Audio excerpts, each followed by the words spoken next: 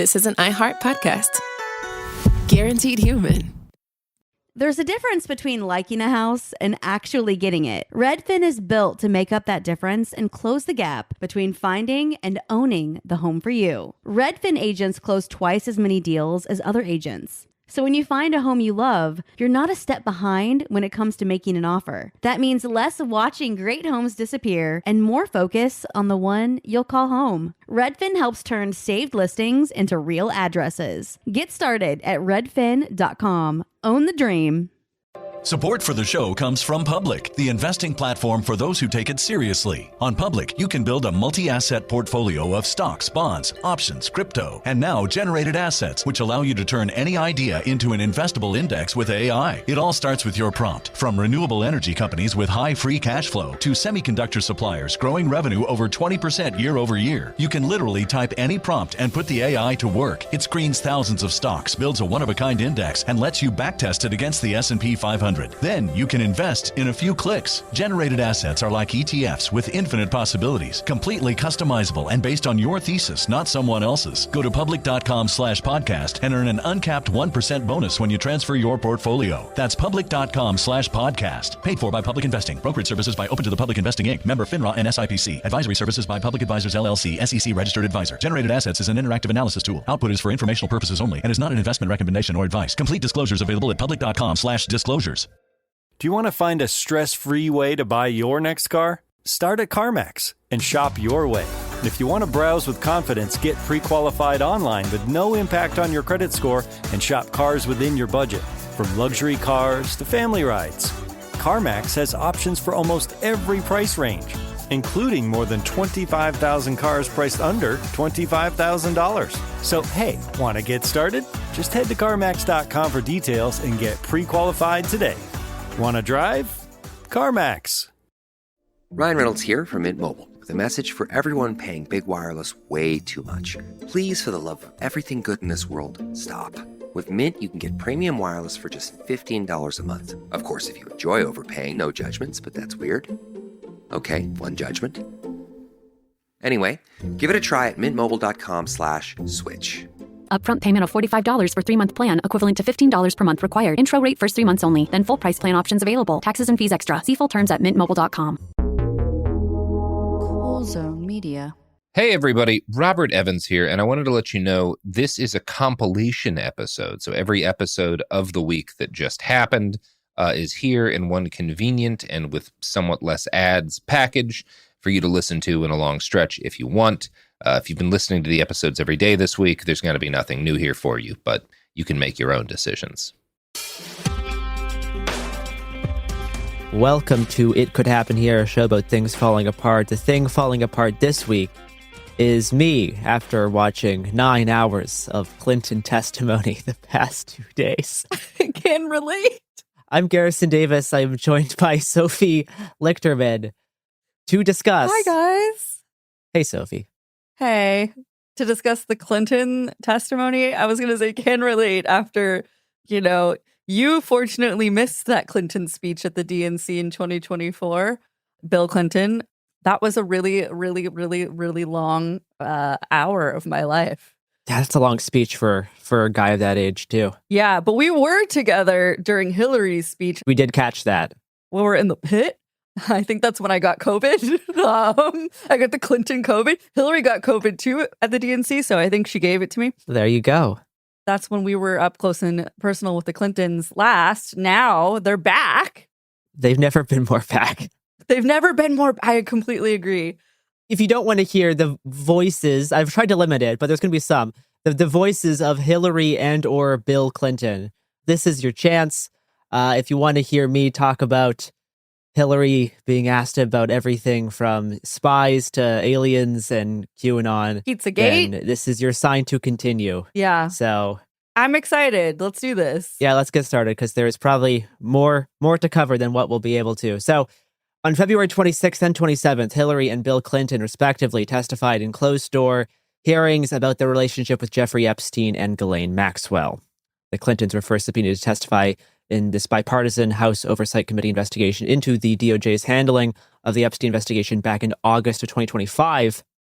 For months, They pushed back against having to testify, arguing the process was politically motivated, that the subpoenas were quote-unquote invalid and legally unenforceable, and that any relevant information they had could be delivered via a signed statement.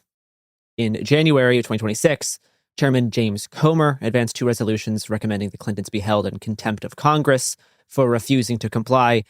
Days before a vote to hold them in contempt, the Clintons finally agreed to testify in February. Yeah. To be fair, they did let other people give little shitty statements. They sure did. That is something that Hillary specifically brought up during her deposition. More than once. Yes. So let's start with Hillary's, because that was the first one. Yeah. In her opening statement, she said she had no knowledge of Jeffrey Epstein's criminal activities, did not ever recall encountering Jeffrey Epstein whatsoever, never flown on the plane or visited his island homes or offices. Mm-hmm. Ghislaine Maxwell dated a family friend around 2010 named Ted Waite, who was a software developer. Mm-hmm. Waite brought Ghislaine to Hillary's daughter's, Chelsea's, wedding as a +1 guest in 2010. And Hillary says she was unaware of any criminal activity relating to Ghislaine Maxwell specifically before her crimes were publicly revealed a few years ago. Mm-hmm. Hillary's asked to recount the origin of the Clinton Foundation, which Hillary only joined the board of in 2013 because she was busy serving in office. Hillary was asked about Ghislaine Maxwell leading a breakout session on ocean conservation at a Clinton Global Initiative conference in 2013. Hillary said that she was not involved in the selection process for those sessions, but that Ghislaine Maxwell had been an internationally recognized ocean advocate around that time. Hillary refused to answer a question about whether her husband is a quote-unquote smart guy, which was... Who asked that question? I forget, but I have that note written down. Some of these things I was watching pretty late. Yeah. What a great question. Hey, Hill, babe, is your husband a smart guy? Wow. Glad our tax dollars are funding such an important question. She said that her husband had a limited relationship with Epstein for a limited time. Yes. Used his airplane for Clinton Foundation trips. Yes. And this connection began and ended before any of Epstein's crimes were publicly revealed.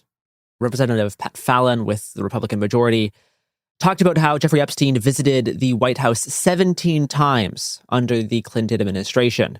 This is mostly for White House Historical Association events and donated money to the White House Historical Association, but said that Epstein never visited under Trump or donated money to Trump. This could, in fact, just be simply because the Trump admin, Trump came into office after Trump's relationship with Epstein fell through and Epstein was convicted of sex crimes. Correct. Trump got into office in 2016. Clinton was in office in the early 90s. Yeah. That's why Epstein was able to visit the White House for these public events as a regular citizen, but did not do so when Trump was president. Yeah, prior to Epstein's first conviction. Yeah, in 2008. Yeah. Pat Fallon also tried to characterize a $20,000 donation to a joint campaign fund in the 90s as a donation to Hillary's presidential campaign fund. Many years later, he was called on this, being obviously incorrect. Come on, man. That's so dumb. There was a lot of stuff like this, a lot of small errors. Some of them may not have been errors, right? Some of them may have been ways to make the transcript read a certain way if Hillary or the lawyers weren't able to catch something. But both Hillary and her team, but really mostly Hillary, was really on it for this entire hearing, very sharp. This was peak Hillary. I feel like a lot of people, for a lot of the analysis online, I saw, a take over and over again that was like, why wasn't she like this when she ran for president? She was. This is Hillary. She was. And it's, it's impressive, but also a little bit unlikable if you do that all the time, right? If you're like that all the time, it's a little bit, oh, okay, I'm going to take a step back now. That's a lot. But, Yeah. We'll have more on her sort of intellectual sharpness later. I mean, she's fiercely intelligent. Yeah. Fiercely intelligent. And that is on display for the entirety of this deposition.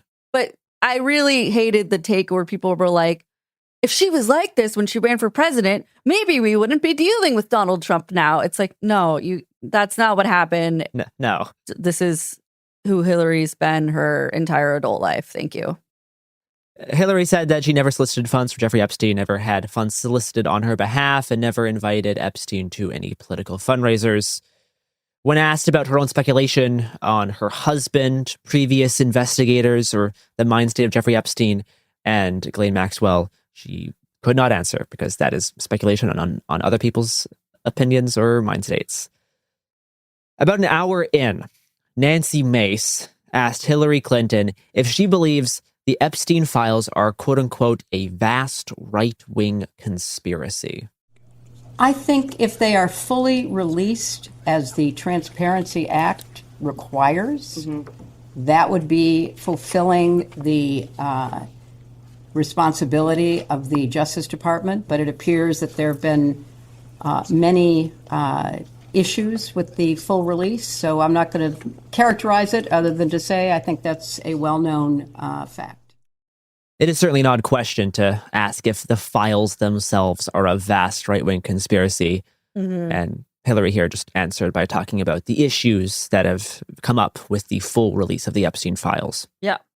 After this, Hillary's asked about whether Jeffrey Epstein was one of the most prolific sex traffickers in the world and how the State Department worked to counter international sex trafficking.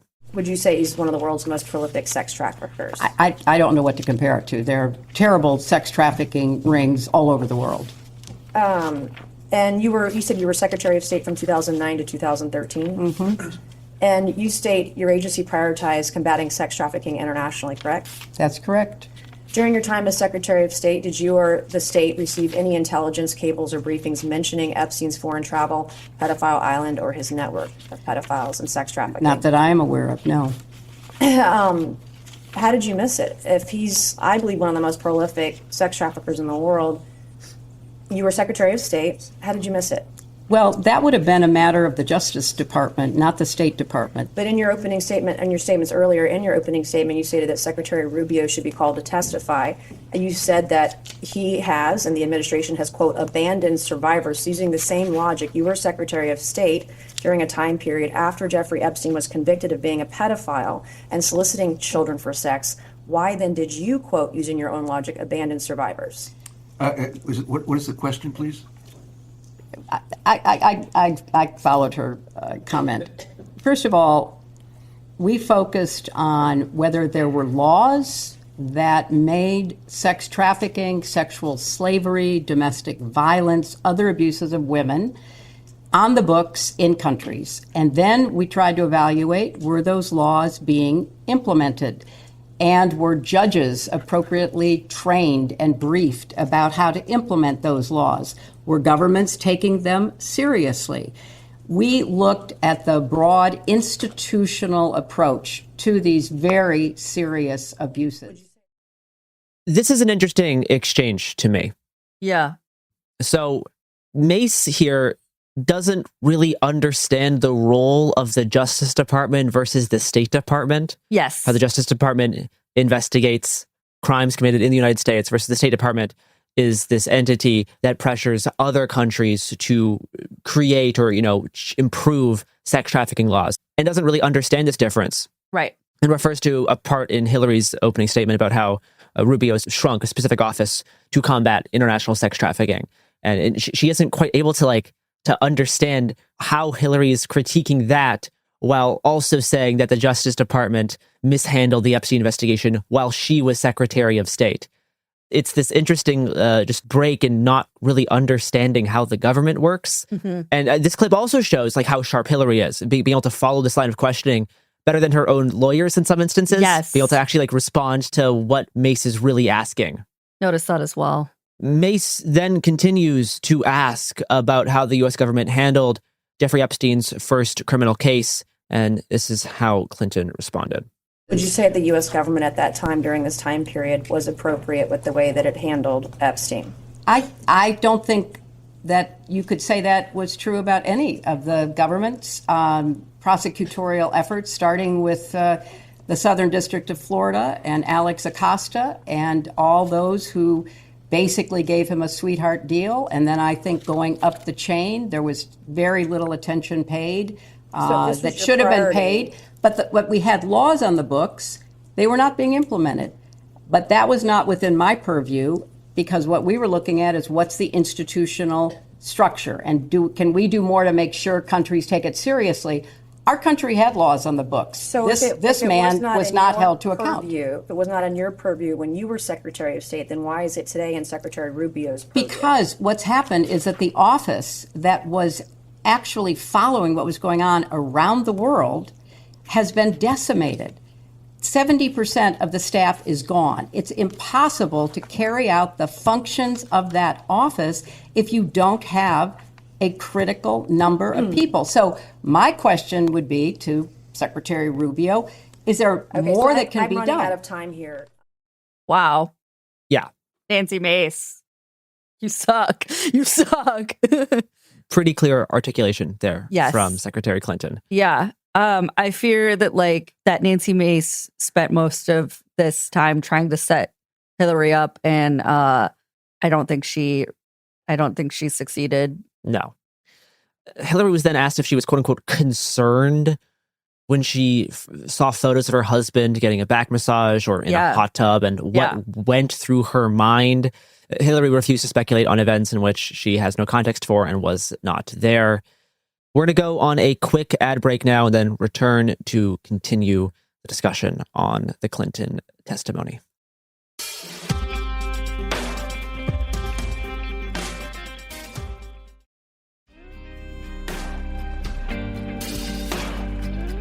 All right, we're back. I want to get a little bit into the background of this hearing some more. So when the Clintons finally agreed to testify in February, one of the things they pushed for was that the testimony take the form of public hearings broadcast live. Mm-hmm. Hillary addressed Chairman Comer online saying, quote, "You love to talk about transparency. There's nothing more transparent than a public hearing, cameras on," unquote. There was a brief back and forth negotiation on whether the depositions would be open to the public. Ultimately, they were not, but they were recorded on camera and transcribed for later release. Mm-hmm. Part of the terms for this private hearing, this deposition, were that press and photographers were not allowed inside the room, and that deposition materials would only be released in full through official channels after sensitive information like staffer names present at the deposition and off-the-record exchanges between lawyers were properly removed or redacted. At about an hour and 20 minutes into Hillary's deposition, the Clinton staff learned that one of the Republican committee members leaked a photo of Hillary to right-wing influencer Benny Johnson. Crazy. Who posted the picture and wrote, quote, "Breaking, the first image of Hillary Clinton testifying under oath about Jeffrey Epstein to the Republican Oversight Committee. This is the first time Hillary has had to answer real questions about Epstein. Clinton does not look happy. Photo provided by Representative Lauren Boebert," unquote. Honestly, there's actually nobody more unprofessional than Lauren Boebert. We'll get into her unprofessional conduct later in this hearing as well. Great. But here's a clip of the Clinton team realizing that a photo's been leaked.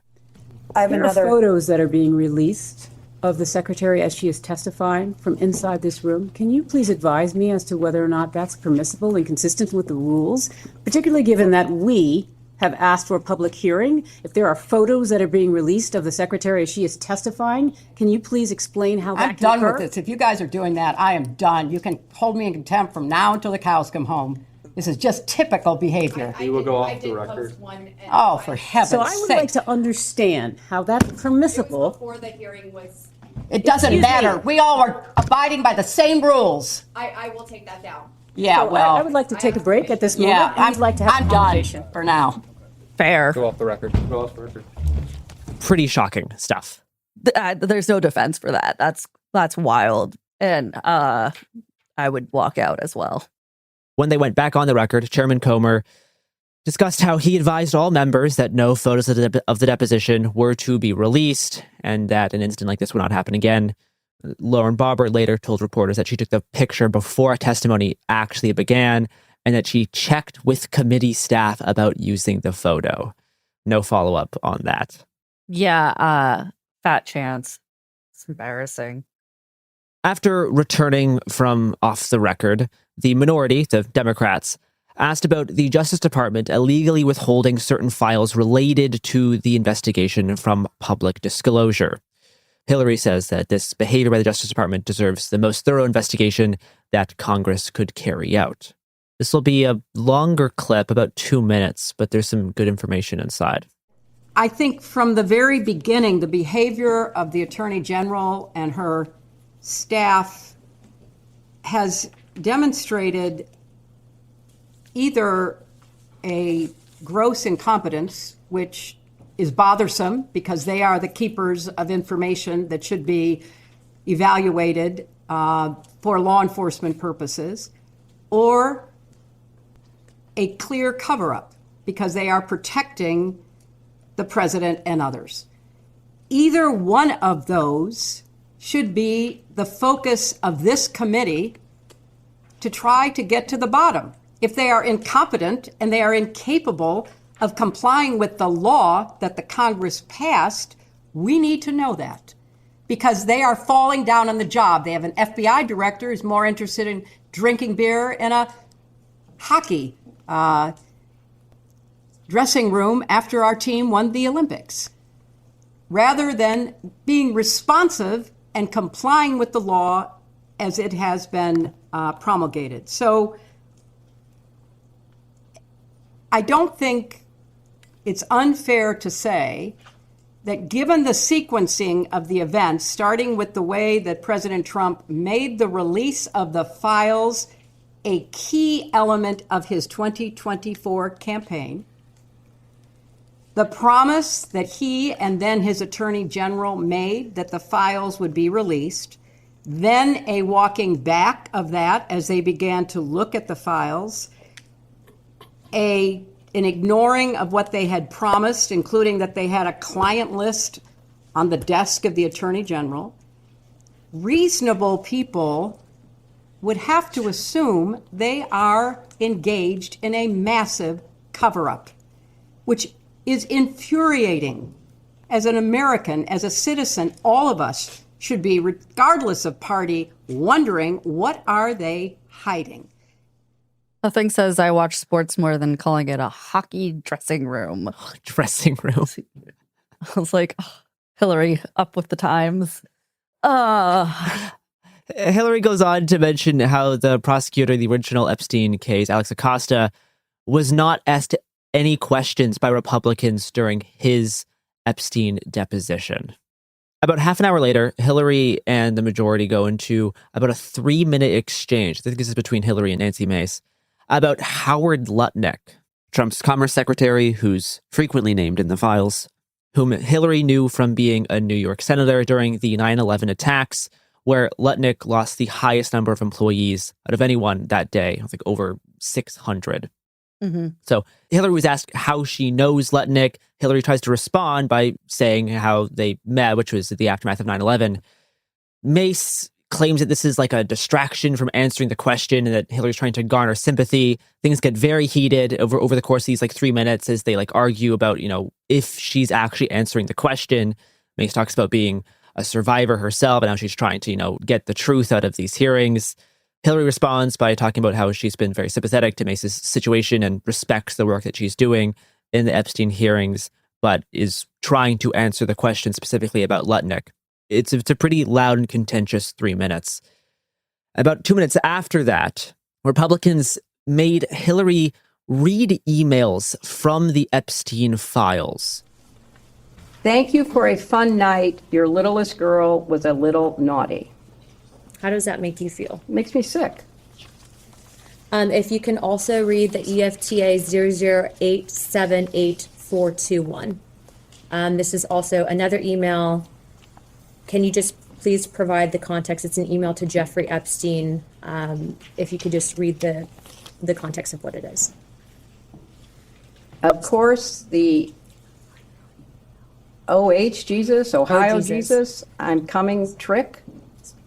And just the main body of the context of the email. Said that she felt God's presence next to her when she was in bed. She knows that Jesus watches over her and he helped save her life. Whoops. How does that make you feel? It's bizarre. I don't know what it means. The reason I asked you to read both of these is because these emails were both sent by co-conspirators that were then given the plea deals and now have been given victim status. Both of these women were also named in an FBI document, and they're on a number of other emails. What does that have to do with Hillary? Yes, that's the exact thing that I wrote down. This has no relevance to Clinton at all. This doesn't relate to her. They wanted sound bites of her reading weird things. It's a humiliation ritual, right? There's no reason for them to do this. The majority just go on to ask Hillary if the DOJ should reevaluate the plea deals of these two people. Something that Hillary has no expertise for. That's what that she's here to testify on her own knowledge relating to Epstein and Maxwell. This is a complete non sequitur. This doesn't relate to her in any way. It's just gross. You're just getting a woman to read the Epstein files for your own entertainment. Yes. It's disgusting. Yes.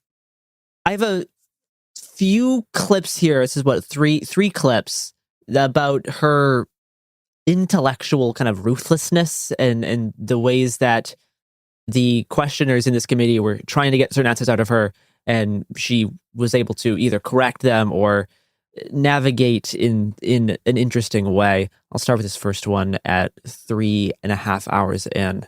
Gosh, you've watched a lot.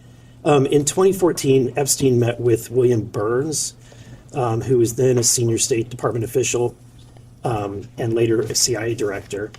Excuse me, could you say what year that was again? In 2014. In 2014, he met with William Burns? Mm-hmm. Epstein met with William Burns.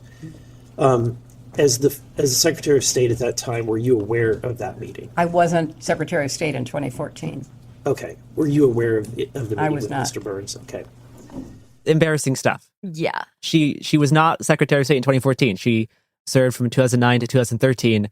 They're asking a question about if she was informed of something while Secretary of State in 2014. She simply was not there. She was not Secretary of State. The people in this committee should know this. They should know when she actually served as Secretary of State. It's embarrassing.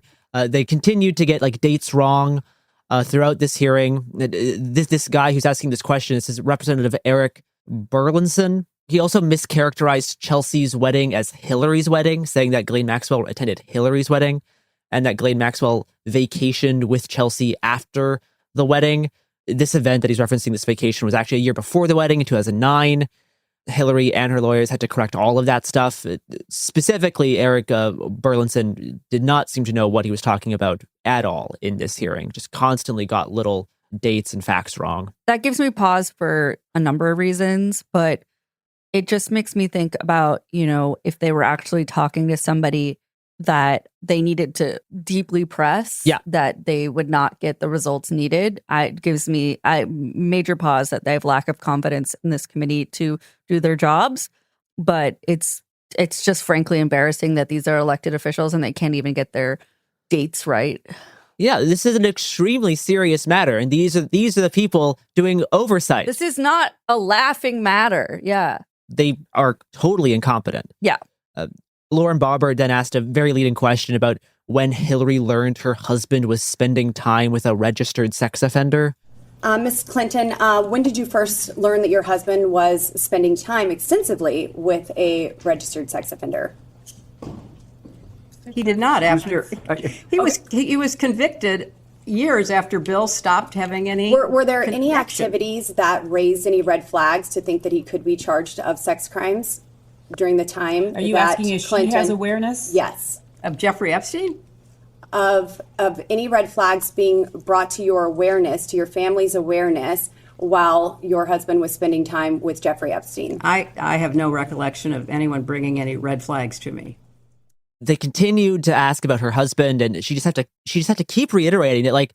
The committee will have a chance to question her husband tomorrow. They could ask him about his relationship with Epstein tomorrow. There's no use in her speculating about her husband's relationship. They can just ask him literally in less than 24 hours. But they just kept going. Classic. One of the more bizarre moments, they quoted Epstein referring to Hillary being prettier in person. And this exchange is interesting because of the way it suggests the committee's interpretation of certain statements made by Epstein, when I think they probably infer something to the opposite. It's bizarre, just like weird misogyny going on. So regarding the Epstein files, there are many files where Jeffrey Epstein seems to speak as though he does know you personally. In one file, EFTA 006571115, Mr. Epstein is commenting, and he quotes, "Hey, Hillary Clinton is much prettier in person." This was Tuesday, September 20th, 2011. And then another... Congressman, I'm not going to object to that. Congresswoman, can we see the documents? Because we don't think the we will get that document says it. We don't think the document says it. Not that you're not pretty. I've got to say that. Jeffrey Epstein has also commented that meetings with Hillary are not easily discreet. Has he ever connected someone to meet with you? Not that I'm aware of. Okay.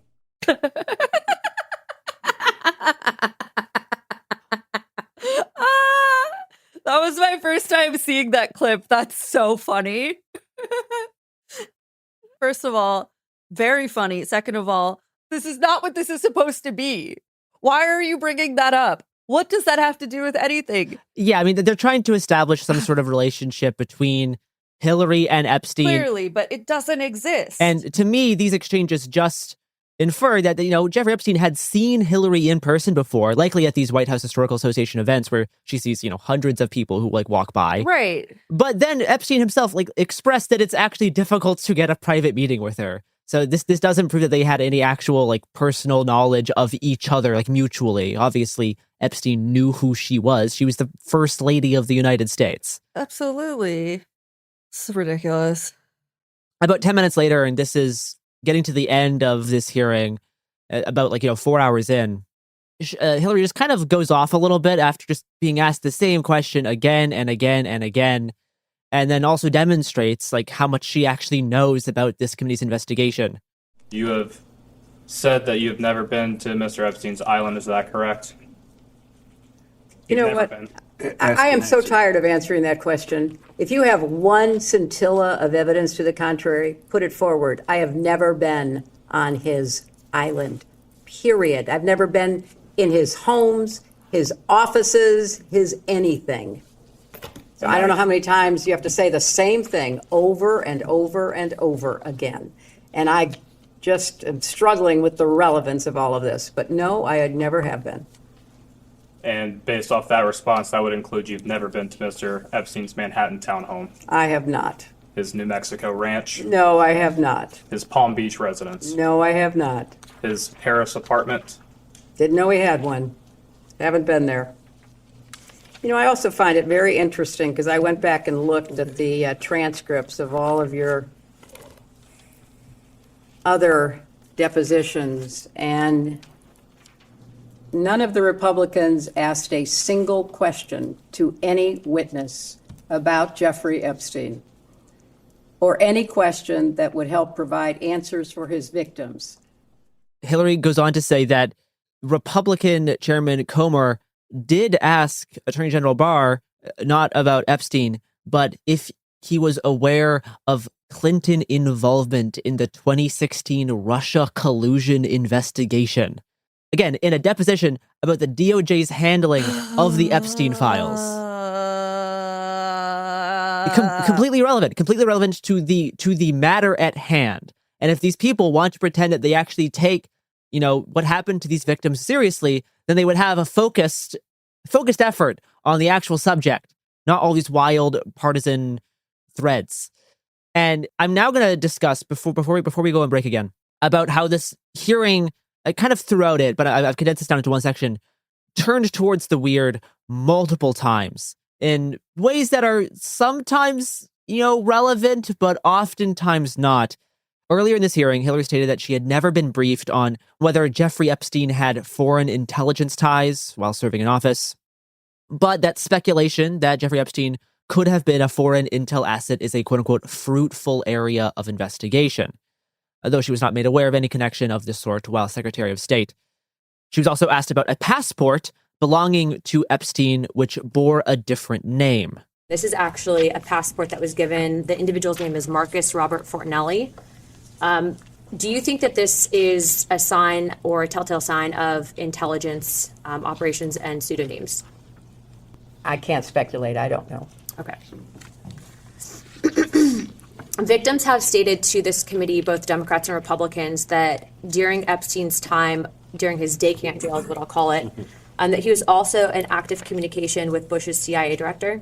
They also had stated that he had active ties to Russia, Israel, and Iran. Given your status, not just as the First Lady, but also in your secretary position, have you ever been targeted by any of these countries as a means of a foreign intelligence gathering operation? Are you aware of potential vulnerabilities? Yeah, I was targeted by Russia in the 2016 campaign. I mean, I think that's pretty well known. What about Israel or Iran? I don't know about either Israel or Iran. Okay, do you believe that Epstein was running potentially a honeypot operation with intelligence gathering operations to collect information on high-profile individuals, both Democrat and Republican, in the United States, in an effort to sway our foreign policies?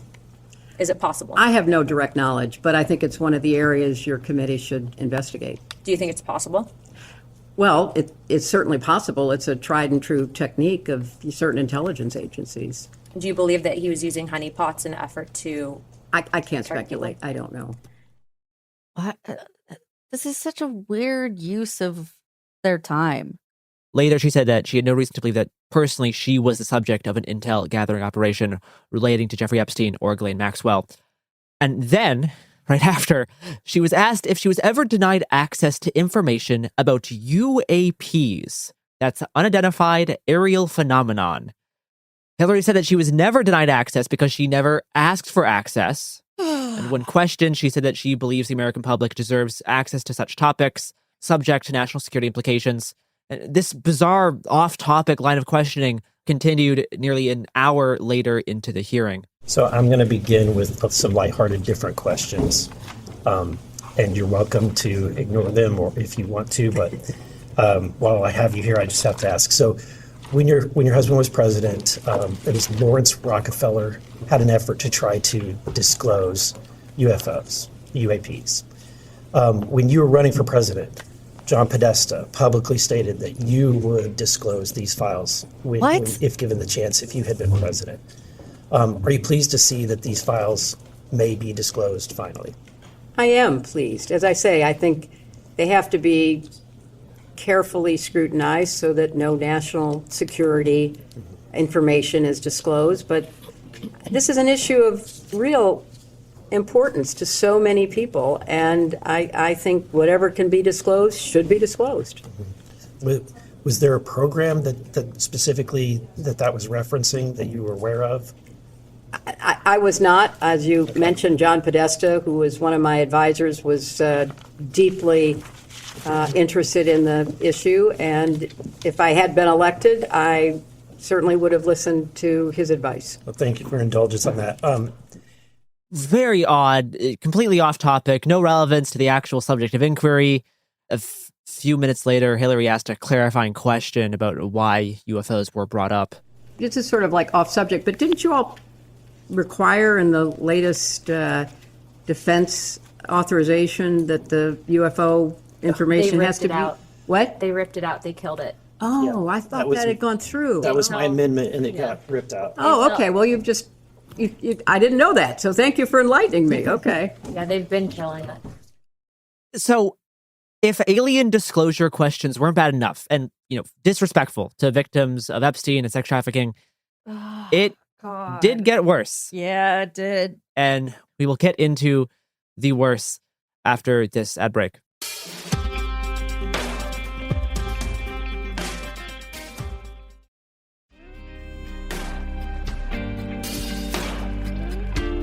All right, we're back.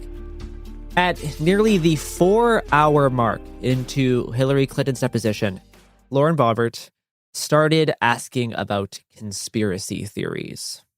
In past public statements, as in 2017 speeches and interviews, you described Pizzagate as a baseless conspiracy theory, alleging you and others ran a child sex trafficking ring from a Washington pizzeria basement. Have you reviewed any 2025, 2026 Epstein files that were released that you believe reference or relate to those specific 2016 claims regarding the Podesta emails, Comet Ping Pong Pizza used as code possibly? I'm sorry, does You're this asking relate- her about whether she's reviewed emails in the Epstein files, which relate to the wacky Pizzagate scandal. You could characterize it however you want. I just would like to know if she's familiar with any of them. So, She's excuse me, commenting. your question is about whether or not she has reviewed any emails in the Epstein release files about Pizzagate. Correct. Pizzagate was totally made up. It was an outrageous allegation that ended up hurting a number of people, that caused a deranged young man to show up with his assault rifle and shoot up a local pizzeria. I can't believe you're even referencing it. You should be. There are connections to the language. Well, I'm the not talking QAnon about- people believe there are. So I don't know what QAnon have at people it. believe. Have at it. Completely unhinged. Why are we doing this? I have complete lack of faith in this committee. This is offensive to survivors of Epstein, and this is getting us no relevant information to the Epstein probe, as they call it. This is ridiculous. This is inflammatory. I mean, I expect nothing less from Lowen and Bobbert, but, it's insane and embarrassing. It's insane. And there has been a resurgence of, Pizzagate related conspiracy theories, people talking about Pizzagate. I know. Since the files have been released, since people can create their own patterns, right? By selectively honing in on words or symbols, which allow them to overlook what's right in front of their nose, right? All of the very clear connections laid out in the Epstein files. Those can be ignored. Yes. And instead you focus on these coded messages hidden everywhere, hidden in the backgrounds of videos, people carrying pizza boxes into the Clinton deposition, all this kind of stuff. And it allows them to miss the very clear things that are actually outlined in the files. It is, one of the negative side effects of files like this being released is that it allows a lot of, points of interest to be honed in on by people charting wildly conspiratorial matrices. I just don't even know how somebody like Lauren Bobbert's on a committee like this, or an elected official, or employed, frankly. Hillary went on to say, I expected a lot of interesting questions today, but Pizzagate was not on the list. Lauren Bobbert replied, that's okay. We're asking all sorts of things here. Okay. A few minutes later, Bobbert returned with even more Pizzagate questions, and things escalated to the point where they had to go off the record. Good Lord. Are you aware of any files that were on Anthony Weiner's laptop in a folder that was titled insurance, life insurance, with a zip file titled frazzle? This is way outside the chairman's scope. ruling. This is way within the outside the scope? scope. Is this within the scope, Mr. If Chairman? the chairman rules that it's not within the scope, I Mr. have Chairman, other based questions. on what you said in the public hearing, is this within the scope? We can go off the record for a moment. Mr. Chairman, is this within the scope? We'll go off the record and consult. So you couldn't quite make out what Bobbert was referencing there. She was talking about the frazzle drip conspiracy theory that alleged Anthony Weiner possessed a video of Hillary Clinton conducting a satanic ritual murder of a child, cutting off this child's face to wear as a mask to fill the child's blood with adrenochrome to be harvested. This is a 2018 conspiracy theory, one of the more like graphic and gross aspects of QAnon. And here Bobbert is just openly asking Hillary Clinton about frazzle drip by name. Completely inappropriate, has no bearing on the investigation. It's an insult to actual victims of child sex trafficking. So this whole conspiratorial angle of the Hillary Clinton deposition made up a significant chunk. Another chunk that made up a significant portion of time is just Clinton kind of advising and the committee members, both on the Republican and Democrat side, asking for her advice on how to conduct their own investigation. She advised that they should follow Senator Wyden's compiled Treasury data on Epstein's financial transactions, and that data should be subpoenaed from the Treasury Department. She was asked about how they could determine if Jeffrey Epstein was a spy. Hillary advised them to send document requests to subpoena the CIA, the Department of National Intelligence, counterintelligence departments in the DOJ, saying to, quote unquote, cast a wide net. She suggested cooperating with UK investigations into former Prince Andrew and trying to see if Israel will cooperate in sharing information regarding the investigation. Finally, Hillary suggested to Chairman James Comer that he should advise on how laws could be changed to prevent future abuse based on the committee's knowledge of Jeffrey Epstein's manipulation techniques and mode of operation. But there was like significant chunk of at least 30 minutes where she was essentially being asked or advising the committee on how to do their own job, just due to the sheer incompetence that has been displayed in the clips that I've selected here. Wow. I don't really have anything else to say besides that. It's just pathetic. Yeah, I mean, and most of the interesting stuff is in the Hillary Clinton one. Yeah. Bill was deposed the next day. But for some of the logistics regarding this hearing, a source told the New York Post, so take that as you will, sure, that the Clinton team demanded specific quote unquote beauty lighting and camera positions. Relatable, I fear. To get the most flattering angle of Hillary's face, and brought white tablecloths to bounce the overhead lighting onto the bottom of her face to minimize shadows. Yeah. Pictures of the whole room also showed that the Clinton team was the only ones with these nice orange upholstered chairs. The rest of the chairs were just regular black folding chairs. The New York Post contains this little tidbit that the customized blue paneled backdrop was developed by a local specialized vendor within about 7 hours after Clinton's team concluded it did not like the vibe of the original black curtains in the background, unquote.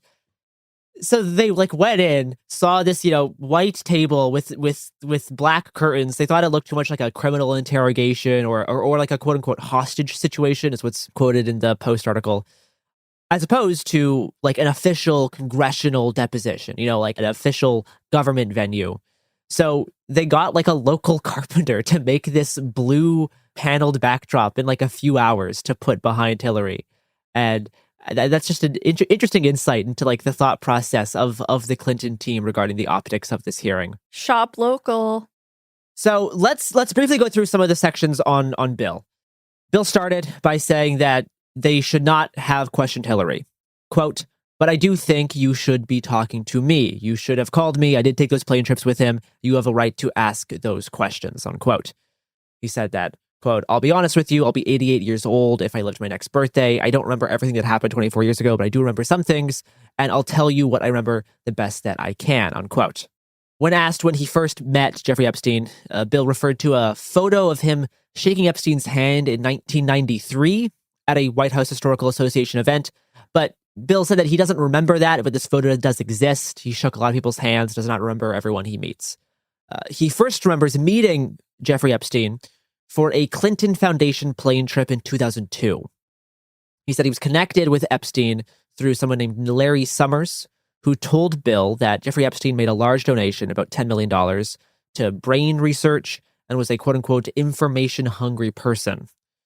Summers said that Epstein wanted to talk with Bill about economics and politics and offered to take Bill, his staff, and his Secret Service detail on Clinton Foundation trips for global humanitarian aid. So Bill saw this as a way to drive the price down for these trips. He took the last one of these flights in 2003.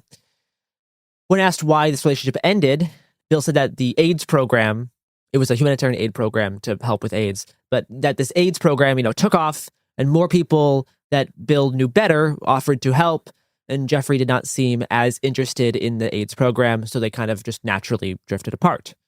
Bill characterized the relationship as friendly, but didn't know him well enough to be considered a friend, and said that he never talked about, witnessed, or participated in anything sexual relating to Jeffrey Epstein and young women and girls. Bill said he learned of Epstein's crimes in 2008. Bill said he had no indication Epstein was trafficking women. Quote, "There's nothing that I saw when I was around him that made me realize he was trafficking women," unquote. Bill was asked about if he communicated with a long list of people regarding Epstein. This was kind of a weirdly framed question. It was like, have you communicated with any of these people about Jeffrey Epstein?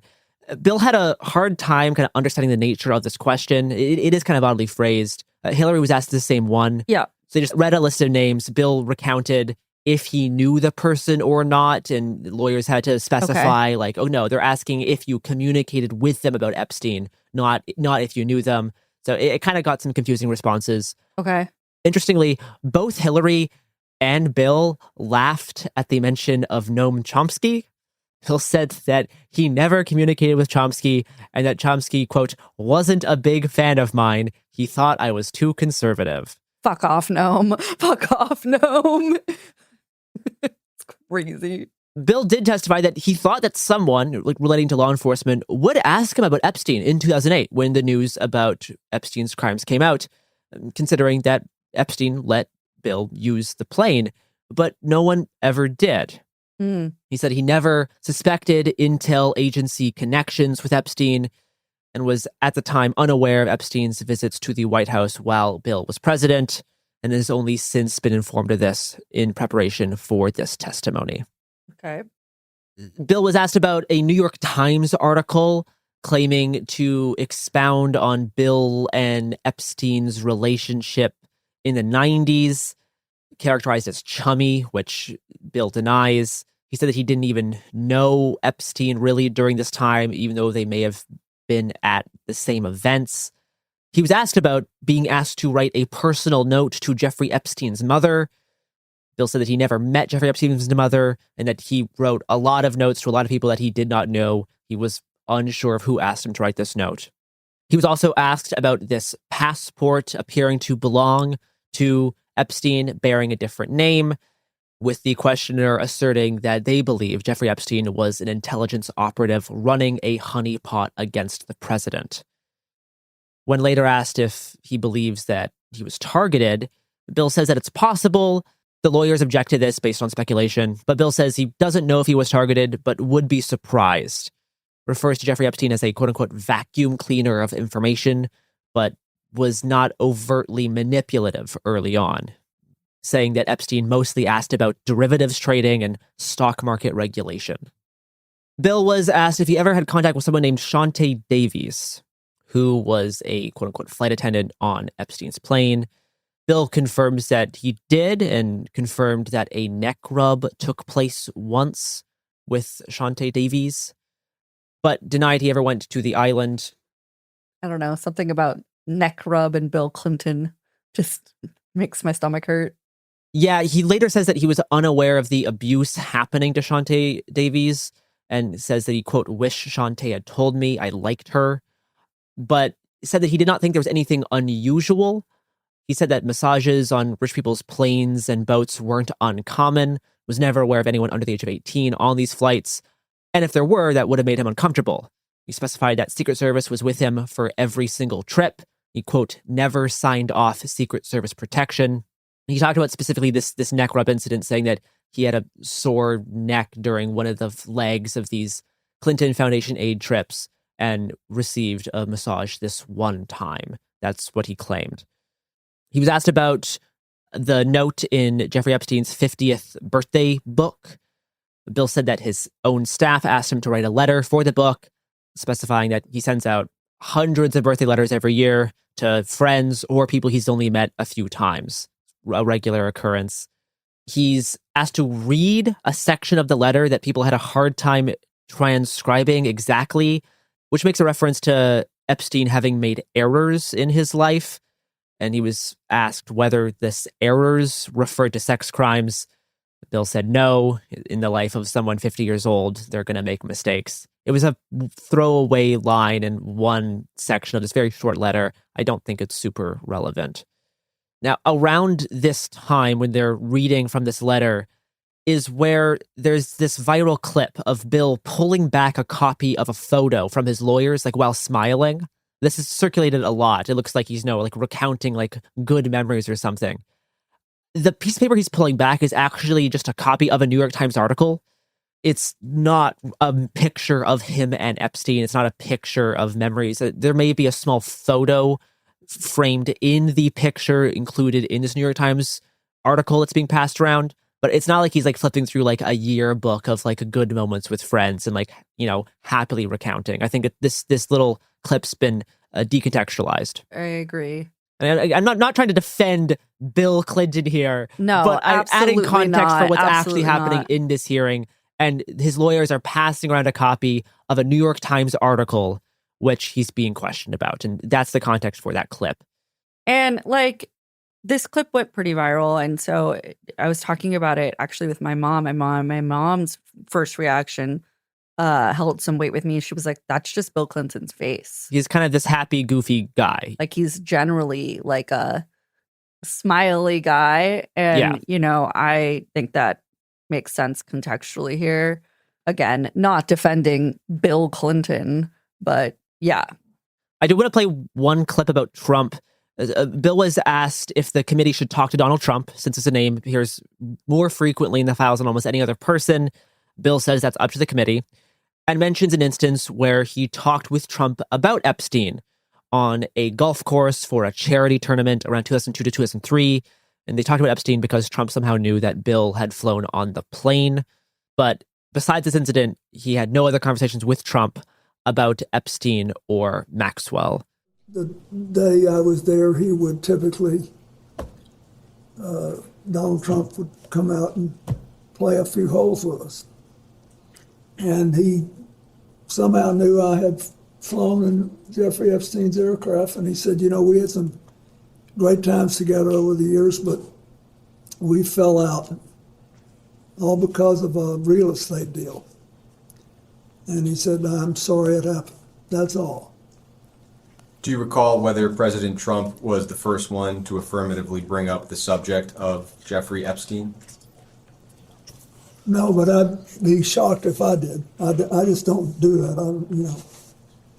Do you recall whether President Trump elaborated at all on the great times that he had with Jeffrey Epstein? No, and at the time, I didn't put any, sexual spin on it. And as far as you recall, President Trump characterized the nature of the ending of their friendship as being solely due to the real estate bidding. That's what he said. Interestingly here, Bill recounts that Trump's reason for breaking with Epstein was due to a real estate deal, not the poaching of employees at Mar-a-Lago, as alternatively reported. Right. The minority, the Democrats, referred to statements from 3 Jeffrey Epstein victims, in statements including Bill in some way, starting with someone named Maria Farmer, an Epstein employee who first reported abuse to the NYPD and FBI in 1996.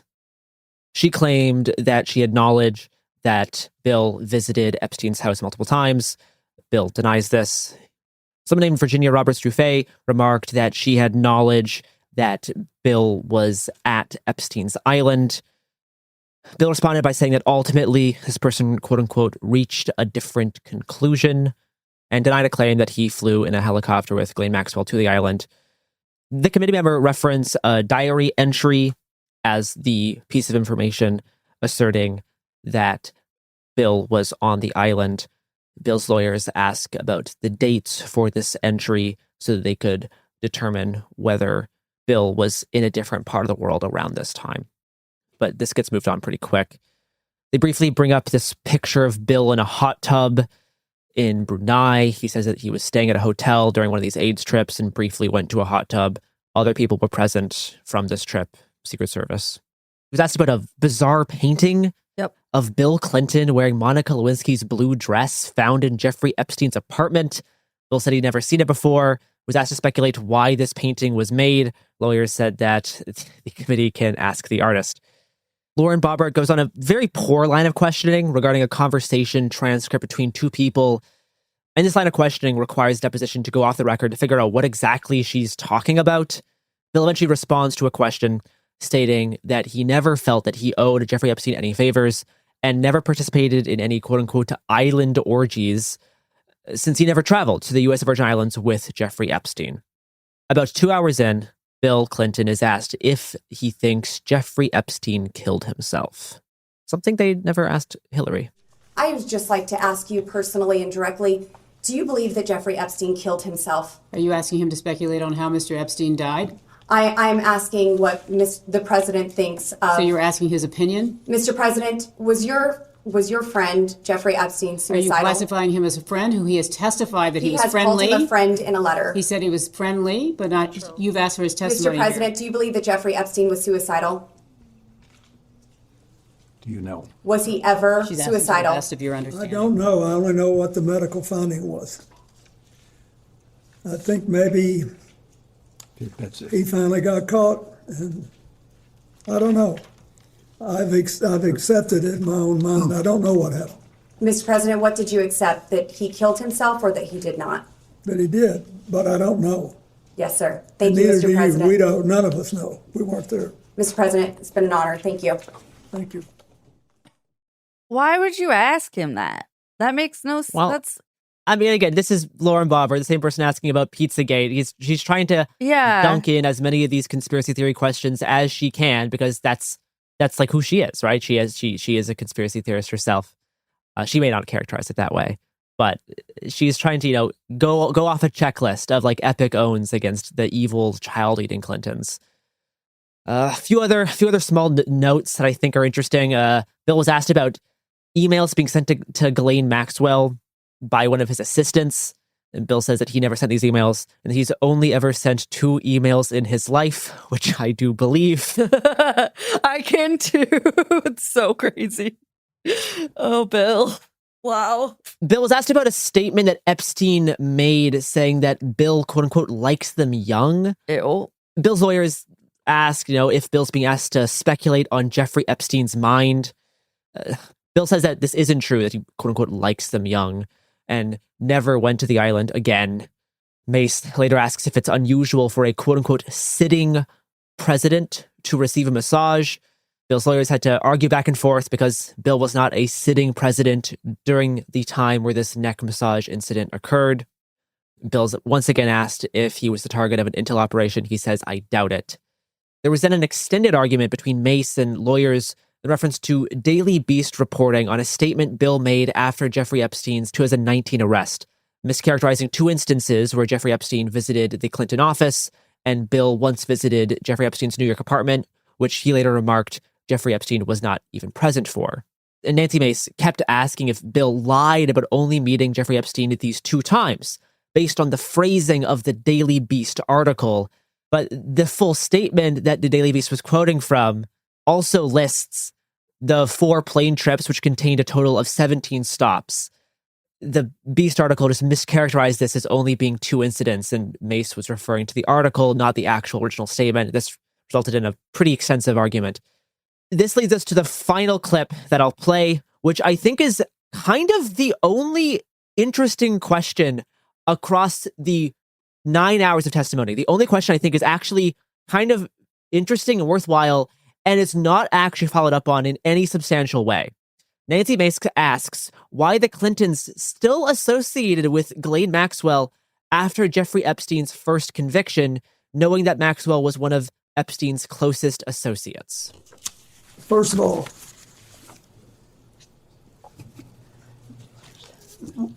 when the wedding occurred, she was with Ted White, and she was for several more years. We did not know when Epstein was arrested that she was still involved with him. I think that clears a lot of this up. We didn't know. And I don't want all of you to we're all getting in a lather. There's a logical explanation. We didn't know. And I'm sorry for what she did and what she allowed her life to become, and now she's living with it. They do not follow up on this at all. The fact that the Clintons, knowing that Maxwell was like Epstein's number 2 guy, spent a decent amount of time with on these 4 plane trips in 2002 to 2003, on these humanitarian aid Clinton Foundation trips. A lot of time with Ghislaine and Epstein. The committee did not follow up on why they continued to associate, even loosely, like very loosely, with Ghislaine after the 2008 conviction. Yeah. That's a pretty reasonable question to have, and it just doesn't even get focused on very much. Instead, they start talking about this report from an Epstein victim about Bill Clinton allegedly walking into the offices of Vanity Fair and threatening them to not write sex trafficking articles about Jeffrey Epstein, something that Bill obviously denies, and there would be other witnesses for this event. But like this question about the Clintons' extended relationship with Ghislaine Maxwell after the first conviction is one of like the very last questions asked. And it takes them 9 hours to get there. Yeah. They don't even follow up on it. And it just kind of ends very, very flaccid. I'm sorry to the survivors. Like, you're not getting any kind of justice. This committee is incompetent, embarrassing, and repugnant. Yeah, and that kind of sums up the hearing. All of the hearings. They were incompetent, embarrassing, and repugnant. Mm-hmm. Really spending more time on weird conspiracy theories than asking like new questions. On Pizzagate. Yeah, because like they asked Hillary and Bill basically the same two questions over and over again, getting the same answers, wasting hours and hours of time. The only new questions they asked are these insane conspiracy ones. It's embarrassing. It does not hold any relevance to the investigation. And it's 9 hours of my life I'll never get back. Yep. Well, that does it for us here at It Could Happen Here. We'll keep following some of these hearings and depositions as this continues. I know there was new FBI documents about witness statements regarding President Trump released as I was writing this, like last night. We'll probably be talking about those in Executive Disorder and later on throughout our coverage. Bye. Bye.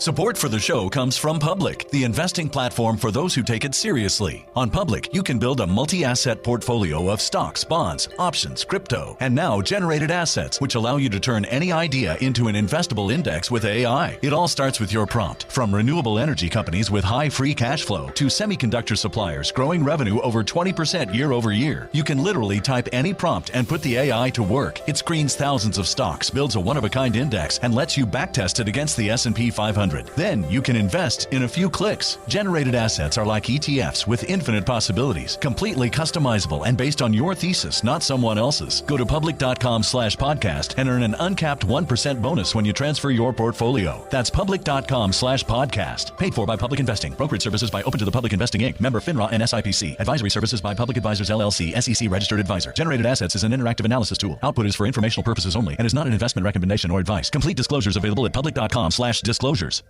This week on Point Game with me, CJ Toledano, and Isaiah Thomas, we're doing a live Q&A, and IT talks about what it was like playing for the Celtics while him and his dad both grew up lifelong Lakers fans. Take a listen.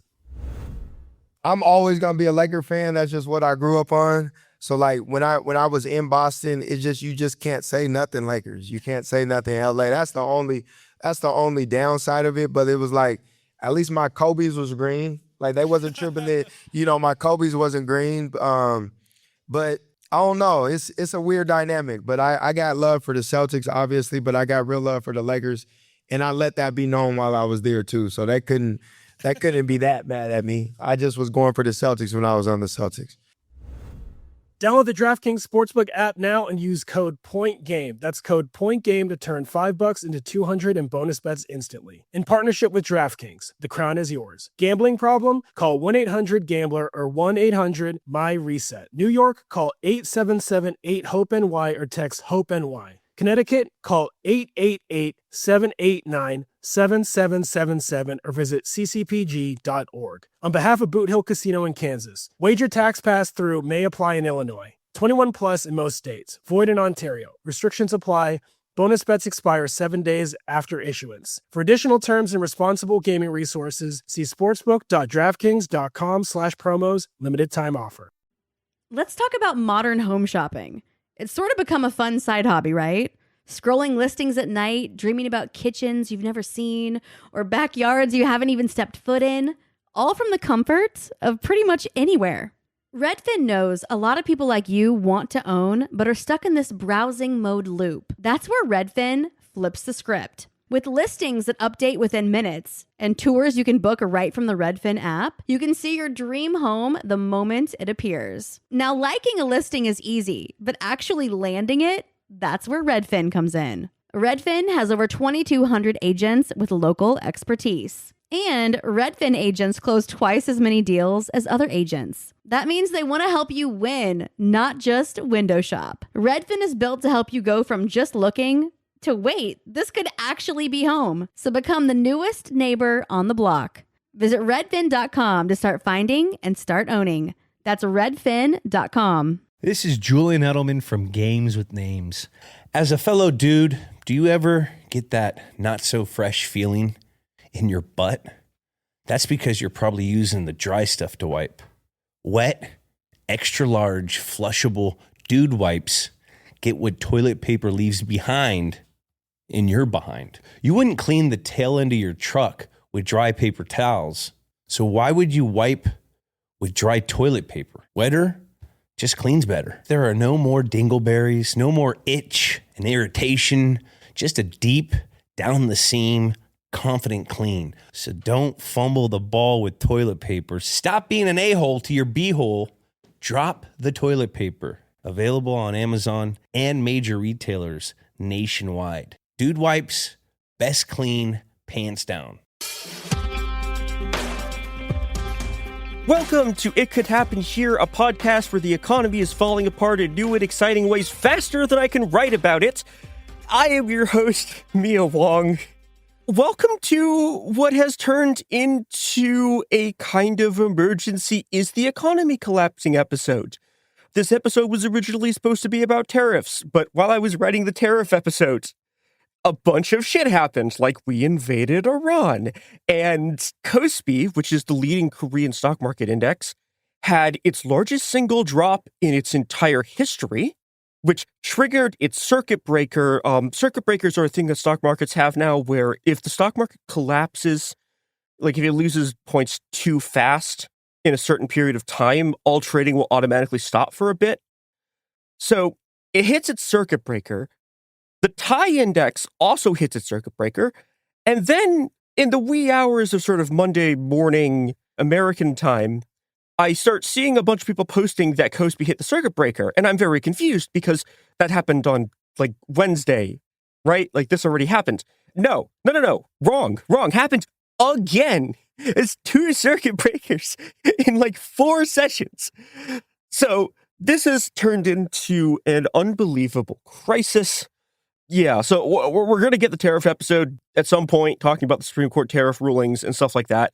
That will happen. There's a lot of interesting stuff there. But right now, we need to answer the question, is the economy about to collapse? And tentatively, it has been held off at least for a little bit. Now, this is being recorded early Monday afternoon on March 9th. By the time this goes out on March 10th, who the fuck knows what will have happened? But let's talk about what happened in the run-up to all of this, because it's very important. So in the lead-up to the open of the American markets, we had a massive spike in oil futures, like one of the largest single-day spikes in oil futures ever. It looks like it's going to be the apocalypse for the markets. And the reason it looks like this is because, and this is something that's genuinely astounding. So 1/5 of the world's oil moves through the Strait of Hormuz. We're going to talk about this in more detail later. And obviously there is now a war, which means that you can't move oil through it. And people suddenly realized that, oh my God, this is going to raise oil prices. Now, when I was originally writing this episode in the halcyon days of Friday of last week, part of this episode was about why oil prices were not spiking, because they didn't spike immediately upon the start of the war, right?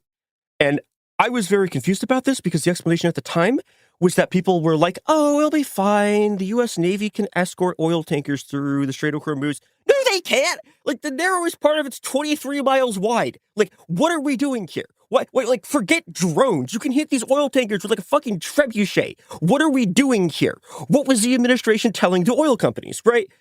And then a few days later, everyone collectively realized, oh my God, we can't move oil. And yeah, no shit, you can't move oil. Jesus Christ.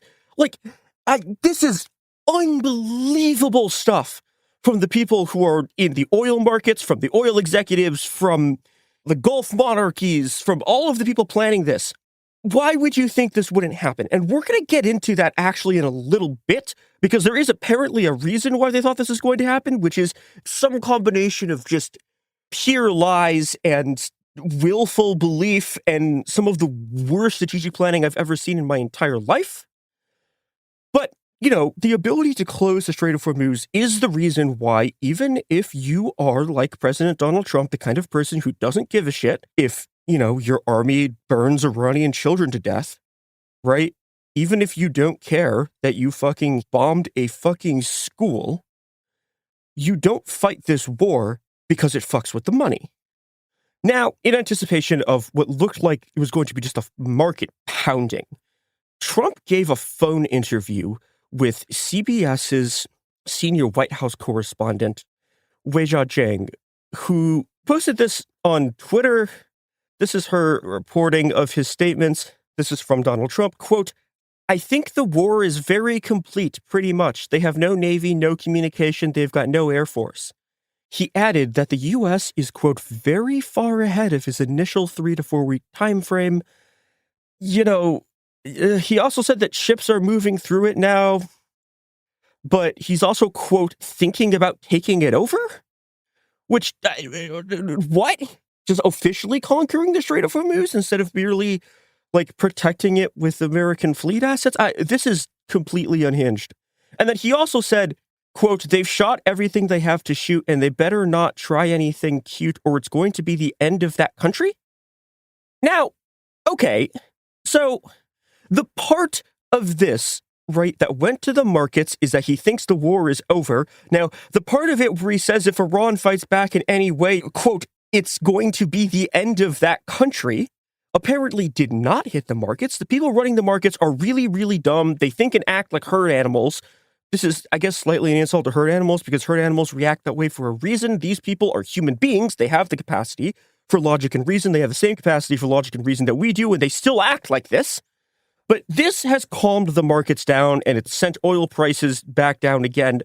We're going to get into why that's kind of nonsense in a little bit, but it's also worth noting in terms of Trump saying the war is nearly over that every single other quote Trump has said about this war has been he's in this for the long haul. He's thinking about troops on the ground. He is not going to get bored with it. He doesn't care that gas prices are going up. Someone asked his press secretary about whether he'd ruled out the draft, and she said no, he hadn't, which is, they're not going to do a draft, but that's ridiculous. Why would you say that? It's also worth noting that, so he has a 250-year anniversary commission thing that he set up that he's very, very excited about. That's it's America's 250-year, blah, blah, blah, blah, blah. And that commission's one of their big people was ringing the opening bell on Wall Street this morning. So, I suspect that there's a lot of sort of motivated reasoning here going on with Trump saying, oh, that's fine. It's going to be fine. The war is nearly over. Do. Okay, so I quite frankly do not believe the president when he says that the war is nearly over. I guess maybe there's a scenario where everything we're about to talk about causes a crisis that is large enough to, actually set off Trump pulling out of the war under pressure from his allies in the region, which is to say the Arab monarchies. I don't know to what extent that's actually going to happen, but let's talk about what the crisis here is. So, the U.S.'s war against Iran has triggered what could be the start of a full-on energy crisis. The energy crisis has been postponed for one day, I guess, as of, again, time of recording Monday, March 9th. But this could be the start of a full-on energy crisis, and it's not just me saying this. Here is the subtitle of the Wall Street Journal's big piece on this. Quote, "Traffic through the Strait of Hormuz has ground to a virtual halt, unleashing the most severe energy crisis since the 1970s and threatening the global economy." So that's not good. Now, I began this episode talking about a collapse on South Korean and Thai markets. And I should also mention, by the way, that when that collapse happened, all the other Asian markets kind of ate shit. The Chinese markets were sort of more stable for reasons we'll get to in a second. But Japan, the Nikkei was down 4%. All of the other Asian markets kind of ate shit, right? Taiwanese market. And the reason for that is Well, again, as I said above, 1/5 of the world's oil supply, crude oil, is shipped through the Strait of Hormuz. And this is an issue for a country like South Korea, which imports almost all of its oil, and whose economy, like manufacturing economy in particular, is very, very heavily dependent on oil. This is true of a lot of other countries in that region. And South Korea and Thailand and Taiwan and Japan are not countries like China, which have a bunch of oil stockpiles and have the ability to get oil through other ways. Now, I want to take a second to actually explain what the Strait of Hormuz is. So the Strait of Hormuz is a strait. It's like there's a little bit of water, but it's close to land. I said earlier that the narrowest part of it is 23 miles, so it's very narrow. And it is a passage between the Persian Gulf and effectively the Indian Ocean, right? And once you're out into the Indian Ocean, you can get to the rest of the world that is, east of that, which is all of Asia, most of the rest of the world that's not west of you, right? Now, countries bordering the Persian Gulf who are in the area who need to ship their oil out through here include Iran, Iraq, Bahrain, Qatar, the UAE, and Saudi Arabia. Those are a bunch of oil-producing countries. They are now also countries that are embroiled in this war because they are part of the American alliance. And you can ask the very reasonable question, okay, so if you're part of the American alliance, why the fuck would you be okay with the United States launching this attack on Iran? On a more vulgar level, you can ask the question, how the fuck was this allowed to happen? This is the money. This is the global economy that you are fucking with, right? Now, one of the things that the Wall Street Journal talks about is that officials in the US and Israel told the Gulf states that there wouldn't be retaliation by Iran, right? That Iran wouldn't target oil facilities. They would just target American military bases. They had a whole thing about how, during the war with Israel, they didn't only target American military bases. They didn't bomb any of the oil infrastructure. They were sending Mr. Bean memes in their group chats about how weak the Iranian retaliation was going to be. So this is not just a situation of pure, motivated reasoning. We were lying to them, et cetera, et cetera. The Americans appeared to have actually believed some of this, that Iran's retaliation was going to be weak. I've seen reports that they thought that Iran was out of drones. I don't know why you would think this. Baffling. Their drones are extremely cheap to produce. They've used them, but why would you think they didn't have more? And I just want to point out, right, so their point of reference here was, Iran showed restraint in the war with Israel. This was a 12-day conflict where Israel and Iran sort of fired missiles at each other and stuff after Israel assassinated a bunch of people for doing nuclear stuff. But, okay, let's look at this for a second. My brother in Christ, you killed the fucking Ayatollah. This is an existential war for survival of the regime. Of course they were going to target your oil facilities. Are you fucking kidding me? Your goal here was regime change. You literally assassinated their fucking head of state. You literally killed him. What the fuck did you think was going to happen? Oh my God, these people are so fucking dumb.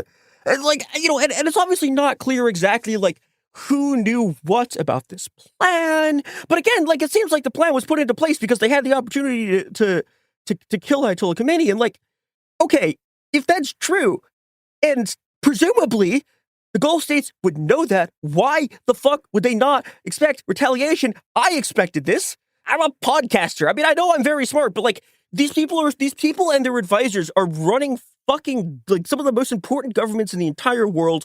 I don't know. Monarchy, bad system of government. Electing Donald Trump, also apparently bad system of government. You're getting just, oh my God, holy fuck, these people are stupid. Oh my God. They really, truly believed that Iran was not going to pick up the weapon that it has always had, that has always been the thing, for what the reason why you don't fight this fucking war, even if you don't care about Iranian lives and you're willing to spend American lives, right?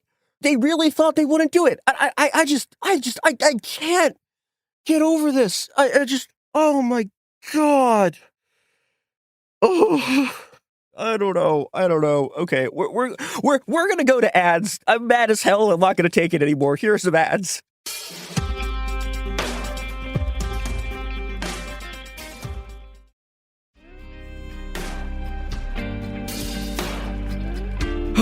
Okay, calming down a little bit, let's get back to the actual oil of it all.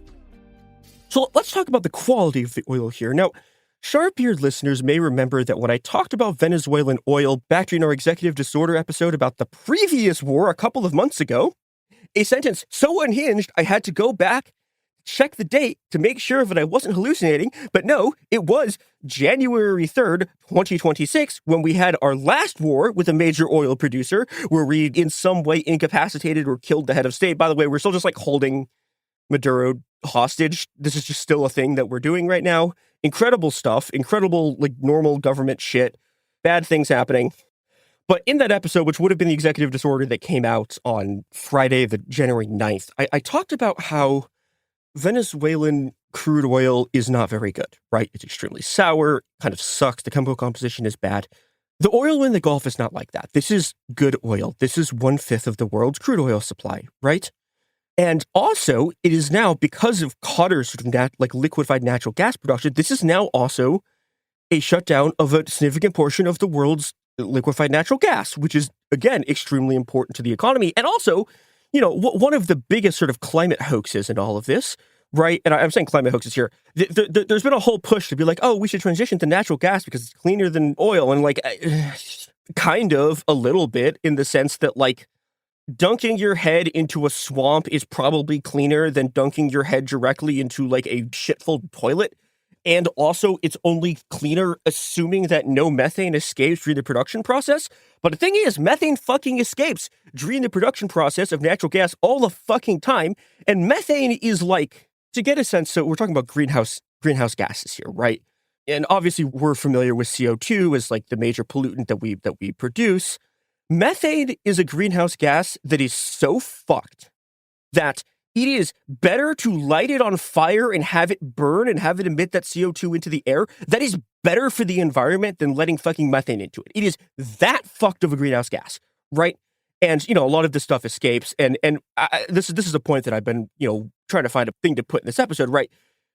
One of the big things here is, why are we still using oil to this extent? And, you know, it has to do with sort of, I mean, just the utter cowardice and evil and short-sighted profit motive chasing of the entire world ruling class. It has to do with specific efforts by the oil lobby in order to make sure that politics would happen like this. You know, I mean, we could talk about like the role of Pennsylvania and like fracking as like an electoral thing. We can talk about sort of the kind of Andreas Malm fossil capital thesis about the place that you want to produce things being a place that both has stable energy and also a sort of, I don't know, I guess the capitalists would call it disciplined workforce, but like a workforce that's not like organized and that's not militant, so you can exploit them. And the places where those things are true, for example, like this century largely has been China, where, you know, if you try to do independent union organizing, they will arrest you. Sometimes you will get disappeared. And that also coincides with, you know, they have an energy grid, and the energy grid is extremely pollution intensive. It still is, even as, you know, China's sort of renewable energy push has been happening, is still extremely carbon intensive. So, okay, obviously, like, we're in this nightmare because a whole bunch of people really, really, really, really desperately want us to burn the entire world alive so they can keep making money. But returning to the original thing before I got pissed off about people saying that natural gas is cleaner than oil, it's like, just fucking use literally any other way to generate energy that's not fucking oil or natural gas or coal or I guess nuclear too, but like we have other ways of generating power. We could do this. But because we haven't done this massive decrease in oil supply, because again, nothing's fucking going through the Gulf. There's like a couple of ships have gone through. This is causing a crisis in the global economy. I'm going to quote the Wall Street Journal. If the Strait is still closed this Friday, output in the region could fall by more than 4 million barrels. Conovo's, an analyst they were quoting earlier, estimates the decline could reach about 9 million by the end of March, representing almost a tenth of global demand. Now, it's worth noting here, right, that, you know, you look at a tenth of global demand and you go, oh, okay, so it's like a 10% reduction, but it's actually way worse than that because, again, people have this tendency to look at oil as just liquid money that moves freely around the world, but that reduction in supply is not evenly distributed across the world, right?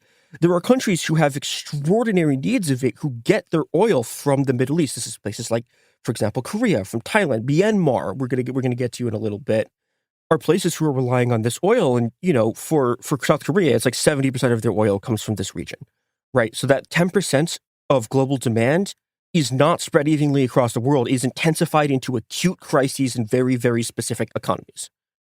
And this is a compounding crisis because, as the Wall Street Journal points out, it's not just that the Strait is closed for the first time ever, right? The Strait has never been closed.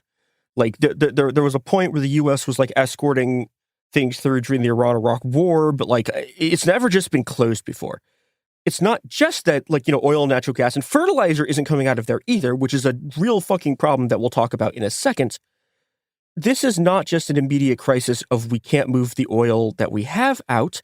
There is a secondary crisis, which is that where the fuck do you put the oil, right? If you get one thing out of listening to me talk about oil, it's that, again, it's not just liquid money. It's a material substance, and the actual substance of oil and what it is and how it's produced has really wide-reaching political effects, right? Because when you take the stuff out of the ground, the system is designed so that it is moved extremely quickly. Now, there are countries like Iraq that could, in theory, still produce oil, right? But there aren't enough containers to store it, so they have to shut production down. Now, you could be like, okay, well, but why don't they just ship it out through the Mediterranean? And the answer is that the pipelines and the shipping equipment there just don't have the throughput. Oil distribution is very, very flexible, and this is what makes disrupting it harder than something like coal used to be. But it is designed to a point to be sort of nodal and flexible and able to sort of deal with supply reduction crises, right?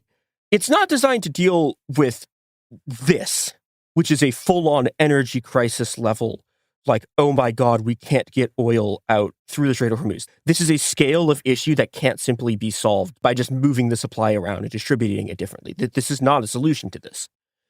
And so these are having these interlocking effects, right? Because also, again, these things are designed to be going constantly.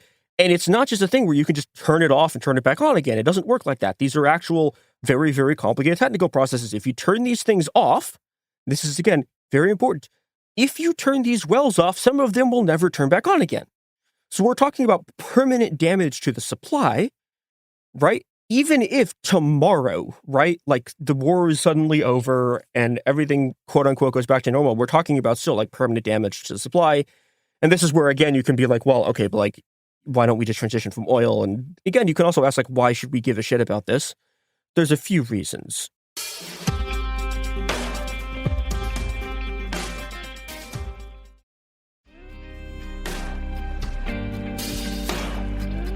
When I say this is a compounding crisis, the Wall Street Journal talked about this a little bit, but in every article you read about this, you will see people making the argument that, oh, it's fine, the U.S. is more insulated than it was from oil prices in the 70s when it just caused a major global crisis.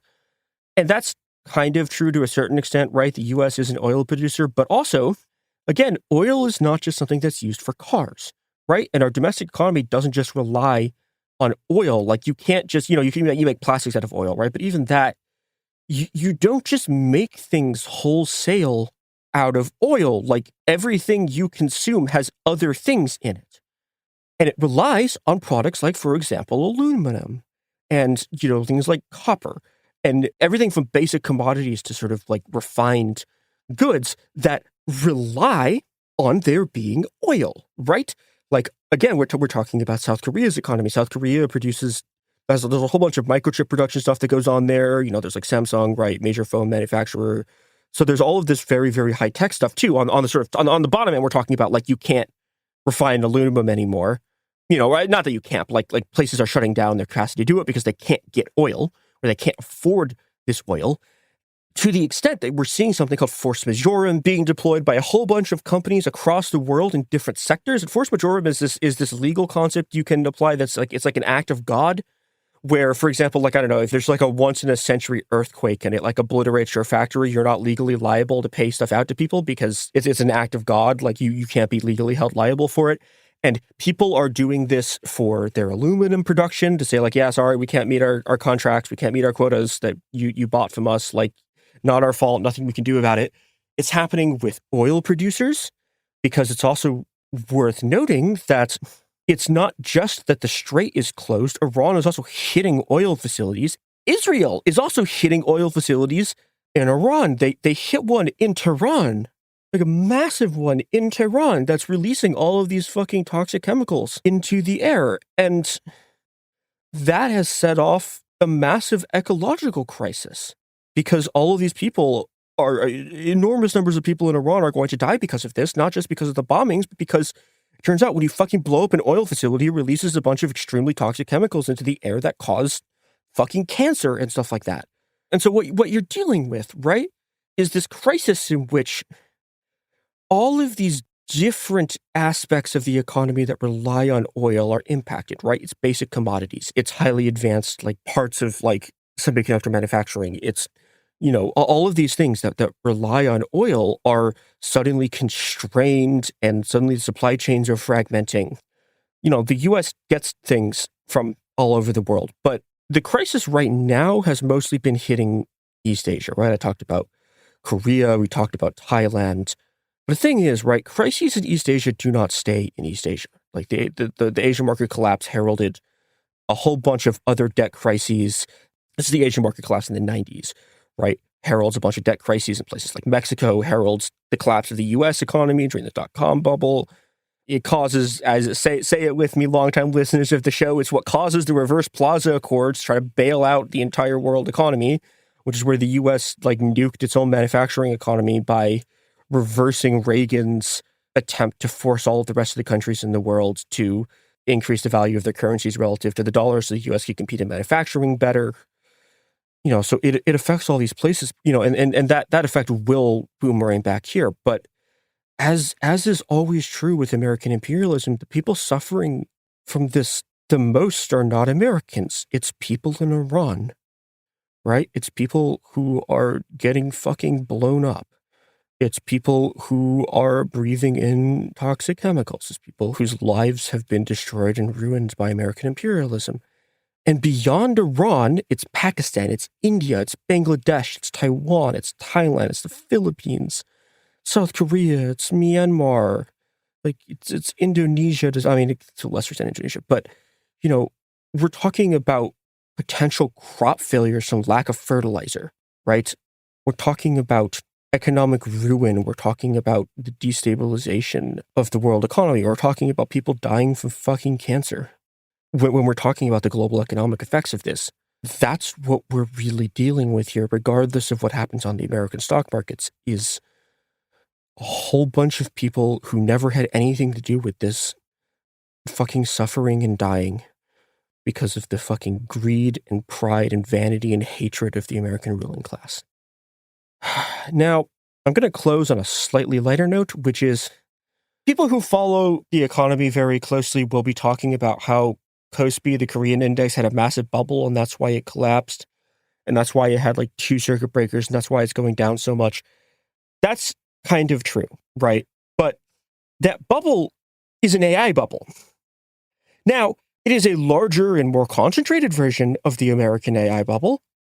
But, you know, the American economy is an AI bubble.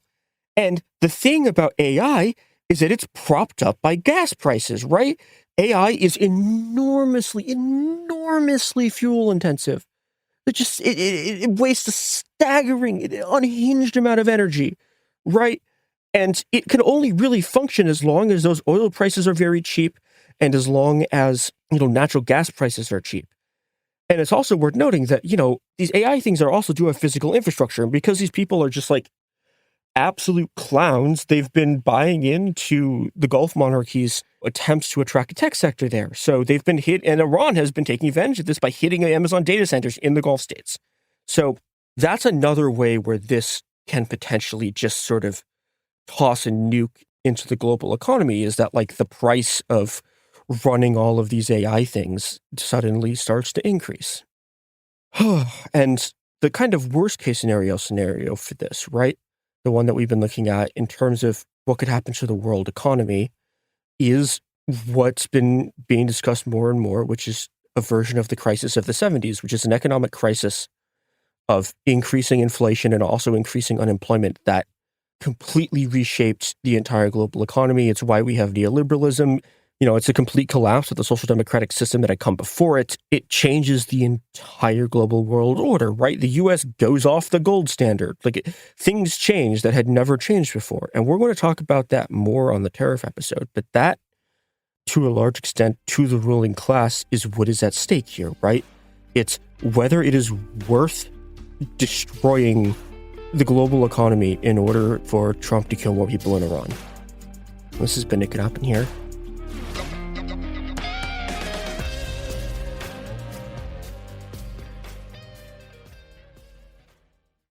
Support for the show comes from Public, the investing platform for those who take it seriously. On Public, you can build a multi-asset portfolio of stocks, bonds, options, crypto, and now generated assets, which allow you to turn any idea into an investable index with AI. It all starts with your prompt. From renewable energy companies with high free cash flow to semiconductor suppliers growing revenue over 20% year over year, you can literally type any prompt and put the AI to work. It screens thousands of stocks, builds a one-of-a-kind index, and lets you backtest it against the S&P 500. Then you can invest in a few clicks. Generated assets are like ETFs with infinite possibilities, completely customizable and based on your thesis, not someone else's. Go to public.com/podcast and earn an uncapped 1% bonus when you transfer your portfolio. That's public.com/podcast. Paid for by Public Investing. Brokerage services by Open to the Public Investing Inc. Member FINRA and SIPC. Advisory services by Public Advisors LLC, SEC registered advisor. Generated assets is an interactive analysis tool. Output is for informational purposes only and is not an investment recommendation or advice. Complete disclosures available at public.com/disclosures. Let's talk about modern home shopping. It's sort of become a fun side hobby, right? Scrolling listings at night, dreaming about kitchens you've never seen, or backyards you haven't even stepped foot in, all from the comfort of pretty much anywhere. Redfin knows a lot of people like you want to own, but are stuck in this browsing mode loop. That's where Redfin flips the script. With listings that update within minutes and tours you can book right from the Redfin app, you can see your dream home the moment it appears. Now, liking a listing is easy, but actually landing it, that's where Redfin comes in. Redfin has over 2,200 agents with local expertise. And Redfin agents close twice as many deals as other agents. That means they want to help you win, not just window shop. Redfin is built to help you go from just looking to wait, this could actually be home. So become the newest neighbor on the block. Visit redfin.com to start finding and start owning. That's redfin.com. This is Julian Edelman from Games with Names. As a fellow dude, do you ever get that not so fresh feeling in your butt? That's because you're probably using the dry stuff to wipe. Wet, extra large, flushable dude wipes get what toilet paper leaves behind in your behind. You wouldn't clean the tail end of your truck with dry paper towels. So why would you wipe with dry toilet paper? Wetter just cleans better. There are no more dingleberries, no more itch and irritation, just a deep, down the seam, confident clean. So don't fumble the ball with toilet paper. Stop being an a-hole to your b-hole.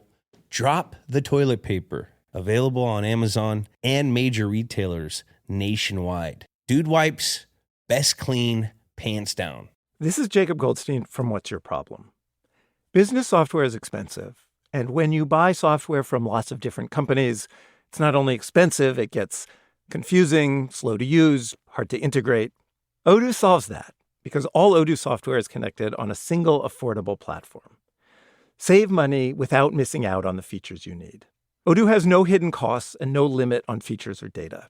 Odoo has over 60 apps available for any needs your business might have, all at no additional charge. Everything from websites to sales to inventory to accounting, all linked and talking to each other. Check out Odoo at odoo.com. That's odoo.com. Hey everybody, Robert Evans here, and this is It Could Happen Here. Today we've got a special episode for you. This is a guest episode by Olive, a Minneapolis resident and movement legal worker who hosts the Outlaw podcast. So, without further ado, here's Olive.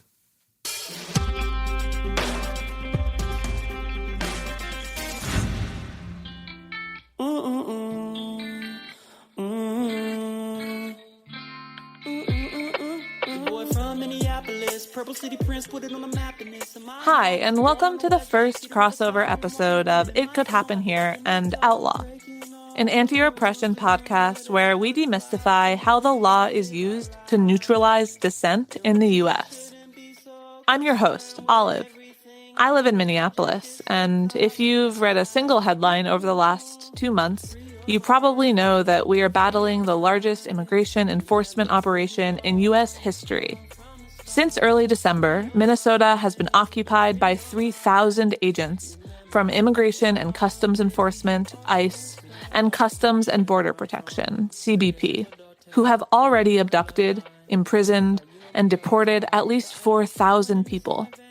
In the face of this devastating federal occupation, people are showing up every single day to defend their migrant neighbors in unimaginably beautiful ways. And on the other side of this effective resistance is expansive legal repression. All of the many ways the state uses the law and its enforcement mechanisms to crush dissent. More than 400 people have been arrested for protesting ICE or following ICE vehicles, with 35 of them now facing federal charges under 18 U.S.C. 111, assaulting, resisting, or impeding a federal officer. I think it's really important for those of you outside of Minnesota to know how law enforcement and political prosecution are working here, because it might come to where you live too, and it's different than other kinds of movement repression that I've seen. Instead of the agencies that normally police citizen protesters, like local and state cops or the FBI, it's primarily ICE and CBP who are carrying out arrests, and it's Homeland Security investigations doing the investigations. It's happening this way because arrests are mostly happening when people are responding to ICE activity, and so those are the agencies who are present to make arrests. This impacts everything from how arrests go down and the conditions of incarceration to the kinds of charges that people are catching. To understand what all this actually means, you need to hear from those who are experiencing it, the people who have been detained and prosecuted for protesting ICE. So in this episode, you'll hear 2 interviews from Minneapolis rapid responders. First, you'll hear from Clem and Ray about their experience being arrested out of their car and taken into ICE detention. And second, Lucy and Isabel will talk about catching charges and navigating cases during the surge. Stick around at the end for a special treat, a poem from Isabel and a new song out of Minneapolis that responds to the surge. And just a heads up before we get into it, in this episode you're going to hear people talk about their firsthand experiences with police violence, so take care of yourself. And if you like the episode, check out the other episodes of Outlaw wherever you listen to podcasts. not being afraid to be indigenous. From the north, from the south, from everywhere. Welcome to Outlaw. You're both here to talk about legal repression of ICE Watch in Minneapolis over the past 2 months. Can you both introduce yourselves briefly and your connection to the Twin Cities? I am Ray. I use they, them pronouns. I'm from here. I grew up here and have lived most of my life in the Twin Cities. And I now live in Powderhorn Park. That's in South Minneapolis. Site of high ICE activity. The highest, I believe. I would think that is true. And quite close to the sites of George Floyd as well as Renee Good's murders. My name is Clem. I've lived in the cities for like 5 years maybe now. I grew up in the Southwest, and I also live like on the border of Powderhorn and the central neighborhood. So kind of, halfway between where Renee was shot and where George Floyd was killed. So you both were arrested while you were doing ICE Watch in your car. For people who are listening, this gets called commuting here. It can look different ways, but it often involves a hyper-local signal call with a dispatcher and commuters to be able to notify and dispatch rapid responders when ICE is around. Commuters track ICE vehicles, oftentimes following them around, which ICE doesn't like. So my question for you two is, what kinds of tactics have you witnessed state agents use to stop this kind of rapid response organizing? I feel like they have escalated, and it always depends on the agent, but There's times where they'll just slow roll and drive like a normal person. There's times where they'll run red lights, they'll brake check you, they'll just like go in loops around the city to try and lose you. And then depending on how aggro they are, they'll try and pull you over and intimidate you, or they'll try and lead you to like a police station or have a sheriff pull you over. And they've threatened people with like stalking charges and stuff like that. And yeah, we personally we've had agents come up to our windows when we were commuting, the two of us. We followed agents like all the way to Northeast and a long time, probably like an hour. And then eventually downtown, they had sheriffs pull up on us and pull us over and tell us to stop following. And then we have the other thing that I'm sure you want to talk to us about. A lot of what we've been seeing is just this recklessness, like speeding through red lights and not signaling, just like a lot of like traffic violations. And then once you're pulled over, just having your windows smashed in and like them using all these intimidation tactics, but like not necessarily detaining people. Yeah, and all of these vehicles don't necessarily look like a cop car. It's pretty rare for them to like actually turn on their lights and sirens. So when they're going through intersections as quote unquote law enforcement, it's pretty rare for someone to see them. And there are times where we almost witness like T-bones of them just recklessly running a red light. Yeah, all the time. There's been a good number of car accidents also involving their cars, right? Yeah, and like not even caused by commuting. They've just slipped on ice and ran into poles, and then they tear gas observers who are heckling them because they don't know how to drive in Minnesota. Yeah, exactly. Let's turn to January 7th, 2026, the same day Renee Good was killed by ICE. You both were out commuting. Can you tell me about how that day started for you? It was me picking up Clem, and immediately there was like a sus car that like zoomed off, and then Clem checked the plates, and it was ICE that we think was just waiting outside of the house. To intimidate? Unclear, but I mean, it certainly felt that way. Had anything happened like that to you before, Clem, with them targeting the house? Wasn't there something that... I think at that point, because they've used the tactic too of like when an observer is tailing them, they'll run your license plate and then drive you back to your house that the car is registered to as an intimidation tactic, and they'll get out and take pictures of the house. But I think at that point, me and my roommates, that hadn't happened yet, but we had spent a lot of time at Whipple, like just observing the cars going in and out of the gates and trying to record all that data. And when you're there, there's just like intimidation vehicles that will just like drive up right next to your driver's side window and film you and take pictures. So was certainly in some sort of database at that point. But what's Whipple? Whipple is the federal building that is near Fort Snelling State Park, which is by the airport. And that's where ICE has been operating out of. And it's the command headquarters for like the entire upper Midwest. So Wisconsin, Minnesota, the Dakotas, I think Iowa too. Okay, so the day starts off, there's an ICE agent outside your house, and you get in the car to start commuting. Mm-hmm. Tell me about what happens next. The abandoned car. Yeah. The first thing I responded to is near Little Earth, which is like a gated community, but for like people who are, it's like an urban reservation is what it calls itself. Mm-hmm.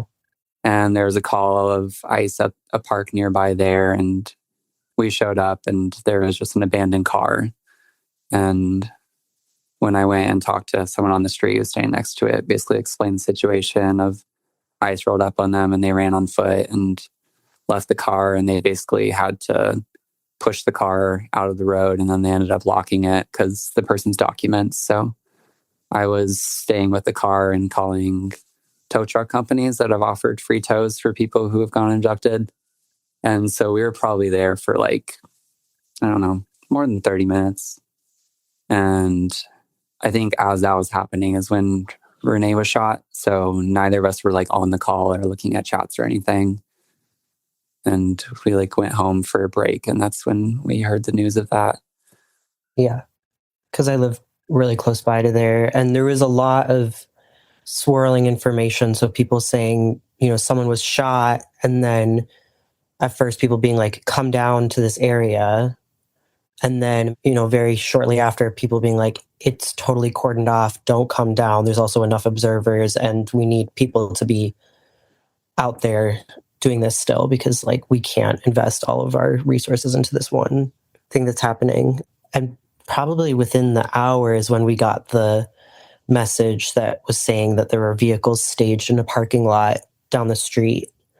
So we drove down there, and there were already observers, people in cars and on foot, probably around 30 people. And it was kind of a standoff of these vehicles, probably around 5-ish vehicles, and then people blowing whistles, honking horns. And so Clem and I were there in the car doing that. So you see the news that Renee was killed, and for doing exactly what you were doing, driving around your neighborhood to look out for your neighbors, and you get back in the car and you keep going. Yeah, that didn't stop us. I mean, if anything, it, made us feel like we need to be out here because they're not stopping. We're not going to stop either. So you said you arrive at the next scene. Where are you, and what is ICE doing there? Yeah, it's the Dollar Tree parking lot, which is like on Lake Street and the Uptown area. And yeah, there's 5 vehicles, presumably staging, because what we've been calling it, where they're just like parked planning what they're going to do next. And there weren't any agents out of car. It was just a bunch of cars sitting there that we knew were ICE. And a bunch of observers were responding. Yeah. We were just like in the parking lot. They could still have driven around us. Like there was room on either side of our car that they could have driven past us. And then in addition to that, they could have driven around. Like there were just several options for them to get around us. At that point, I think some agents got out and were like, move your vehicle. And one of the cars, this like huge SUV, rammed the back of my car to get it out of the way. While you were in it? Mm-hmm. We were in it, yeah. And I think at that point, Clem turned to me and was like, they're going to smash out the windows. And I was like, yep. And so at that point, I think we were both prepared for what was going to happen. I guess, though, also, I mean, once they smashed the back of the car, I was thinking like, okay, they got us out of the way. Like, that might be it. But then, so the car's out of the way, but they all got out of their vehicles. They first maced the windows. So it's like they have a dye in it. It's like a bright orange. And they maced the passenger, the driver, and the windshield windows. And then they came around they smashed both of the passenger and driver windows, and then sprayed bear mace through Clem's side into both of our faces. Right before they smashed the windows, we grabbed each other's hands and we just held hands as it was happening around us. And then I saw that bright orange mace coming from the passenger window. So they sprayed it directly in Clem's face, and then they reached over and sprayed me. And they were able to open up the doors with the windows smashed. And they dragged us out, and he punched me in the jaw, or like in the lip, really, while they cuffed me. And they used pain compliance. It's like it's torture. So they pull my wrist up, or my hand up against my arm with the cuffs on, and then pulled me up against the vehicle where I was detained separately from Clem. But Clem, you can talk about what happened to you at that same time. Yeah, so I could feel the door open, and then they tried to yank me out and undo my seatbelt, and I was holding onto the seatbelt, and eventually they got that undone. And I was just like trying to hold on to you as tight as I could until they were able to break that grasp. And then 2 agents pulled me out and slammed me on the floor and got on top of me and put me in cuffs. And I'm still just have my eyes closed so the mace doesn't get in them.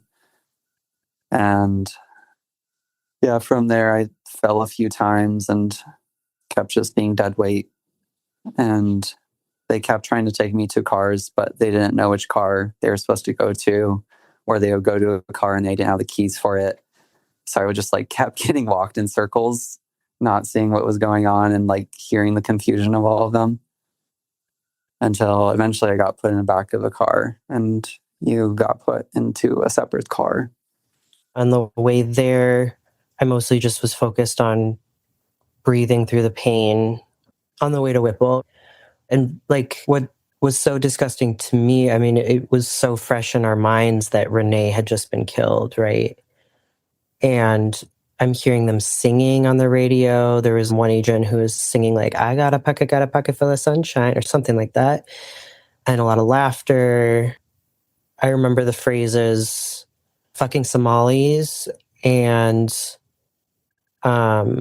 later one of them complaining about all these fucking whistles. And I remember thinking like, oh, fuck yeah, they're working. And it wasn't too long before we arrived in the garage. It's this giant garage where they process people. And there were mostly agents, vehicles, and people who had been detained, like a line of people who have been detained. Yeah. I just want to point a couple of things out in what you both have said that's a little bit different than we normally see in protest-related legal repression, which is one, detention of people who are citizen protesters or just people arrested for protest activity by ICE, by immigration enforcement, or by federal agents in general. That's usually something that is done by state or local law enforcement, cops or sheriffs, and people are taken to the local jail for processing. But here what's happening is you're being taken to Whipple, which is the ICE detention center, where all non-citizens detained by ICE for immigration reasons are also taken and processed. But you're also being brought there, so you're getting a window into ICE operations. And you're taken into a place that people also normally don't have access to. It's a pretty high security building that they don't like people from the outside inside. But there you are in the garage. Right. Yeah, so we're on our knees, and at one point I commented on how young the people looked that were holding Clem, and they pulled us apart, and they brought me to the opposite side of the garage, and they're still using the pain compliance.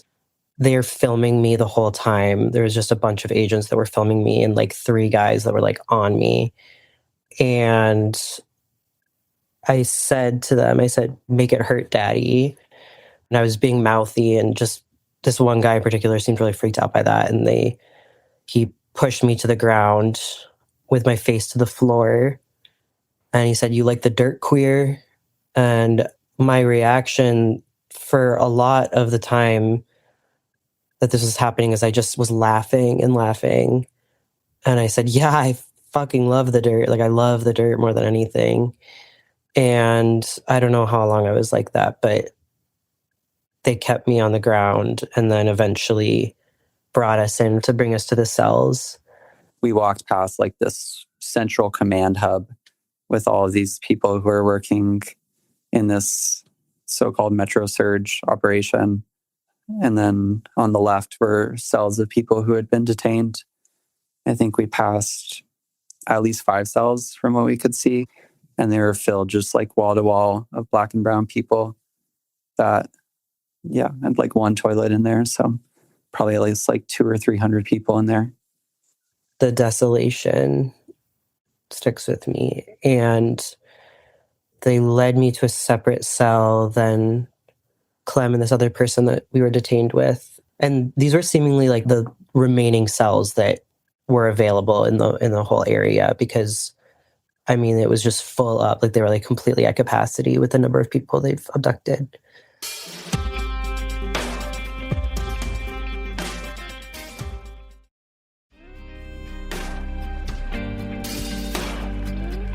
Clem and I were in there for hours with mace in our eyes and like no relief from that.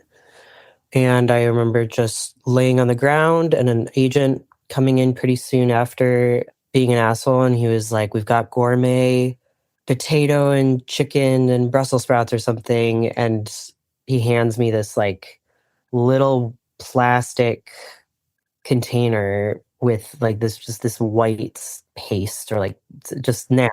Yeah, just like a microwave meal of goop. Goop, just disgusting goop. But we were in there for a while before being taken back. And I think they took me back first. And I refused to say anything without a lawyer, obviously. They hand me a piece of paper, and after reading me my rights, and they said, actually, we need you to read these back to us to confirm that you speak English and understand English. And I was like, weird, but okay. So I start to read it, and it's all pretty normal. And then I get to a paragraph that says something to the effect of like, knowing these rights, I waive my rights. So I was being tricked into waiving my rights, which I thought I was going crazy. I did not understand at the time. And I stopped halfway through the sentence and I read it over and over and over, trying to make sense of it. And I said to them, I was like, I don't understand what I'm being asked to read. I'm not going to keep reading this. And they were like, that's okay. We have what we need. And they took it back. And then I got a phone call. Clem did not. We got taken into the interrogation room, and it was like 2 Homeland Security, I don't know, like detective or whatever. But they like opened it with saying like, I know this is all like can be a lot right now, so feel free to just like let it loose in this room. And I just like kind of looked at them like, what are you talking about? Like it was jarring to go from dealing with a month of seeing only these people in masks and just like as this like horrible monstrosity of like a fascist, and then being inside of there and like seeing that command center of all those people working on the computers, like making this whole thing work. And then all of these detectives who like think they're detached from it and think that they're not a part of what's going down on the streets right now just because they're working inside the building. And yeah, so same thing happened. They tried to ask me questions and I said I wouldn't say anything without a lawyer present. And I asked for a phone call, and they did the same thing with the rights where they were going to read them to me. And then the other detectives said, actually, we don't need to do that. And so one of them just left for a bit. And so I was just like left in the room with the like assistant detective. And he just like asked me some, how's your day going question. And I just kind of dead stared him for like 20 minutes, which felt pretty good because he was very uncomfortable and kept just like avoiding eye contact. And I don't know, it's the small amount of power you can have when you're in a cage. And I got taken back to my room and tried the intercom and asked if I could get a phone call. And they said, I'll get a phone call after booking. So I was pretty worried about what was going to happen. And eventually they said they had a lawyer present. And yeah, these 2 real cool lawyers were there that we know and are friends with. And they explained that we'd be out pretty shortly. And yeah, and then we were able to get out and go home. But I feel really haunted by the fact that we were in there for maybe a handful of hours. And of course, there are all these people that are stuck there that aren't going to be able to go home the way we did.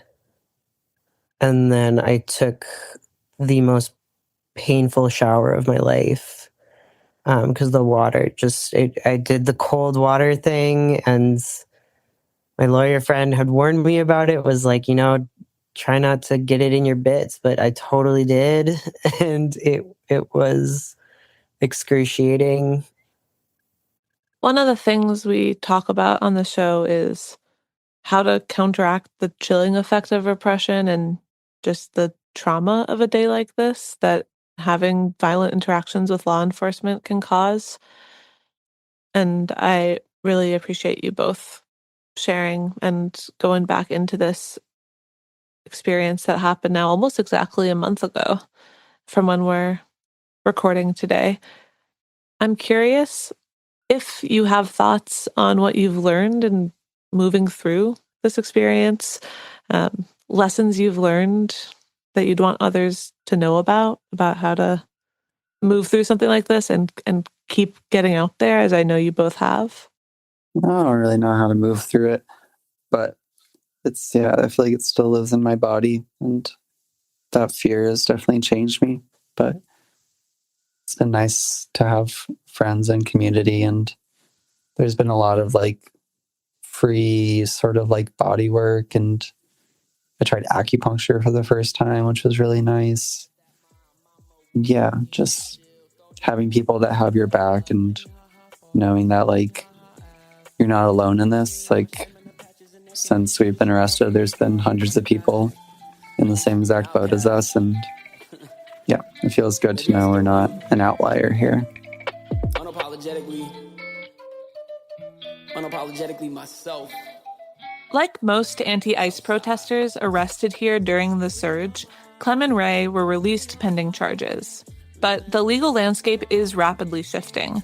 At least 30 out of the 35 federal cases from the past 2 months were charged retroactively in the past few weeks. To give you a sense of how these cases might unfold and what it's like to face these charges, you'll hear from 2 Minneapolis-based anti-ICE protesters facing criminal charges for responding to a raid at Taqueria Las Cuatro Milpas that took place back on June 3rd, 2025. Isabel Lopez faces federal charges, and Lucy faces state charges from that day. Their June cases are still open today, and Lucy also caught federal charges after responding to an ICE raid that took place during Operation Metro Surge.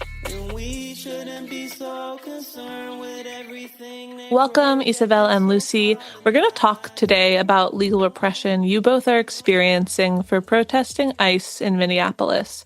But before we even start that conversation, can you both introduce yourselves, your connection to the Twin Cities, and share a little bit about who you are outside of the topic of today's conversation? Isabel, we can start with you. Hi, my name is Isabela.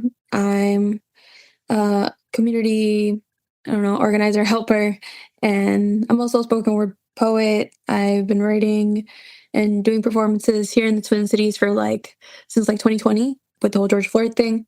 Yeah, and I've also done other organizing when it comes to the climate justice movement and also indigenous rights. I have Zapotec Benzar Raices, and that's just important for me. So yeah, but I was born in Chicago, raised here in the Twin Cities. Hi, Lucy. I've been in Minneapolis since, the early 2010s. But I lived in Minnesota forever.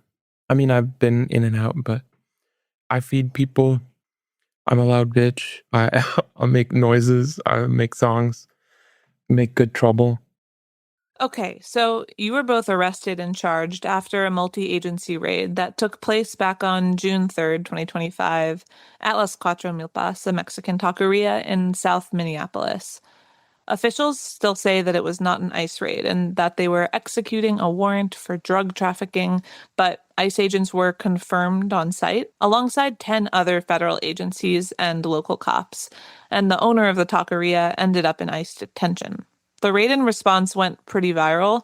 The operation was heavily militarized, and hundreds of neighbors turned out in protest.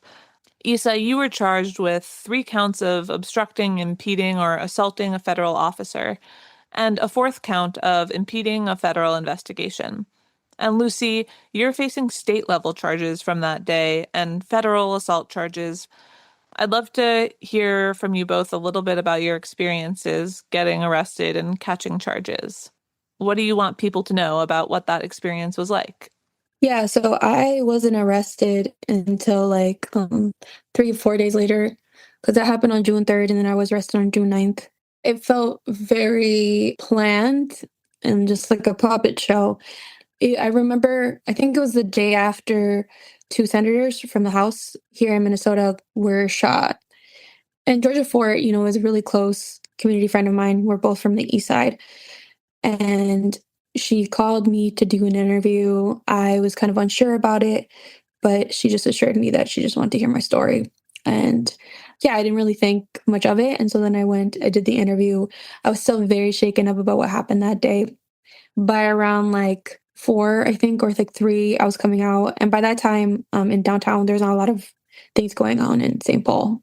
It's kind of a dead city by that time. And so as I was coming out, that's when 4 officers came from behind me and arrested me and pushed me to the ground. And my shoulder hit the concrete and I started bleeding. And they took me in a black SUV. And they waited there for a second. And, just when Georgia came out and saw everything that was happening and started recording. And, from there, let the community know about what happened. And so after that, that's when I kind of started realizing what this administration is trying to do. And it felt very orchestrated. It felt very calculated. Even especially after there was a lot of news about my arrest and adding my face to this whole drug raid and my case to it. So yeah, I know other people were arrested, but my arrest felt very intentional and calculated and kind of racist. This is an abuse of power and this isn't okay. I don't care who you are. I don't care how you see things. I'm barely not even 5'3", 5'2". And, these men that were huge felt the need to tackle me. This is all allegedly, right? But at the same time, I think that I want people to understand that they can make their own calls and own judgment and how this justice system isn't that right now at all. It's repression. Am I also remembering correctly that I maybe had seen you post a video on Instagram about that raid? Because I feel like in my impression, it also felt like maybe retaliation for you speaking out. Yeah, definitely. Your case feels important for people to know about, especially in the past 2 weeks here in Minneapolis. 28 people have been charged with assault on a federal officer and are facing federal charges now. There was a handful before that, but we've just seen a massive spike of people who were charged after being released pending charges. So your case does feel like this test case that's being looked to is how are they going to handle this and what's going to happen. So I appreciate you talking about it.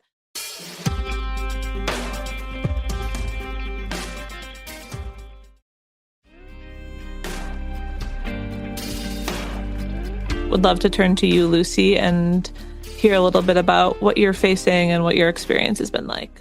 I think they charged me with assault and then they downgraded it to less degree assault because it was ridiculous. But yeah, they had 6 cops tackle me and my shoulder's never been the same.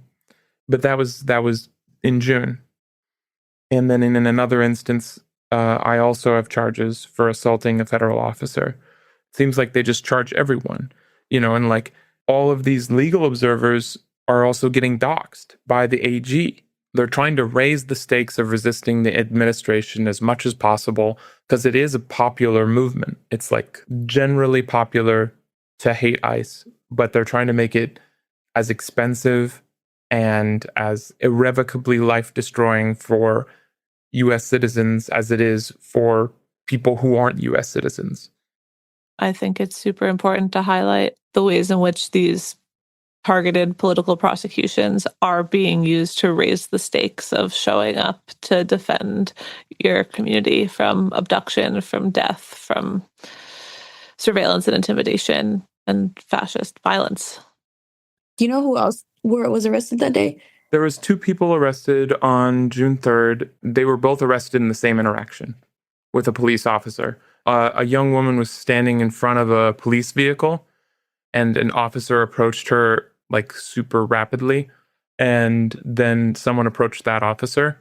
And from the video, it seems like that person ripped off a thin blue line lapel Velcro from the officer. And then that officer proceeded to assault that person. and then that person was accused of assault. And then my federal charges, the government has motioned to dismiss them, but we are motioning to dismiss them with prejudice. And during that interaction, I can't really speak to what happened between me and federal officers, but a pregnant woman was assaulted by federal officers.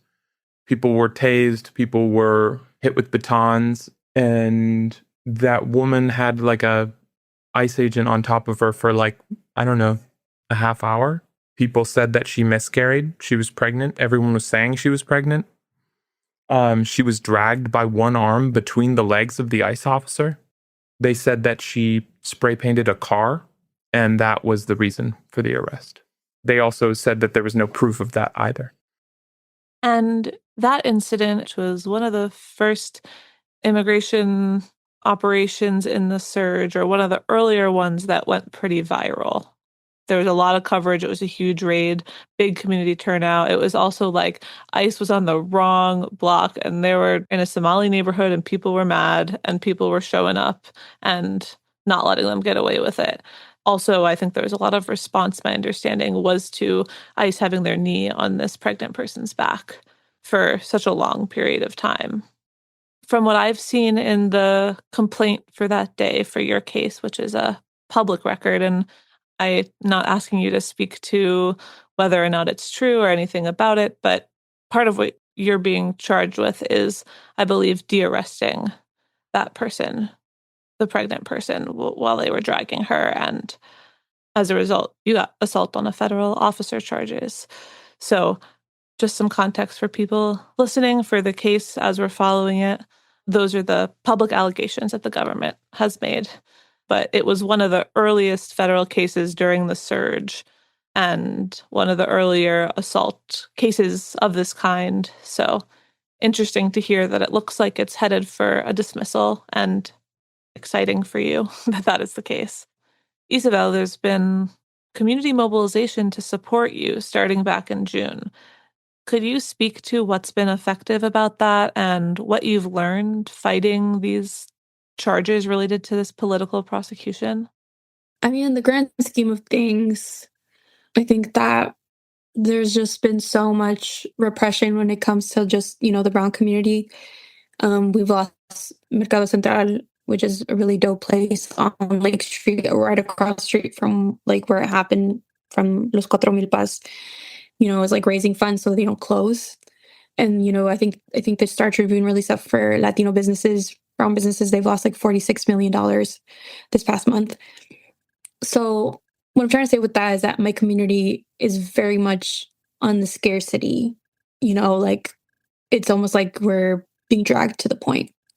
And so when my community showed up for me that day, like it just showed for me like how resilient we are and how much like it's scary, but we can't keep having other people in our communities disappear, people that we can't afford. And for my case, because I'm a US citizen, I feel very like responsible and very like wanting to like being present in community, because I think that's really what I can do. I can't really like do a lot because of the fear that like if I come into certain spaces, am I being watched? And they've kind of shown like hinting, having an eye on me basically throughout this. But like, being present with community and being there when, for organizing and knowing, your rights and things like that, I think has helped a lot of people in my community to, one, be a lot more careful, but two, know that like what we're going up against and how it's a way of survival to keep going and like, to have our rights be to at least grow during these times.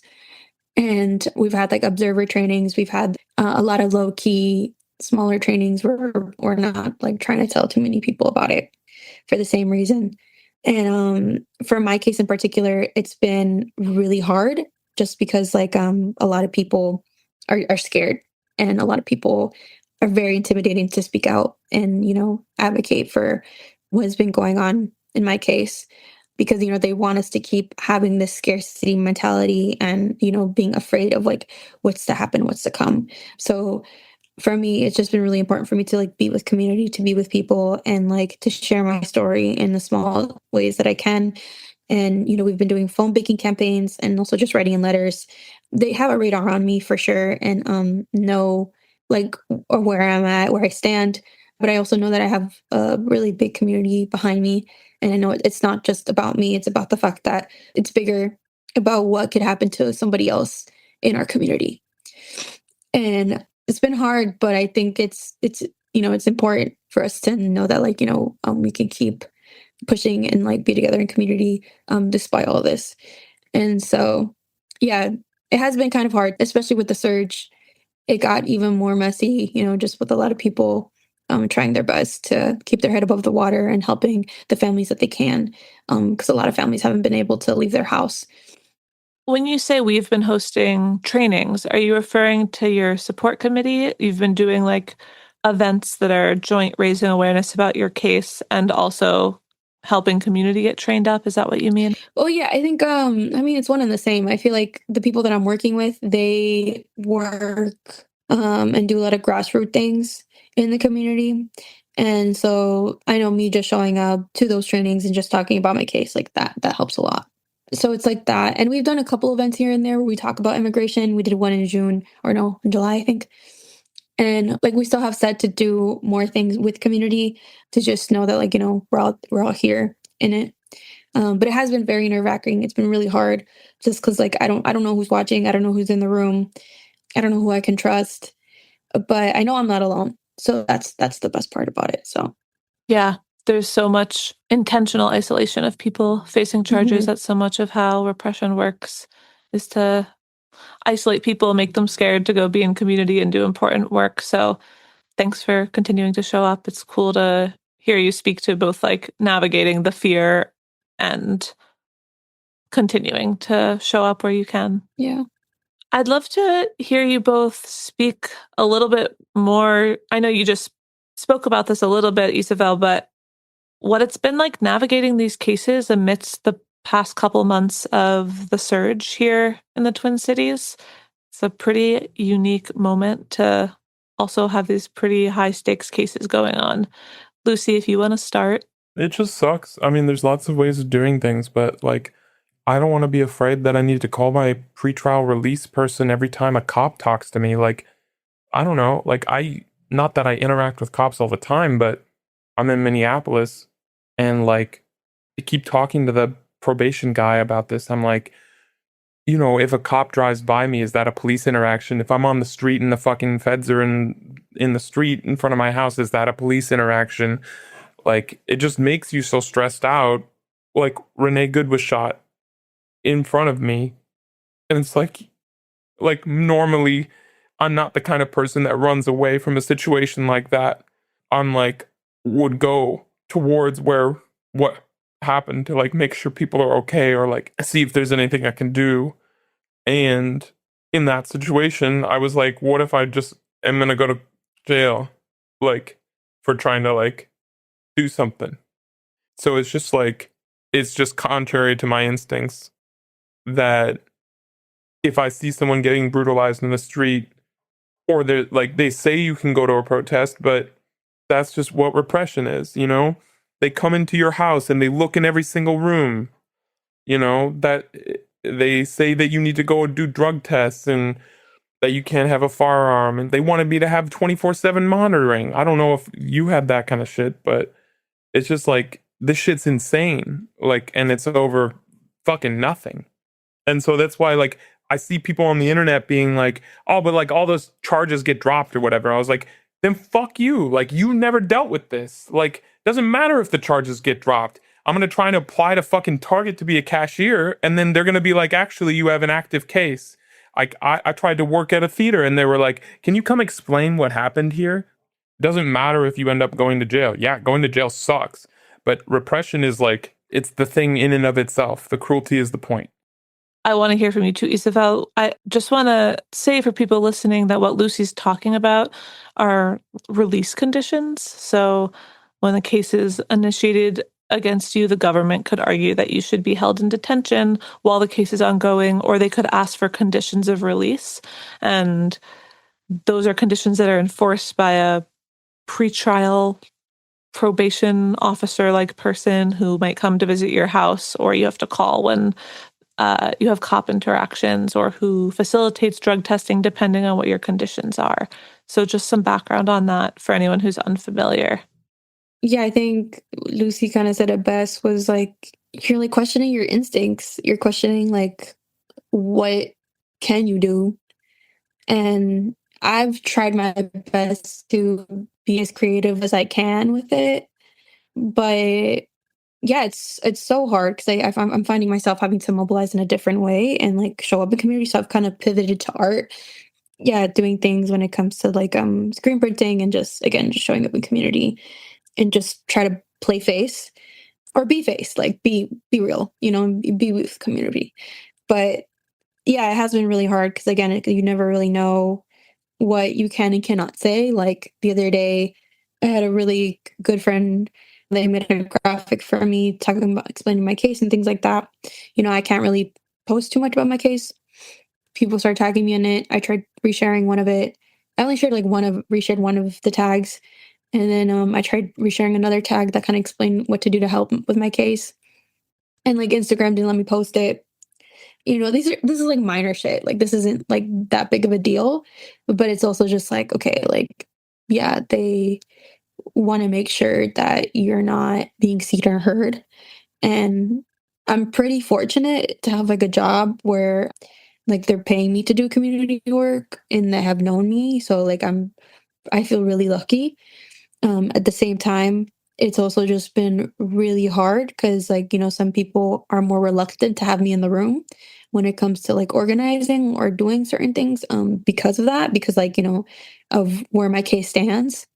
And some people have like, actually kind of walked away from being my friend because, they were also there that day on June 3rd. And just also kind of being afraid about what would happen to them.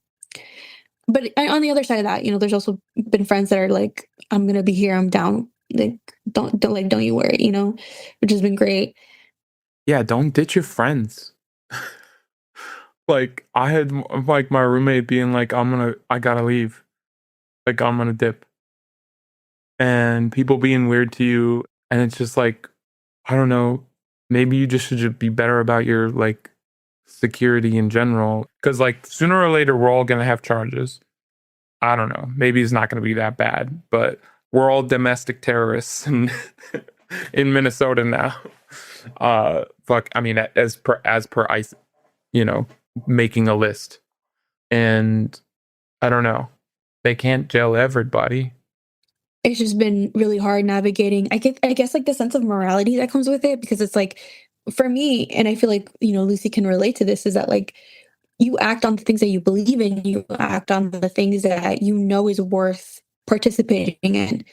And now this administration is, gaslight. I don't even think gaslighting is the right word. I think it's just like imposing a lie of just like what is right and what is wrong. And seeing everybody also just being very gaslit and having, the news having this certain narrative of like what is right, what is wrong, what has been said, what has not been said, what really happened, what didn't happen, and also just arresting independent journalists, I think just goes to show how much Constitution has not been constituted. Like the human rights that we believed and we thought that we have are no more. So it's like what goes and what doesn't go. And I think that for me, the only real hope I have is like community and like creativity, because it's like people have shown up for me because I've been showing up since like 2020. So it's like, how can we inspire a sense of hope and spirit to keep going? How can we have people know that there is hope at the end, that, that there can be another side, that right now what we're seeing is just another world unfolding. And the only way that we can really understand that new world is when we understand the truth that we've been walking on. And so my friends have been so good to me, and some of them have been, they've made like graphics and really cool like shirts with my face on it, just a way to like, welcome me home and things like that. And creating different images of like what this new world can be. And, one thing that I did with some of the NDN collective, we made this really dope graphic that says motherland on it, and it's all the Americas.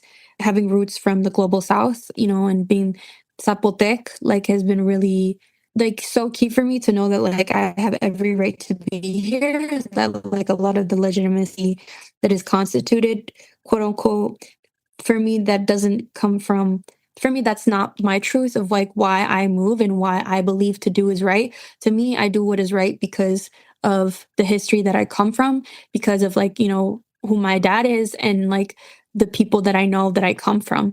I'm not native to the Northern Plains, but I do have friends that are, and I do respect and love them so much, where I want to see the traditions be fully and thrive. And I know that my power and my liberty is tied with theirs. And I know that we have every right to be here from the people that are from the global South as well, because of the fact that we haven't been able to fully thrive in the motherland. We haven't been fully thrived in all of the Americas. And, a lot of people don't want to immigrate. A lot of people don't want to migrate. They don't want to leave their motherland. But I know that we have built homes here. We have built communities here. And I think that for me, that's the other side of it, is that we can thrive, and that we can be in this place together, that we have every right to. Like Bad Bunny said in this concert last night, together we are America. Abayela. So, yeah. I also just want to ask what support asks you have for listeners, either for your defense campaigns or for anti-ICE organizing more broadly. Yeah, for me, we're having people call in to Daniel Rose to drop the charges and to send in letters. That's our community ask, and also to donate to the GoFundMe. Yeah, I'm finding myself needing more support when it comes to just getting people on the side, and just getting people also sustained through the movement as well through that.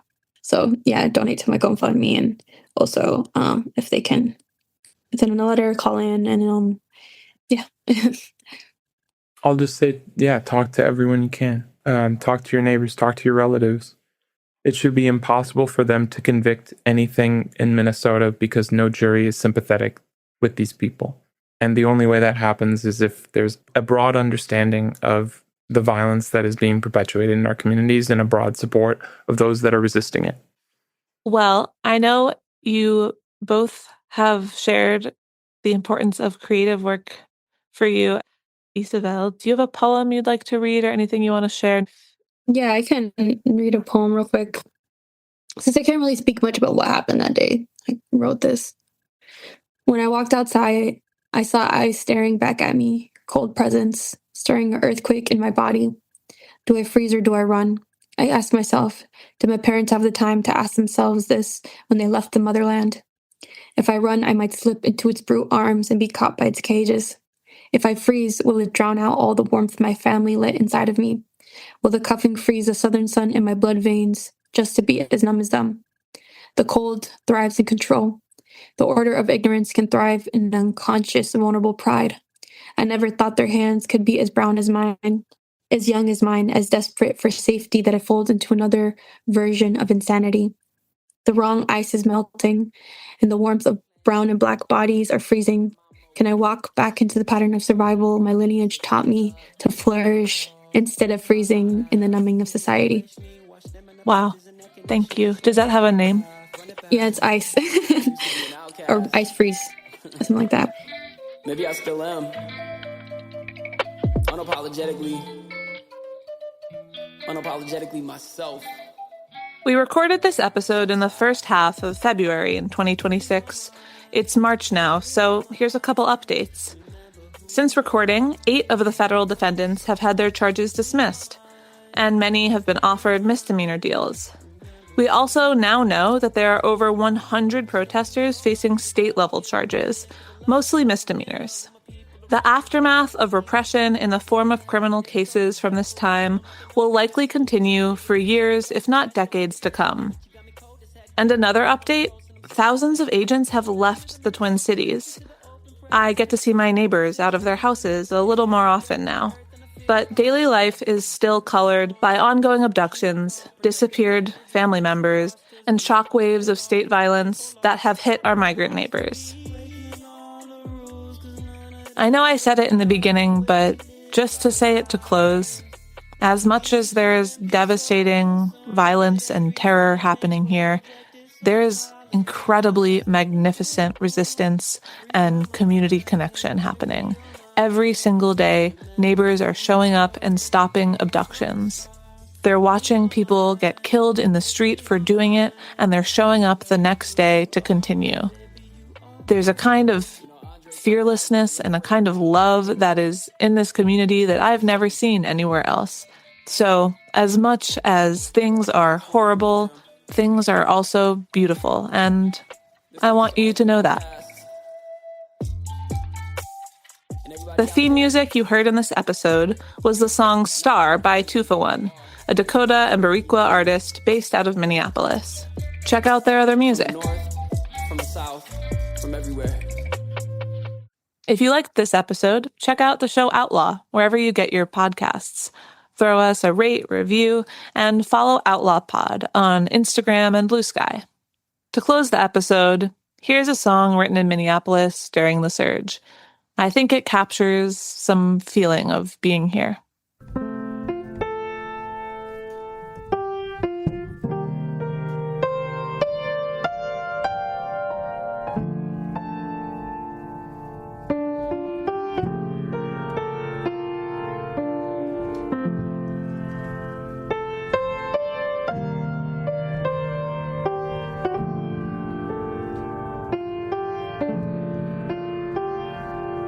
Justice never brought someone back from the dead.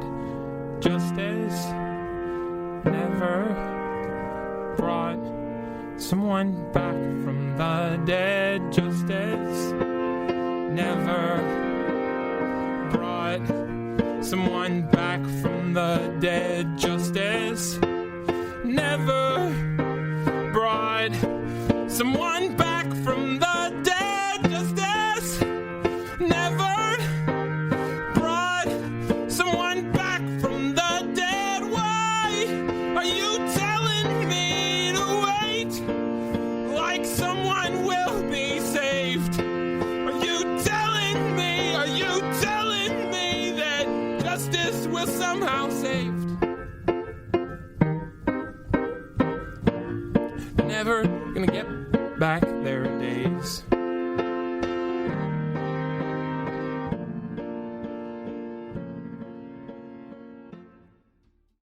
Support for the show comes from Public, the investing platform for those who take it seriously. On Public, you can build a multi-asset portfolio of stocks, bonds, options, crypto, and now generated assets, which allow you to turn any idea into an investable index with AI. It all starts with your prompt. From renewable energy companies with high free cash flow to semiconductor suppliers growing revenue over 20% year over year, you can literally type any prompt and put the AI to work. It screens thousands of stocks, builds a one-of-a-kind index, and lets you backtest it against the S&P 500. Then you can invest in a few clicks. Generated assets are like ETFs with infinite possibilities, completely customizable and based on your thesis, not someone else's. Go to public.com/podcast and earn an uncapped 1% bonus when you transfer your portfolio. That's public.com/podcast. Paid for by Public Investing. Brokerage services by Open to the Public Investing Inc. Member FINRA and SIPC. Advisory services by Public Advisors LLC, SEC registered advisor. Generated assets is an interactive analysis tool. Output is for informational purposes only and is not an investment recommendation or advice. Complete disclosures available at public.com/disclosures. Let's talk about modern home shopping. It's sort of become a fun side hobby, right? Scrolling listings at night, dreaming about kitchens you've never seen, or backyards you haven't even stepped foot in, all from the comfort of pretty much anywhere.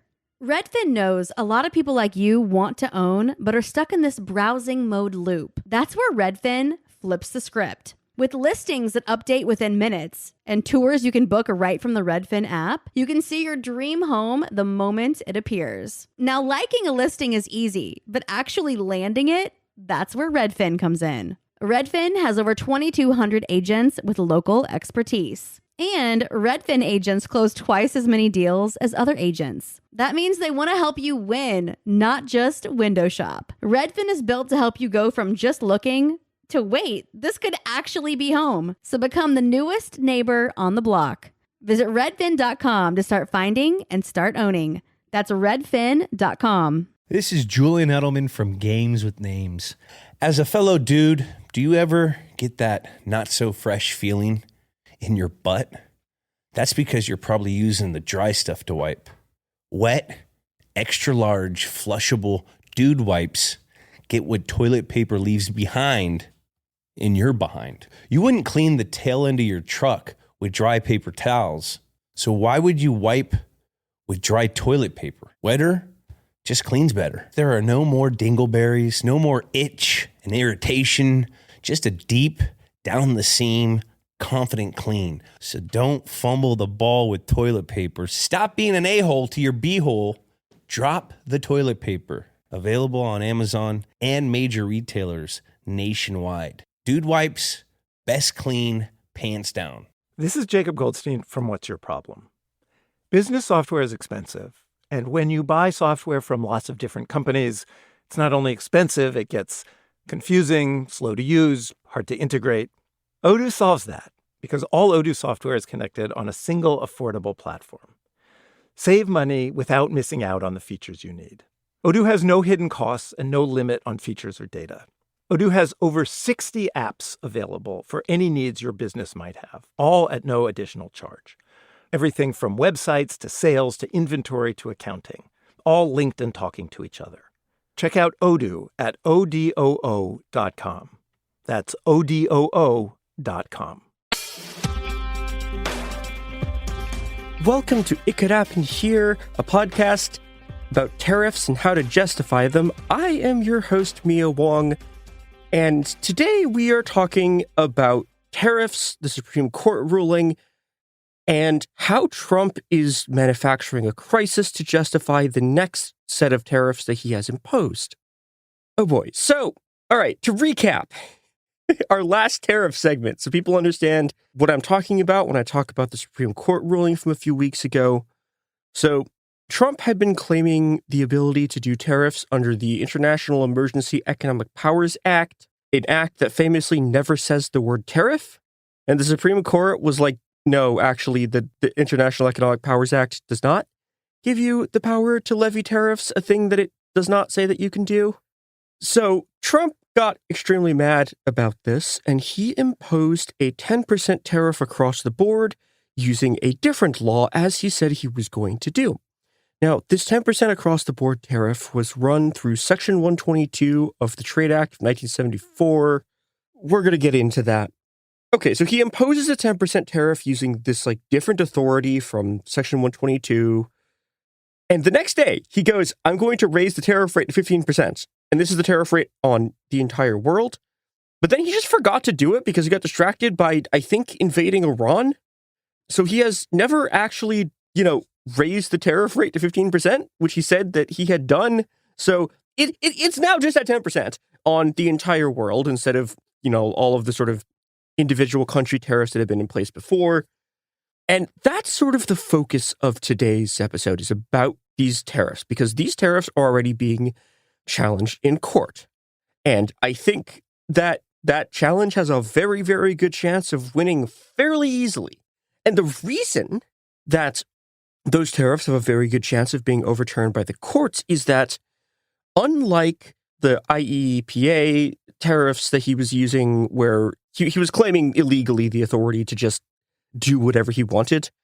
This is why you would wake up in the morning and there's 100% tariff on China, 700% tariff on Vietnam, blah, blah, blah, blah, blah. Trump was claiming that act let him do whatever he wanted. It did not. The court found that he did not. But that was how he was using tariffs, and it was the basis of how he was using tariffs for diplomacy, right? He would put a tariff on someone at random claiming this power, and then he would enter negotiations with them. And he can't do that anymore. Now, what he's done in its place is, again, impose these tariffs using Section 122 of the Trade Act. Now, this authority is very, very different than the authority Trump was claiming before. I'm just going to read it because it mostly explains itself. Do not worry about the international payment problems or balanced payments deficit that it mentions at the beginning. We're going to go over that in a second.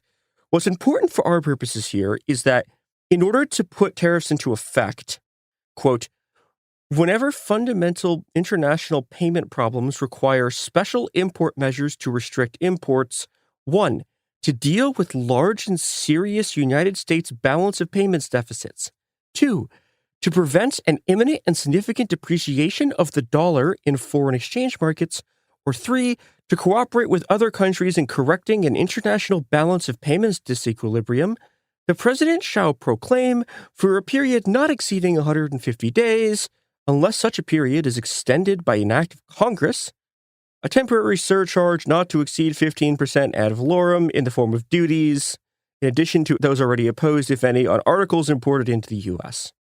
Okay, so let's look at the limits first, right?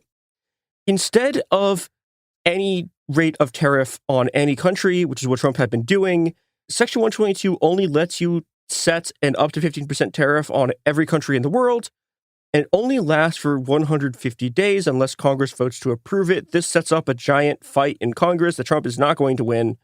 Now, we may never get to that point because the same right-wing legal group who funded the lawsuit that overturned the IEEPA stuff is going after Section 122, and they're going to win.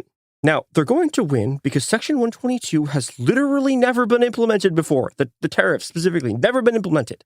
And there is a reason for that.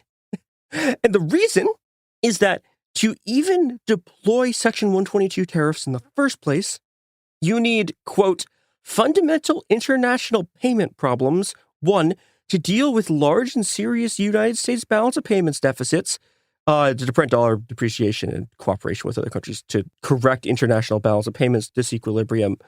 So those are very specific conditions. What does that mean? What does it mean for there to be a problem with balance of payments?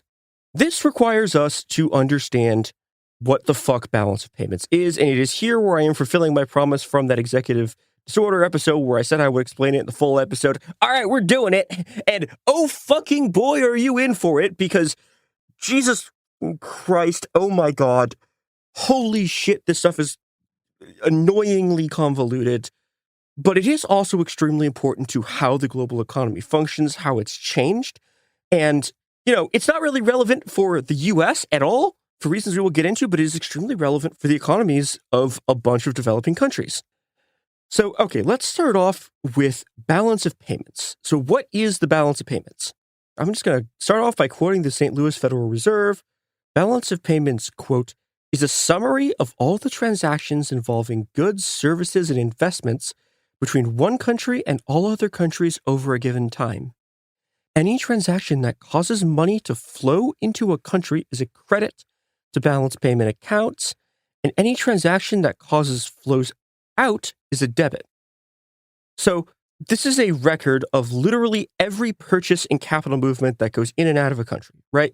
So it's goods, services, debt payments, and things can either be credits or debits. As the Fed explains, things that are debits, right? Things that make your account go lower is, debt payments, capital transfer payments, like buying imports. If you were importing stuff from China, that is a debit. And then there are things that are credits to make account go up. So that's other countries paying for exports, capital transfer receipts, and, financial assets. That's other countries paying for your exports. So this is tracked in two accounts.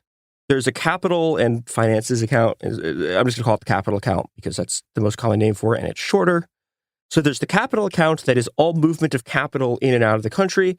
And then there's a current account, which is like a trade record of all goods and services. Technically, there's also stuff from interest from investment goes there, but we don't really care about that. For our purposes, the current account is the account that's trade. And then there's a capital account, which is the account that's all of the capital moving in and out.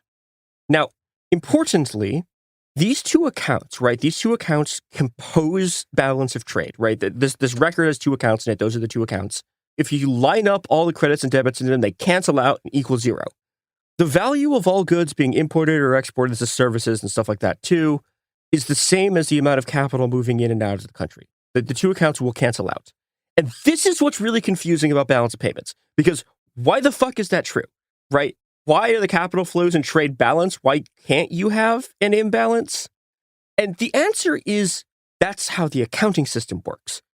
And the reason the accounting system works like that is because of what balance of payments is. Now, weirdly, if you want a more detailed explanation, there are a billion detailed explanations that are extremely convoluted and annoying. The Reserve Bank of Australia, weirdly, has a readable one for people who aren't engrossed in financial stuff. However, I'm going to try to explain it. So balance of payments is the record of everything that moves in and out of a country. So that's goods, that's services, that's money, it's stocks.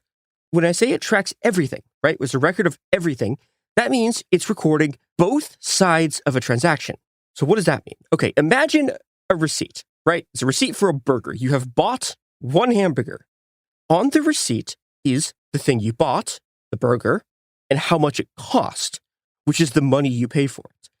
Balance of payments tracks both the burger and the money you paid for it because it tracks international trade, right? It's tracking international movement of stuff. And because both the burger and the money changed hands across borders, right? It tracks both of them. And that is why when you put all the credits and debits from both accounts together, it adds up to zero, right? Because, think about like the net transfer of funds on that burger, right? On the one hand, there is the burger, and on the other hand, there is how much money you paid for the burger. And those two things are equivalent, right? The value of the burger is how much it's worth. So, okay, that means that in the accounting of it, right, the account on the receipt, which shows both of these things, is balanced because it's tracking both of them, right? And this is the same way it works for an investment. You buy shares of a company. So, okay, there's the money for the shares and the shares themselves. And they're both being tracked and they both go into the record that balance of payments keeps. So there are some convoluted things about this, and this is the reason why you need to combine both accounts instead of each account being balanced by themselves, because sometimes the record of the burger goes in one account and the record of the money for that burger goes in a different account. This is convoluted. It's because of like how income is classified. It's a mess. You can go read the Reserve Bank of Australia, but that's why you need both accounts together to get the balance of payments, right? Because both the burger and the money for the burger are in the balance of payments somewhere, but they might go in different accounts. So you need to put them together, and that's how you get the balance of payments. And see, that's why it's called the balance of payments, right? They balance out. See, now you're getting it. Now you're getting it. This is why it always balances out to zero, because it's the balance of both the money and the object, right? So sharp-eared listeners may be going, wait, hold on. So Section 122, which is where the tariffs are from, is about a deficit in the balance of payments. How can you have a deficit if it always balances out to zero? And the answer is, technically speaking, you can't. So, okay, what the fuck is going on here? Why is Trump and Trump specifically is claiming that there's a balance of payments deficit and there's a crisis in order to impose these tariffs. So what is going on here? Why does this law exist? You will find out after these ads. Woo! Cliffhanger! Hey!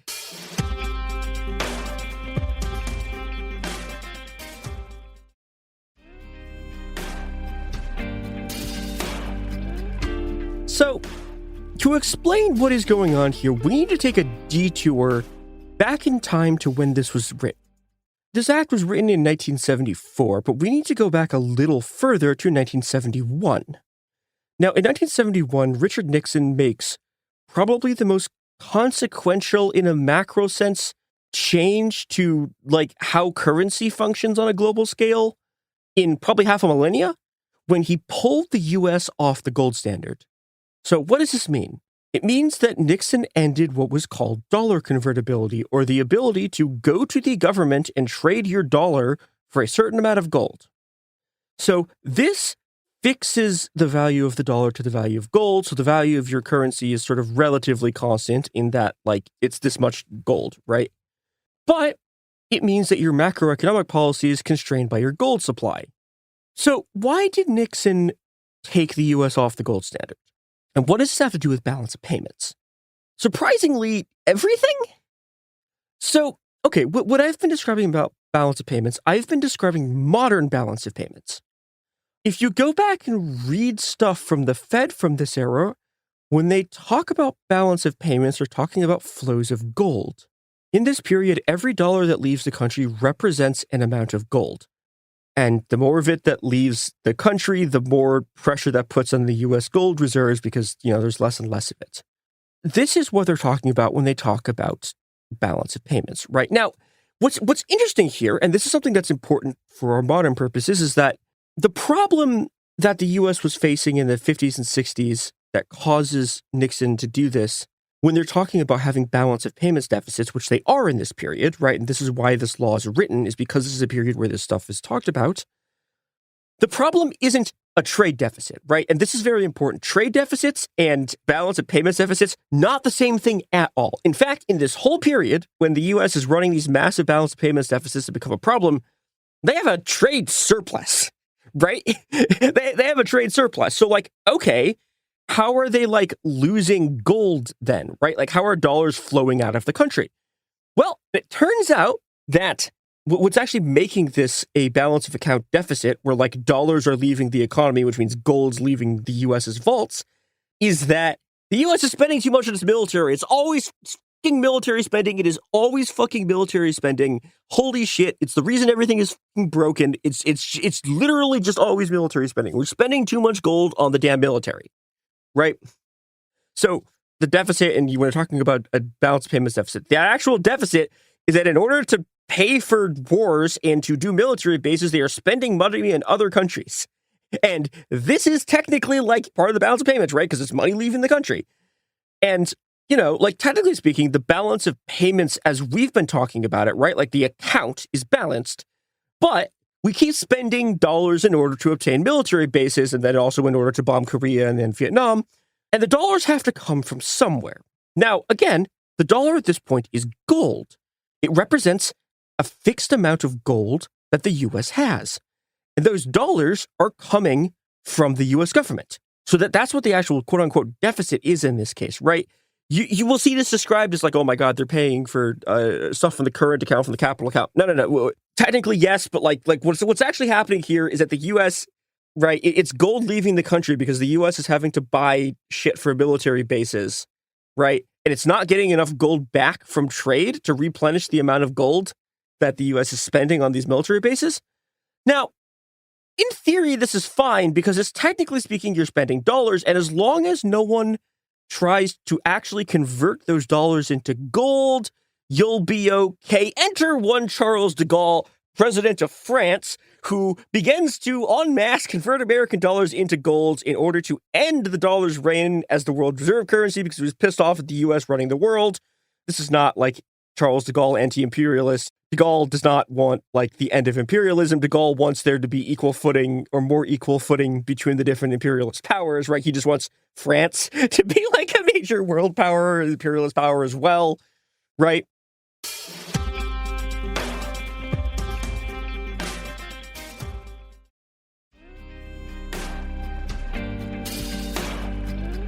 The power the U.S. gets from being the world reserve currency is extremely important. So, what is the reserve currency? The reserve currency is the currency that like all global trade is done in.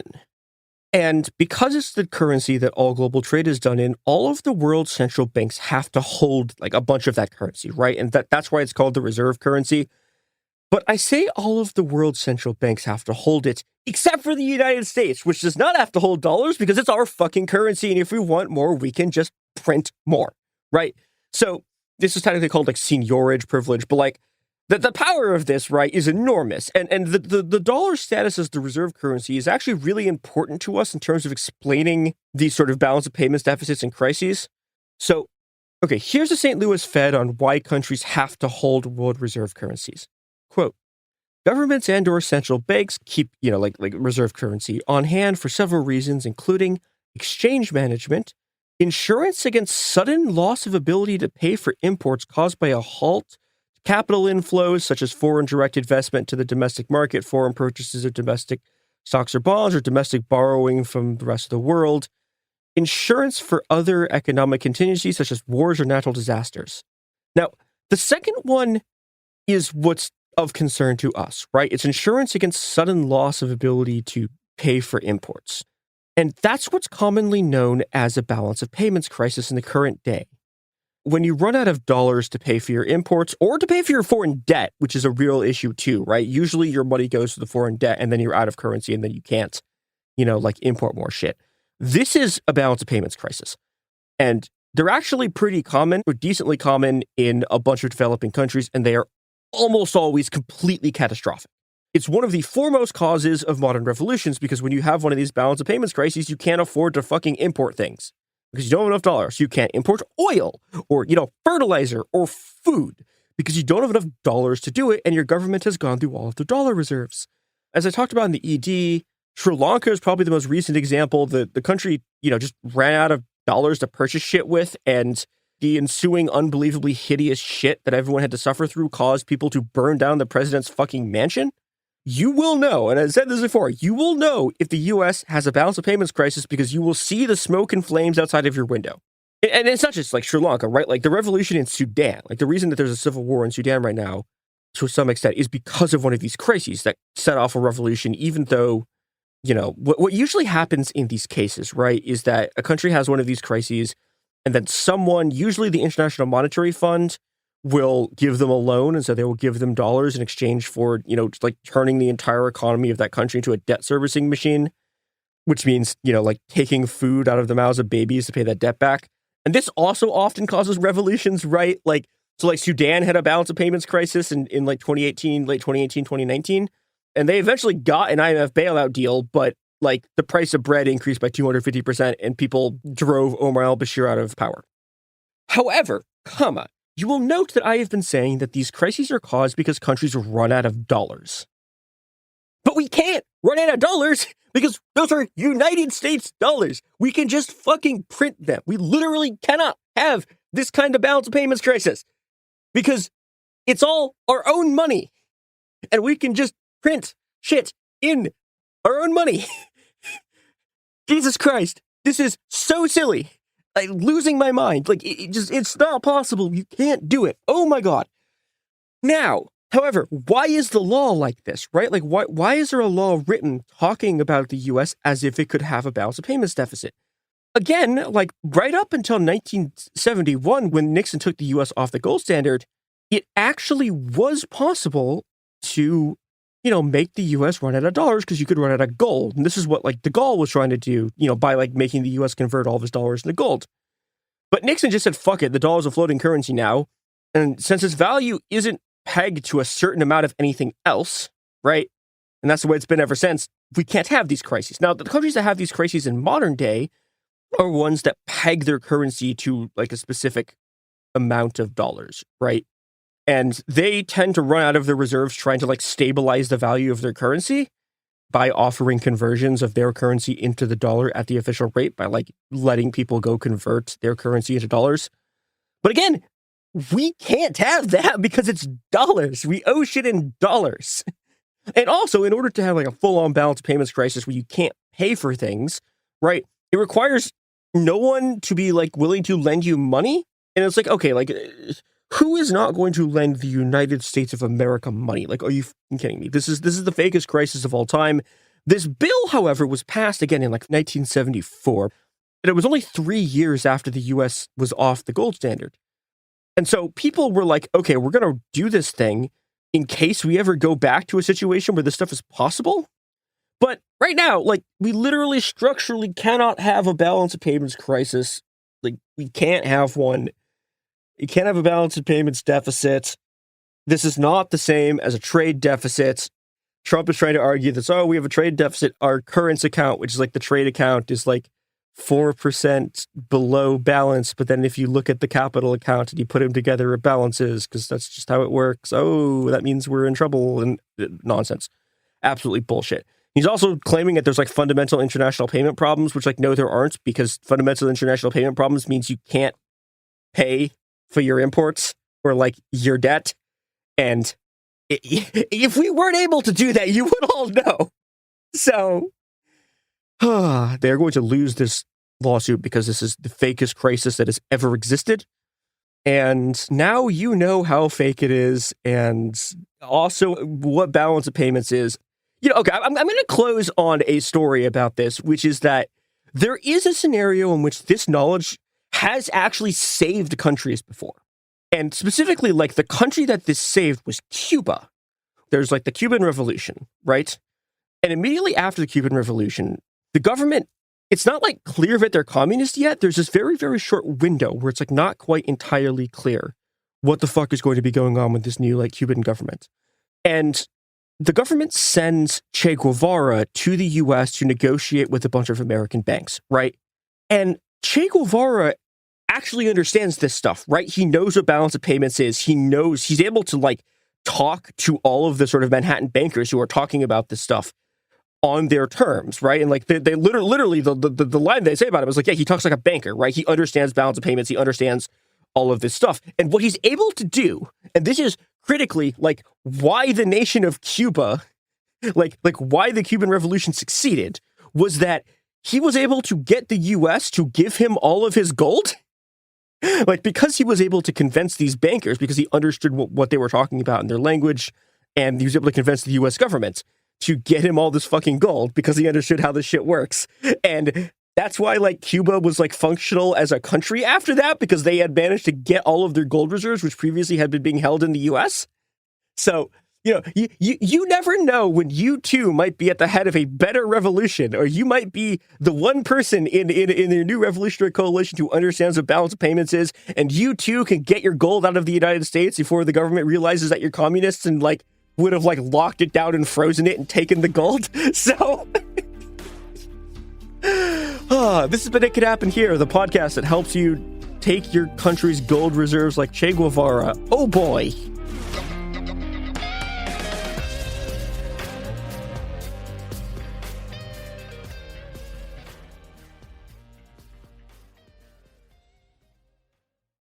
Support for the show comes from Public, the investing platform for those who take it seriously. On Public, you can build a multi-asset portfolio of stocks, bonds, options, crypto, and now generated assets, which allow you to turn any idea into an investable index with AI. It all starts with your prompt. From renewable energy companies with high free cash flow to semiconductor suppliers growing revenue over 20% year over year, you can literally type any prompt and put the AI to work. It screens thousands of stocks, builds a one-of-a-kind index, and lets you backtest it against the S&P 500. Then you can invest in a few clicks. Generated assets are like ETFs with infinite possibilities, completely customizable and based on your thesis, not someone else's. Go to public.com/podcast and earn an uncapped 1% bonus when you transfer your portfolio. That's public.com/podcast. Paid for by Public Investing. Brokerage services by Open to the Public Investing Inc. Member FINRA and SIPC. Advisory services by Public Advisors LLC, SEC registered advisor. Generated assets is an interactive analysis tool. Output is for informational purposes only and is not an investment recommendation or advice. Complete disclosures available at public.com/disclosures. Let's talk about modern home shopping. It's sort of become a fun side hobby, right? Scrolling listings at night, dreaming about kitchens you've never seen, or backyards you haven't even stepped foot in, all from the comfort of pretty much anywhere. Redfin knows a lot of people like you want to own, but are stuck in this browsing mode loop. That's where Redfin flips the script. With listings that update within minutes and tours you can book right from the Redfin app, you can see your dream home the moment it appears. Now, liking a listing is easy, but actually landing it, that's where Redfin comes in. Redfin has over 2,200 agents with local expertise. And Redfin agents close twice as many deals as other agents. That means they want to help you win, not just window shop. Redfin is built to help you go from just looking to wait, this could actually be home. So become the newest neighbor on the block. Visit redfin.com to start finding and start owning. That's redfin.com. This is Julian Edelman from Games with Names. As a fellow dude, do you ever get that not so fresh feeling in your butt? That's because you're probably using the dry stuff to wipe.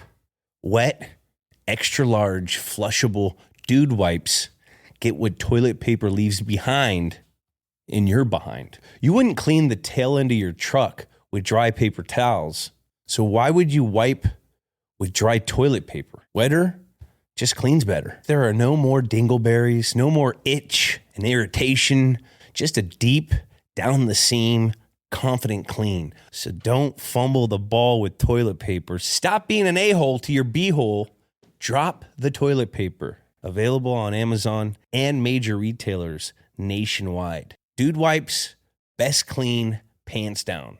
This is Jacob Goldstein from What's Your Problem?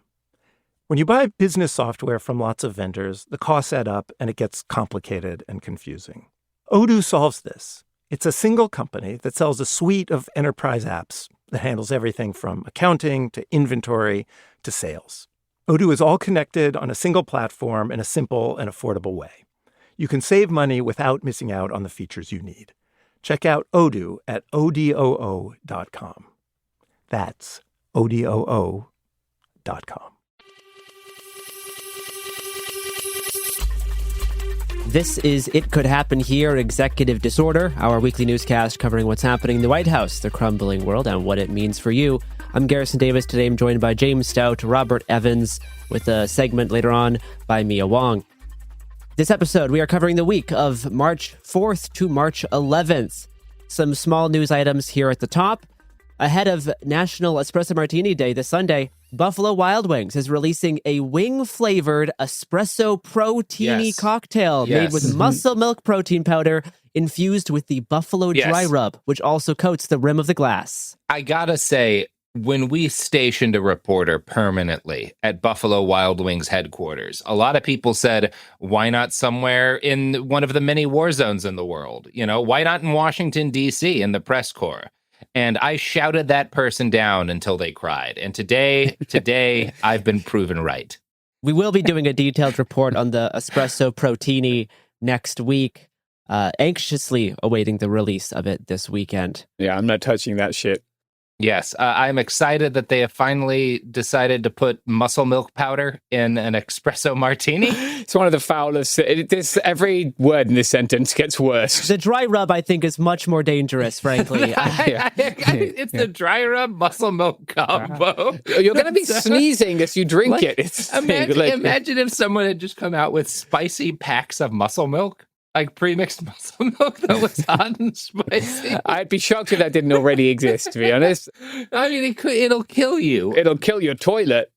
What is beautiful to me, though, and what I should note, this goes back to our sponsors, Buffalo Wild Wings, caring very deeply about human beings. Mm-hmm. Muscle milk is in the bottom third of protein powders when it comes to lead exposure. Now, that's still more lead than you're supposed to have. Oh, good. But they are in the bottom third. It's one of the better ones. It's one of the better ones. A few other small news items. Erica Kirk has been appointed to the Air Force Academy Board of Visitors. Obviously, Erica, Air Force, makes sense. Mm-hmm. Charlie Kirk also served on this board. And Ben Shapiro's eyebrows are not actually that big. Those videos are manipulated media. I saw those and I knew they were fake and chose not to prove to myself that they were fake because I needed something that day. But I guess I'm okay today. I haven't seen these. Oh, wow. No, I'm just seeing these for the first time. Wow. It's like a caterpillar has crawled up there.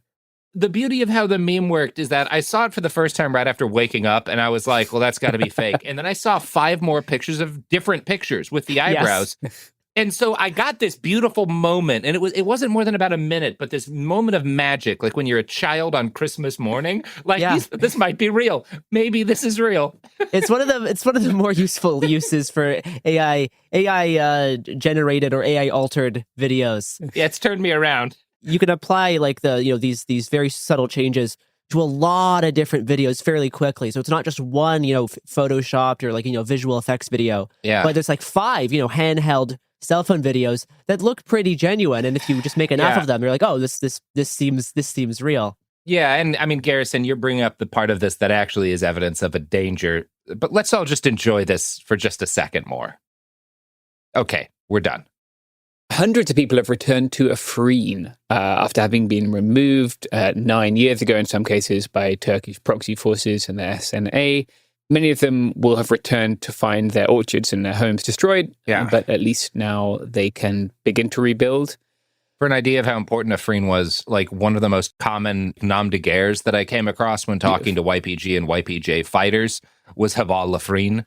Like, it's a name that you pick because you're not going to use your real name as a revolutionary fighter. And a lot of people, some of them came from Afrin, some of them was just a symbol of, what the Kurds had lost due to Turkish military aggression. Yeah. But this is a very big deal for them. Yeah, it's I know I've been critical of STG, but I'm glad to see this happening. Yeah. Also in Syria, Sipan Hemo has been appointed as a Deputy Minister of Defense for Eastern Syria, which would be, I guess, the way they're dividing up now would be the area which includes Syrian Kurdistan. And we just learned today, very sadly, that Salah Muslim, who's one of the co-chairs of the PYD, the Democratic Union Party, has passed away, which is, pretty sad. Rest in peace. Last week, the Department of Justice finally released some of the missing files related to 4 interviews from 2019 with a protected source who claimed that Epstein introduced her to Trump in the 80s when she was between the ages of 13 and 15, and that Trump sexually abused her. The newly released documents are FBI memos summarizing 3 interviews and a crisis intake form. Yeah. This victim received a financial settlement from the Epstein estate in 2021, and NPR found that there are still 37 missing pages related to these interviews. Yeah. It's also worth noting that the FBI is currently looking into Zorro Ranch, what was once Zorro Ranch in New Mexico. This was Jeffrey Epstein's New Mexico property, and it's where he talked a lot about when he would talk about his plans to like breed a bunch of children and stuff with his DNA or whatever. He like Zorro Ranch was the epicenter of this, and it's become clear in the documents released that in terms of the amount of trafficking and the amount of abuse of trafficked children that was done there, at least equal to his island. Now, this ranch goes under a new name, and it's owned by a new person. And we'll talk about who exactly that is in a second. But there were several attempts by local law enforcement to like investigate the ranch, particularly to dig for human remains. But those were kind of stymied by ongoing FBI investigations that seem very shady in retrospect, given how long they waited to look for bodies on the ranch. But they're doing that now. I don't know if they're going to find anything. A lot of the talk about bodies is in like individual anonymous reports. That said, I'm glad they're looking. They should be looking at this ranch. Yeah. And now I can give the promised punchline, which is that the current guy who owns Jeffrey Epstein's ranch is Don Huffines, who's running for state comptroller in Texas, and who used to run one of the big dealerships in my childhood. Huffines has it. In this case, Huffines might have evidence that Jeffrey Epstein murdered people. Great. Sorry. That is bleak. Let's start with Kristi Noem. As we reported last week, it looks like Kristi Noem's time at the Department of Homeland Security is about to come to an end. It did seem that at the time that Trump announced this via Truth, Noem was unaware of her removal. There's footage of her speaking at an event as people become aware that she's lost her job. But shortly afterwards, she posted on X.com, the Everything website, "Thank you at POTUS for appointing me as the special envoy for Shield of the Americas. When you see the Shield of the Americas," this is not Kristi Noem. "When you see the Shield of the Americas website, you will fucking be laughing then. At Sec Rubio and at Sec War are incredible leaders, and I look forward to working with them closely to dismantle cartels that have poured drugs into our nation and killed our children and grandchildren." There's a lot more in this tweet. Yeah, I appreciate how Trump congratulated Noem on being an excellent secretary of, in quotation marks, Homeland. Yeah. Good stuff. Yeah, it was great. There has been some speculation about Noem being fired because of vehicles that she purchased for DHS. I've linked to a bunch of those contracts. I found the contracts.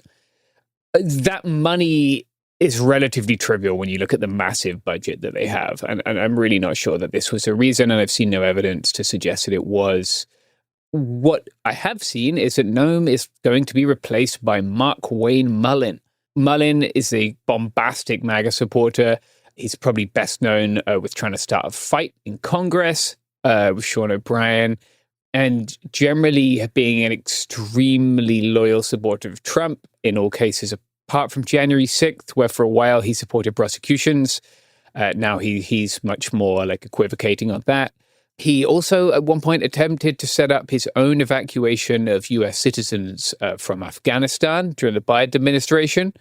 He is an enrolled citizen of the Cherokee Nation, which, as I've commented before, has been the source of far too many Democratic critiques, which are really kind of disgusting and bigoted. Yeah, God. There are so many things to be upset about Wayne Mullin about, and being Cherokee is not one of them, and policing how you think Indigenous people should look, or suggesting that he doesn't fit your trope of Indigenous people is in itself bigoted and offensive. Yeah, as a general rule, if you're finding reasons or reading someone else who's finding reasons to say this person who has lived their entire life as a member of this tribe isn't really that.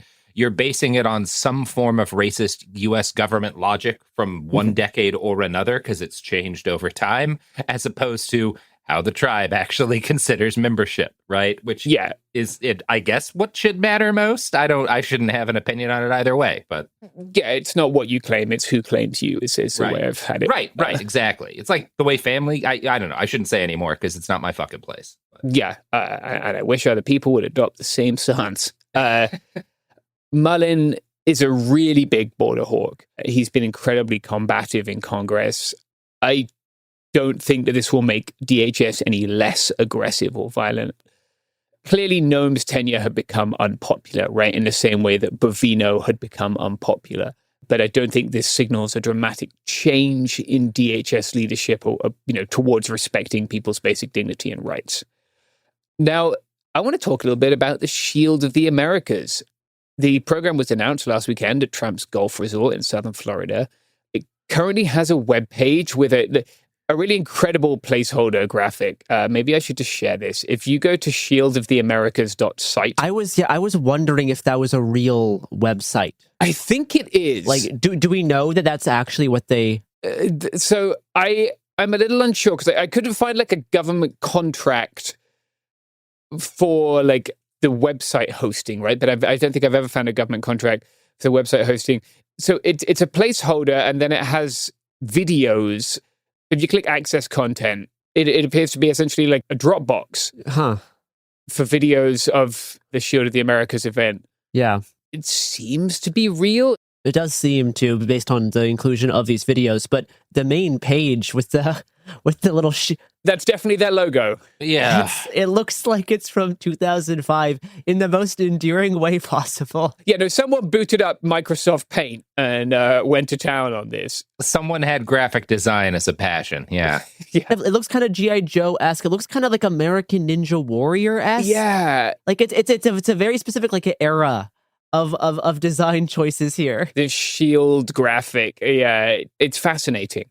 Much to discuss. Anyway, moving past the graphic, currently the Shield of the Americas agreement was signed by representatives from Argentina, Bolivia, Costa Rica, Ecuador, El Salvador, Guyana, Honduras, Panama, Paraguay, Trinidad and Tobago, and the United States. Evidently, for those keeping track of countries in the Americas, this leaves Mexico, Brazil, Colombia, and Venezuela, along with other Caribbean island nations. There was also a representative from Chile's president-elect who obviously couldn't sign because they don't have the authority to do so yet. What it seems to be is an extension of what we've seen already, right? Of the quote-unquote Don Roe doctrine. Can we just call it the Trump doctrine? Why do we got to do this? Why do we got to do this? I think the Don Roe doctrine actually is the correct way to refer to it as. Trump himself has used it, and it annoys me. Yeah, unfortunately, so it annoys me.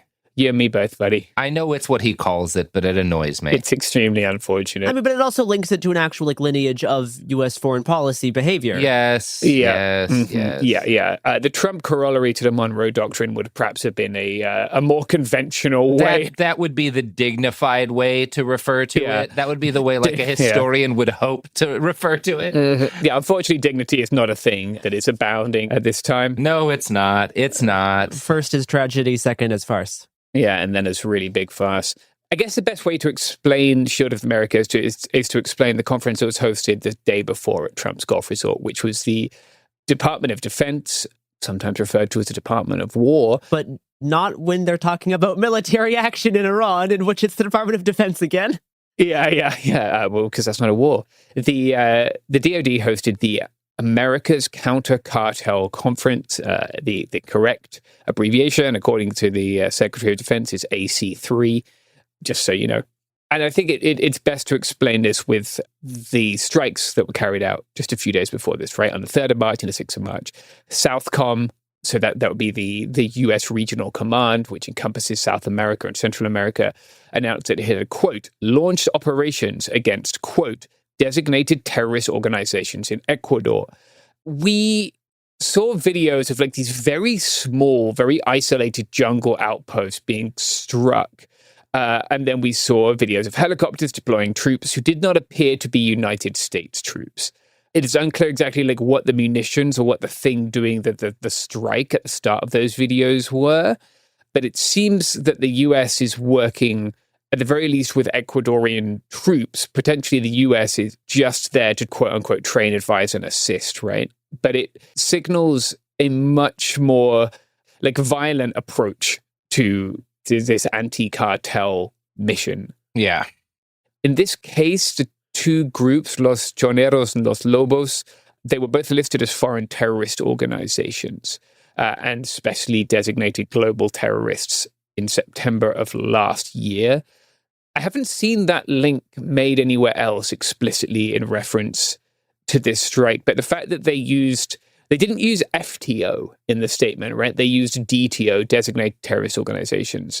There are a few different ways an organization can be designated as a terrorist, but given that there are two that are listed as FTOs and that those two are the most active in the region, I think we can assume that that's who it was against.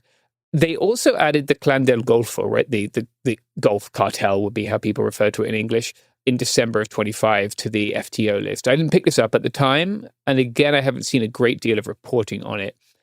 The reason this concerns me is that it pertains to the TRIG bar, terrorism-related inadmissibility guidelines. The TRIG bar can bar people from being admissible to the United States, and it could be a serious barrier to migrants. Organizations can be considered terrorists for the purpose of the TRIG bar if they are not FTOs. But the addition of the Gulf Cartel to the FTO list will make it very hard for people seeking asylum in the United States who have crossed the Darien, because it is not possible for them to do that, at least if they are coming from south to north, which was the direction of travel until 2025. Without transiting Gulf Cartel territory, and it would not be possible for that to happen without interacting with them in some way. And so this is potentially very concerning. I want to do more reporting on the TRIG bar. I am pursuing that with some like public records requests, which will just take some time. Trump has very clearly made the link between this coalition and the much larger international coalition against the Islamic State. I've said this before, but he clearly sees Operation Inherent Resolve as a very successful model for foreign policy. Yeah. I especially think the model of it was called Talon Anvil, but the strike cell that they had in Syria is one that he thinks is a very successful model. I've written about this. I'll link to a piece I wrote about this in my newsletter. But Robert, do you want to go ahead there? Yeah, I mean, I should start with a little update on our ongoing story, which is that America is out of bullets or running out of bullets. Not literal bullets. There's plenty of those. Yeah, lots of those in America. But the actual munitions that we use to intercept both drones and ballistic missiles. Now, a couple of things have happened since the start of our war with Iran. We've moved a significant chunk, if not the absolute majority, it's a little unclear, of the anti-missile and anti-drone weaponry, the major stuff that we had protecting other parts of the world that the United States has bases in, like South Korea, over to the Middle East and over to intercept Iranian missiles, primarily headed either toward U.S. forces or most often to Israel. But even with all of the shit that we've redeployed from other areas, there's only so many of the munitions that we use because they're very expensive, and particularly the drones that Iran is using, like the Shahed drones, are very cheap. Yep. So starting at kind of the start of hostilities, we were looking at about 6.7% Iranian drones got through the intercept. Got through, and this is just in the UAE, but you can assume that it's fairly accurate to other theaters, right? Because we have a lot of missile defense and a lot of drone defense in the UAE. So at the start of hostilities, about 6.7% of Iranian Shahed drones were getting through the UAE's defenses. Garrison, stop it. Huh? There is a thing, Robert, that younger people do where they will... Yes, the 6-7 thing. Yeah. Yes, I know. It's funny. Iran did that just for the Zoomers or the Gen Alphas, whatever. Anyway, that's February 28th. By March 10th, more than 25% of Iranian drones are getting through the UAE's interception defenses. Oh, wow. There hasn't been a massive change in the rate of ballistic missile interceptions yet, which suggests that at least we're not running on empty. But that's not good. Yeah. Right? That's a massive change. Like, that's a massive issue. So we'll continue. I'll be doing a whole episode on how the U.S. is running out of bullets being, a stand-in term for more advanced munitions. Yeah. But I've got something else to talk about right now that's also involved in the Iranian theater. Particularly, I'm going to talk about mines in the Strait of Hormuz. Let's do some ads for products that you may not be able to buy if naval traffic is interdicted through the Strait of Hormuz. So buy them now. So get them now, folks.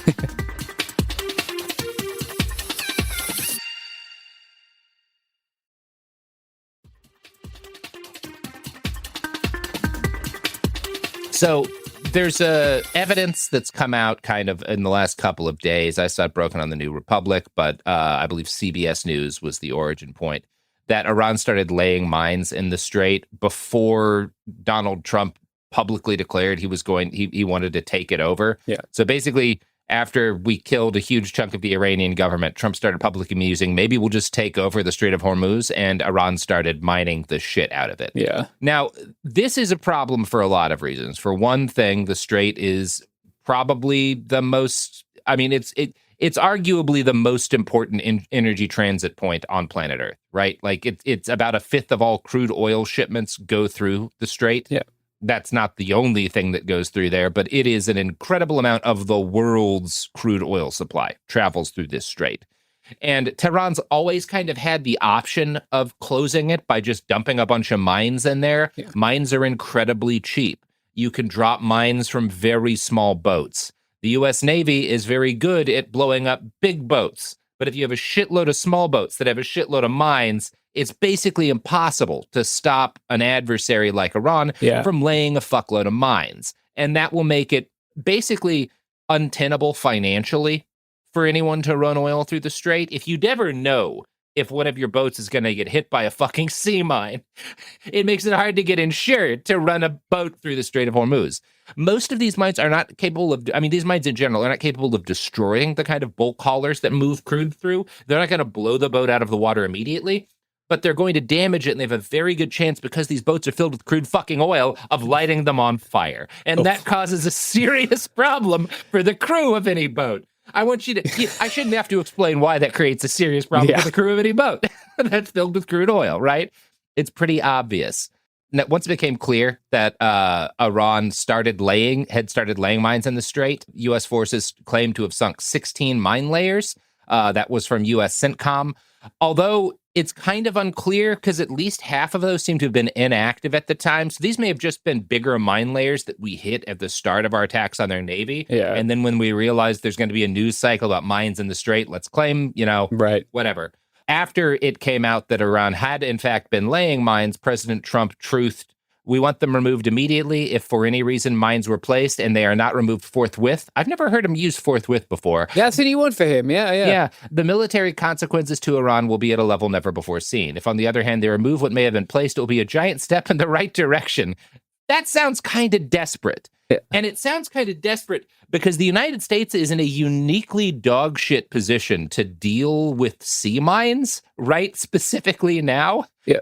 We made a really funny decision. And by we, I mean the Trump administration made a really funny decision. Basically, immediately before we declared war on Iran, a country we've known has always threatened to mine the Strait of Hormuz every time we fucked with them. Yeah. And that funny decision was, in January, the Navy decommissioned 4 Avengers-class mine countermeasure ships, which were the last mine countermeasure ships we had in the Persian Gulf. Now, we have other boats that we're pretty sure can do the job, but we've never tried. And the funny thing about the boats that we're currently going to be using to take out mines is that they're pre-existing boats that were not built to take out mines. We basically have I think they're called operations packages that you add to the boat to add capability. One of the capabilities, they have these little basically drone torpedo things that can go out and seek out mines. They've got an enhanced radar package, I guess, or whatever. They're better at looking for mines because the boats that they added these packages to were not initially meant for demining. They're littoral combat ships. LCSs, widely considered to be the worst boats in the entire U.S. Navy. In fact, in the Navy, the acronym LCS stands for Little Crappy Ships because they're bad. They've been very bad at it. Basically, every time we have tested how will these things function in a real fight, the answer has been terribly. They're not good ships. They kind of suck ass. Now, we'll see if the mine countermeasures that they put on these boats make them superior to the old Avenger class. However, there's a lot of issues with the mine countermeasure packages that they've been making for these. And I want to read a quote from an article published by famous leftist and thus untrustworthy news source, the U.S. Naval Institute. Quote, initially set for an initial operational capability in 2015, the MCM package went through a development process punctuated by stops and program failures. For example, the first craft that could tow the AQS-20 sonar to hunt the bulk of mines suffered reliability problems and was scrapped. The service also canceled a plan for the MH-60S to tow the AQS-20. After years of program changes, the package has coalesced around a few core main systems. So the development of these MCM mission packages has been troubled for a very long time, which is what delayed the retirement of the Avenger-class mine hunters previously. And the Navy's now saying they totally work now, and we're all going to find out in real time if they do. Sick. And the last funny thing I have to say is the 4 decommissioned Avenger anti-mining ships, 2 of them at least have hilarious names. 2 of them make sense. One of them was the USS Sentry, perfectly reasonable name for a demining ship. Okay. The other was the USS Dexterous, kind of a weird name, but whatever. No. And then you have the USS Devastator and the USS Gladiator. What is a mine ship? Devastate. It's it's for it's to stop things from getting devastated. Anyway, that's my report. Okay, good to know. And let's pick up with Iran.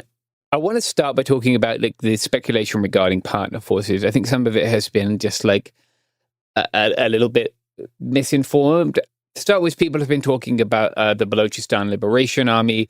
They were only added to the United States FTO list last summer, which leads me to believe that the Trump administration is not positively disposed towards them, right? If they've just put them on the FTO list in August of last year.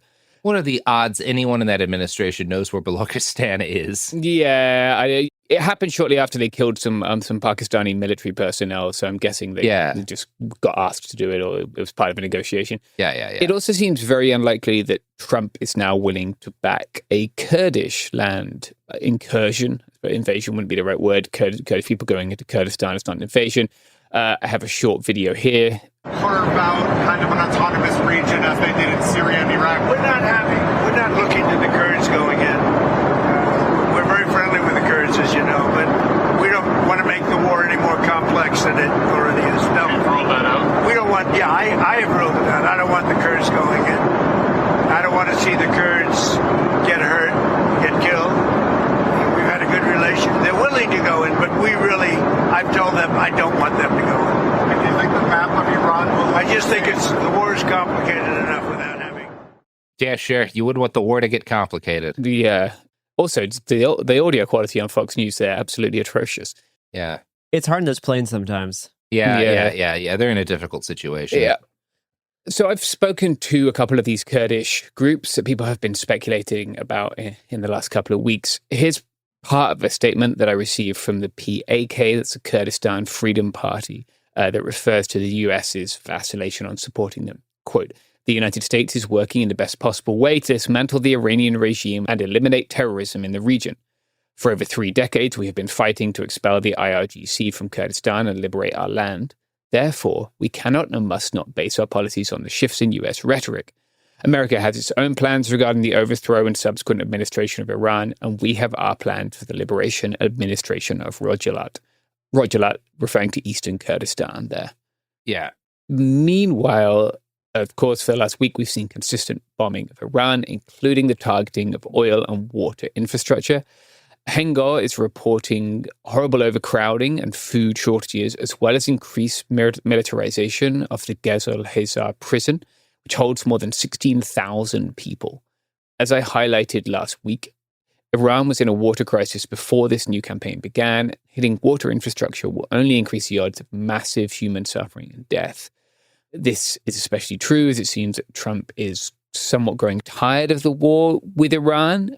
He said in a press conference this week it would be, quote, inappropriate to target the newly chosen supreme leader of Iran.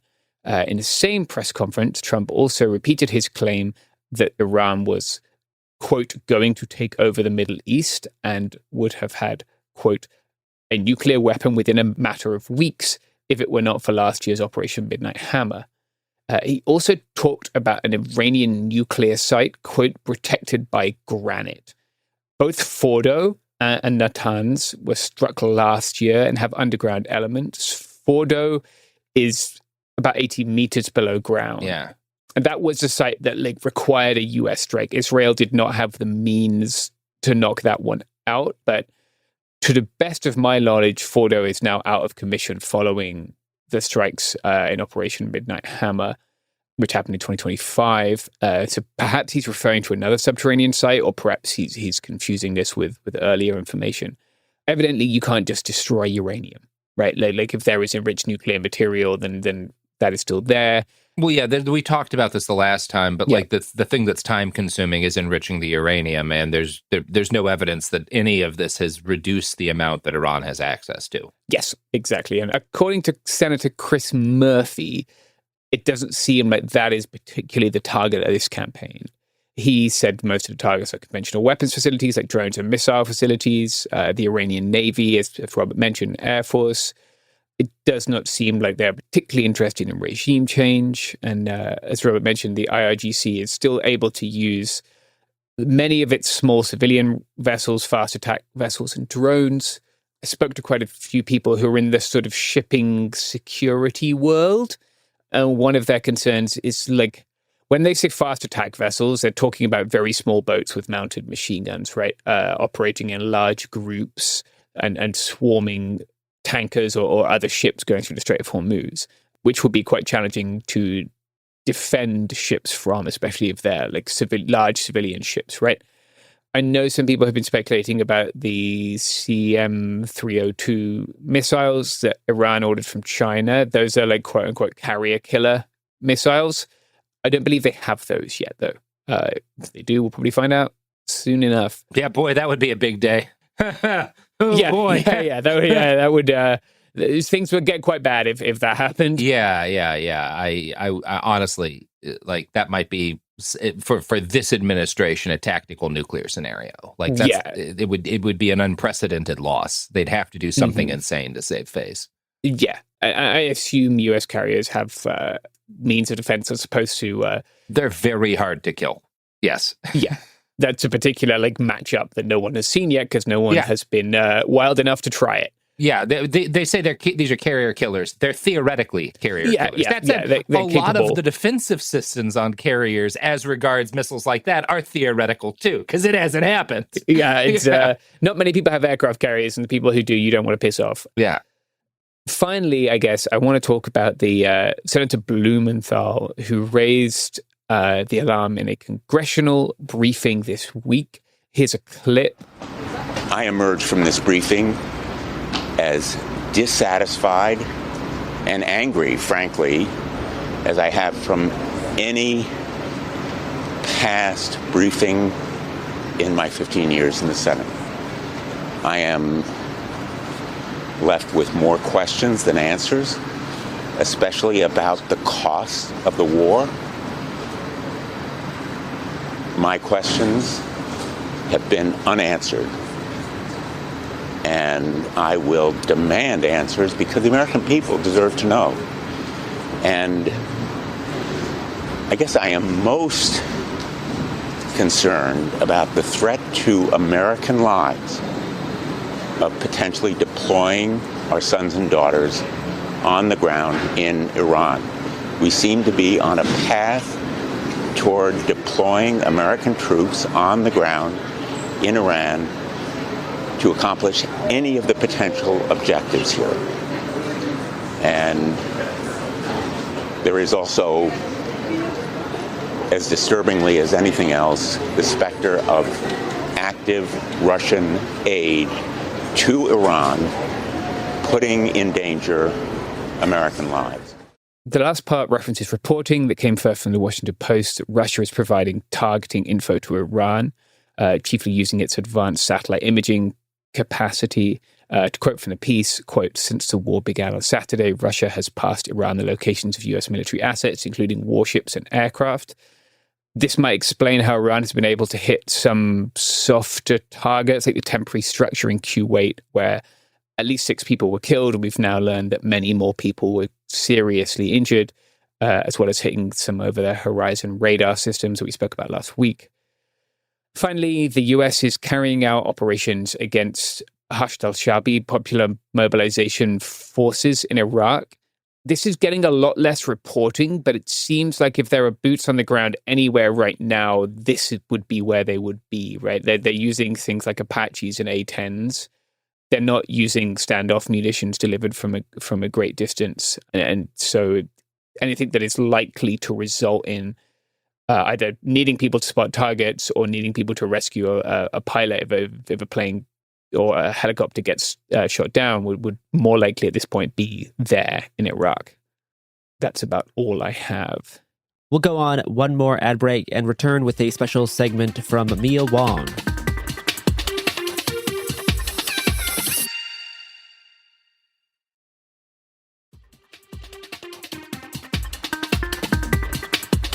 Do we need to intro the music? If you want to play the music, you can. Tariff, don't like it. Rockin' the Casbah, rockin' the Casbah. Tariff, don't like it. Rockin' the Casbah, rockin' the Casbah. On to the economy. We have been seeing over the past week what I would effectively describe as a will they, won't they with are the stock markets going to collapse, where markets have imploded and then immediately rebounded, basically in line with Trump saying that the war is going to be over very soon. This was the sort of state of things on Monday. You know, there had been massive collapses in the Asian market from rising oil prices. And then Trump said that, quote, "The war is very complete," pretty much, in a phone interview with a journalist from NBC. And this caused the resurrection of the markets. Now, this is completely disconnected from the actual reality of the war and functioned entirely to, again, just calm these markets. On Tuesday, so that was Monday, on Tuesday, Trump said in a speech, quote, "We've already won in many ways, but we haven't won enough. We go forward more determined than ever to achieve ultimate victory that will end this long-running danger once and for all." Which, okay, that's gibberish. Now, Trump has specifically begun to address the fact that, again, you can't move oil tankers through the Strait of Hormuz because Iran is going to just carry out strikes on them. And he said, quote, "We're also focused on keeping energy and oil flows to the world, and I will not allow a terrorist regime to hold the world hostage and attempt to stop the globe's oil supply. And if Iran does anything to do that, they'll get hit at a much, much harder level. I will take out those targets that were easy and that I mentioned before. We'll take them out so quickly, they'll never be able to recover ever. If they want to play that game, they better not play that game. In the long run, oil supplies will be dramatically more secure without the threat of Iranian ships, drones, missiles, nuclear menace, or anything." So what he's saying here is that if Iran keeps the Strait closed, he's going to destroy them. But A, he's already in a war with them. And B, this just means that as long as Iran keeps the Strait closed, then the war keeps going, which keeps the Strait closed longer, which keeps the war going. So this is great. Trump was also directly asked by a reporter about whether the war is going to keep going. Quote, Thank you, Mr. President. You said the war is, quote, very complete, but your defense secretary says this is just the beginning. So which is it, and how long should Americans be prepared for this war to last for?" And he immediately starts going into metaphysics. Says, quote, "Well, I think you could say both. The beginning. It's the beginning of building a new country." And then he eventually says, "So, you could look at that statement. We could call it a tremendous success. Right now, as we leave here, I could call it, or we could go further, and we're going further. But the big risks on that war have been over for 3 days. We wiped them out in the first 2 days." So that says nothing other than probably the war is going to keep going. Now, Trump has been claiming there would be Navy escorts through the Strait of Hormuz. This is an absolute unhinged lie that Trump came up with to calm oil prices. And on Wednesday, we had reporting from Reuters that obviously no, the Navy has been turning down requests for escort. I'm going to read a quote from that Reuters piece. Quote, "The U.S. Navy has refused near daily requests from the shipping industry for military escorts through the Strait of Hormuz since the start of the war on Iran, saying the risk of attacks is too high for now, according to sources familiar with the matter." Which, yeah, no shit, of course this isn't happening. There's no way for it to happen. Have you seen an oil tanker? The largest of these things is 2/5 of a kilometer long, right? And some of them are, half that size, so they are like 1/5 of a kilometer long. But you can't escort that through a strait that is, and I can't emphasize this enough, 23 miles wide at its narrowest point. Now, Iran has also started mining the strait to some extent. On Wednesday, Trump claimed the Navy had destroyed Iran's mining ships and the strait was safe to cross. Iran immediately proved this to be a lie by hitting a whole bunch of oil tankers in various places around the Gulf. And this is, one of the substantive issues with trying to get 1/5 of the world's oil supply through this Gulf on top of, and also, and again, this is being reported a little bit less, but we talked about this in my episode earlier in the week. It's not just oil, it's things like critical chemical components for fertilizer that comes through here. It's natural gas. It's also helium, which is a very, very critical element for a whole bunch of heavy industry that is actually very scarce, and a huge amount of the world's helium supply has to travel through the Gulf. And there are so many kinds of munitions besides mines that Iran can use to hit boats, from rockets to missiles to drones to just shooting at them with guns on boats, a thing they've apparently done now. Now, Trump also said that he was waiving oil-related sanctions on certain countries to reduce prices. It's not clear what this means. It's probably Russia.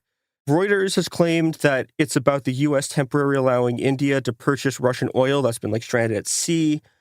It's very unclear what's going on there. On Thursday, we got a bunch of claims from the administration that escorting tankers through the strait was their plan the whole time, which no, it wasn't. This is just going to continue to be an absolute nightmare because if Trump can't figure out a way to get oil through there, he's either going to have to end the war or the world economy is going to just implode. Yeah, we'll be tracking that situation. There's also another crisis that has begun to brew, which is the crisis in the so-called private credit markets, this is stuff that used to be called shadow banking. I'm going to go into more detail on this later as it becomes more and more sort of relevant, but private credit / shadow banking is a series of things that are like a bank, but they're not regulated. So we're talking about trillions of dollars of assets. There has been a huge run basically on the shadow banks to the point where several very large banks have paused the ability to take money out of them. Now, it's difficult to report on this because we don't actually know anything about how many people are pulling their money out or what the effect on this is, because there are no reporting requirements because these are shadow banks. And the whole point about them is that they're not subject to the regular regulations that regular banking would be subject to. So that's another looming economic crisis that we're all sort of just going to have to deal with, on top of Trump attempting to sort of destroy the economy with this war in Iran. And finally, I want to close by talking about a very good piece in Crime Think called History is Repeating Itself, a Lebanese Perspective on the War in Palestine, Lebanon, and Iran. That is an interview with friend of the show, Ilya Ayub, talking about a part of this war that has been basically ignored in the media, which is, to quote Ilya, Israel has ordered the forced evacuation, effectively the ethnic cleansing, of the entirety of southern Lebanon, the Hay, and parts of Bekaa.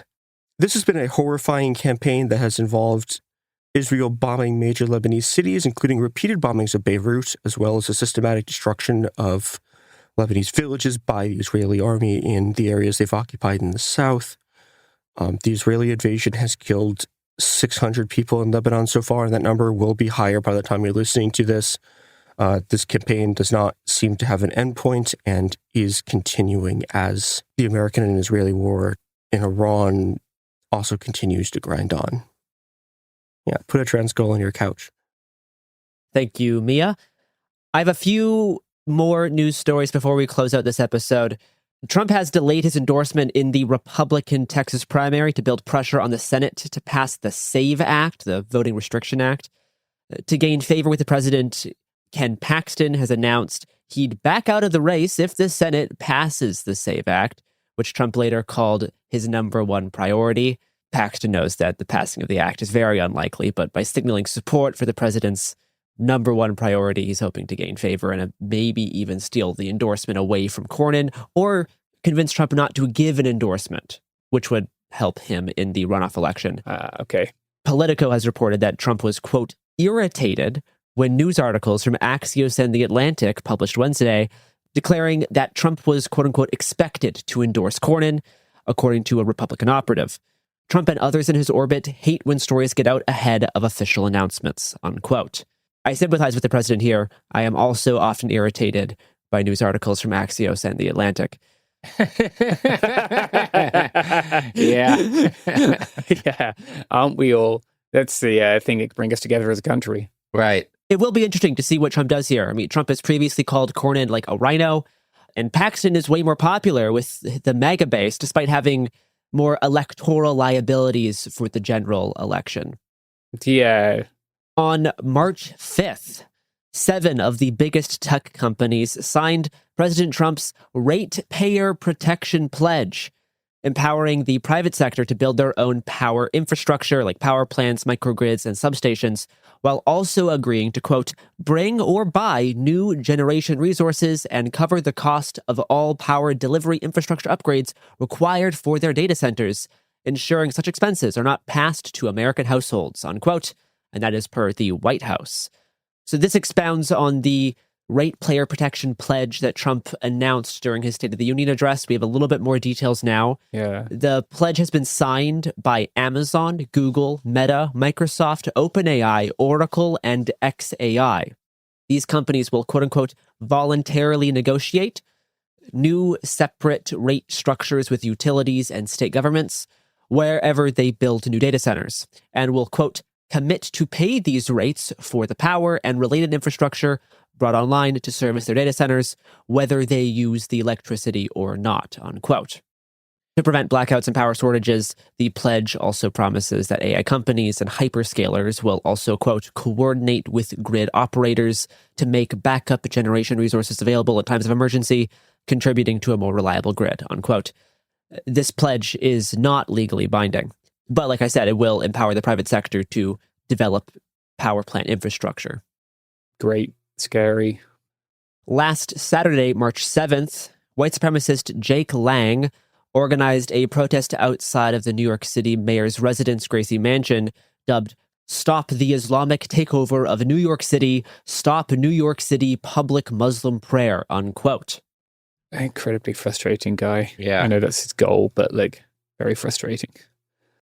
Well, he's high off the fact that he was able to ignite a news cycle by lying about shit. Yeah, after getting chased out of Minneapolis by people with water pistols and rescued by a trans lady. Yeah. Now, during this protest on Saturday, 2 teenagers who traveled from Pennsylvania, Amir Balat and Ibrahim Kayumi, allegedly attempted to detonate 2 improvised explosive devices amongst the protesters. And after being apprehended, both suspects stated allegiance with ISIS, according to U.S. Attorney for the Southern District of New York, Jay Clayton. The homemade explosive devices were mason jar-sized and packed with metal shrapnel and contained the high-explosive TATP. Oh, wow. One IED was ignited and thrown towards a group of protesters. Another was dropped in front of several NYPD officers, but neither device successfully detonated. It is hard to make bombs. That is why very few domestic terrorists in the U.S. go the bomb route. Yeah. Deputy Attorney General Todd Blanche claimed that the bombers, quote, allegedly sought to inflict mass casualties in service to ISIS with the hope of exceeding the carnage of the Boston Marathon bombing, unquote. Balat was asked if he wanted to accomplish something akin to the Boston bombing during interrogation, to which he allegedly replied, no, even bigger. It was only 3 deaths, unquote. During interrogation, Kayumi stated that he had watched ISIS propaganda videos on his phone. The criminal complaint says that en route to the NYPD precinct, Balat told officers, quote, This isn't a religion that just stands when people talk about the blessed name of the prophet. We take action. If I didn't do it, someone else will come and do it, unquote. And he later pledged allegiance to the Islamic State in writing, along with the phrase, die in your rage. Mm-hmm. The only thing weird about it is that there's not a whole lot of that going on right now, but this is very similar to the people who were carrying out sympathetic ISIS attacks, during the height of military action in Mosul. Like, same diff. Yeah, just the timing is odd, unusual. Yeah, given we're past the territorial caliphate, etc. They have been propagandizing a bit more in the last 5-6 months. Yeah, no, and it makes sense that they'd choose this as a target. Yeah, but thankfully, again, most people who try to make bombs fail, and that was the case this time too. Yeah. For our last main story, since the war on Iran began, the Trump administration has increasingly been talking about Cuba as being the next target of U.S. intervention. In the immediate aftermath of military strikes in Iran, The Atlantic reported that Trump is eyeing Cuba as the next target, with an administration official saying, "The president is feeling like I'm on a roll, like this is working," unquote. In a CNN interview about U.S. military success in Iran last Friday, Trump started talking about Cuba, saying, quote, "Cuba is going to fall pretty soon." By the way, unrelated, but Cuba is going to fall too. They want to make a deal so badly. They want to make a deal. And so I'm going to put Marco over there and we'll see how that works out, unquote. That same day in Florida, Trump was asked about this Cuba deal and what it would mean for the U.S. And it may be a friendly takeover. It may not be a friendly takeover. It wouldn't matter because they're down to, as they say, fumes. They have no energy. They have no money. They're in deep trouble on a humanitarian basis. And we don't want to see that. May or may not be a quote-unquote friendly takeover. Uh-huh. Yeah, I mean, I don't think that's really an option. Yeah, it sounds like he's threatening Batista too, basically. Even going back further than that, but yeah. Does he consider Venezuela to have been a friendly takeover? Like, because he's very friendly with Delcy now, right? Mm-hmm. Like, you can see her tweeting all the time about their great partnership. I think he would consider that an unfriendly takeover, which has now become friendly. Mm-hmm. But I think he's like referring to the amount of like actual like, you know, kinetic force as a part of a takeover versus just a diplomatic deal done by Rubio.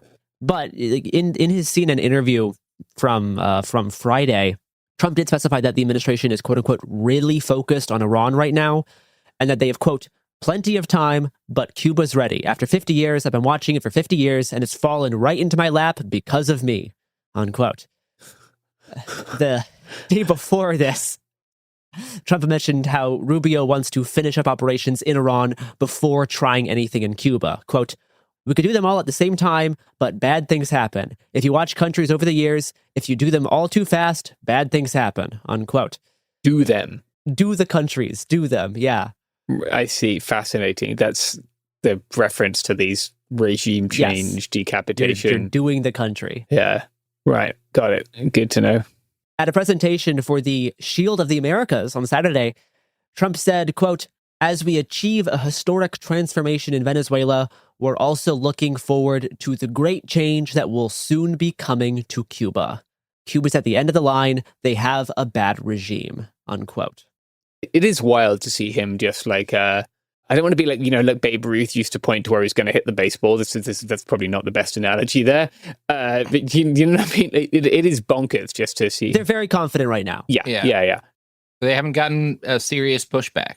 You know, we're starting to see gas prices rise. The cost of living is going to rise, but we haven't suffered any sort of major military loss. Yeah, and 8 Americans have died in the operations against Iran, right? Like, yeah, and I doubt Trump has noticed. But I mean, for him, that's not serious. It's not no. But he seems to have literally shrugged it off almost in press conferences. We did learn today that a great deal more people suffered more serious injuries than we thought in that particular drone strike in Kuwait.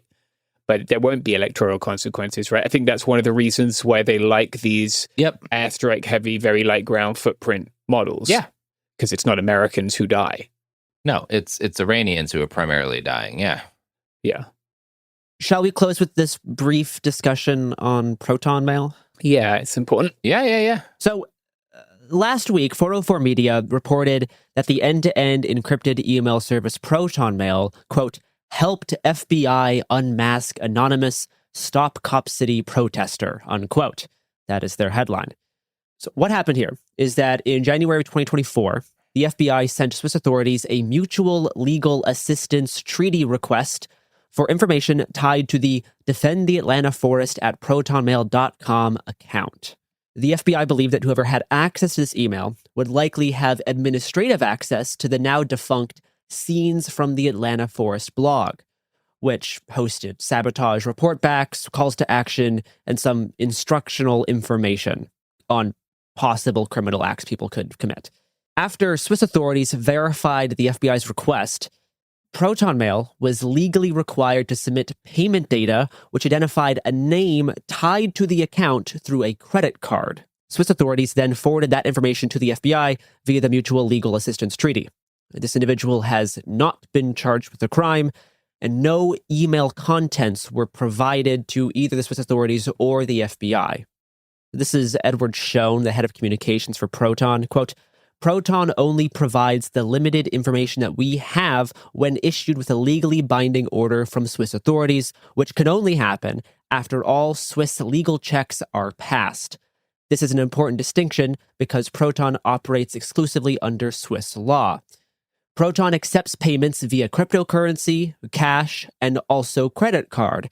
If you use a credit card, we do have access to the payment identifier, which can be used to identify the credit card holder from the card issuer. We check all legal orders received from Swiss authorities, and we understood that a law enforcement officer was shot and explosive devices were involved, and we verified that Swiss legal requirements were met, unquote. That's their main statement regarding the handover of this credit card information. This has always been my understanding of how Proton Mail works. They are a business. They are not an activist organization. Yeah. They are a business, and Swiss privacy laws are stronger, and they would have not been able to hand over financial information identifying the person if this account paid in cash, mailed to Proton, or via cryptocurrency, which would have been way more difficult to identify. Depending on the crypto, but yeah.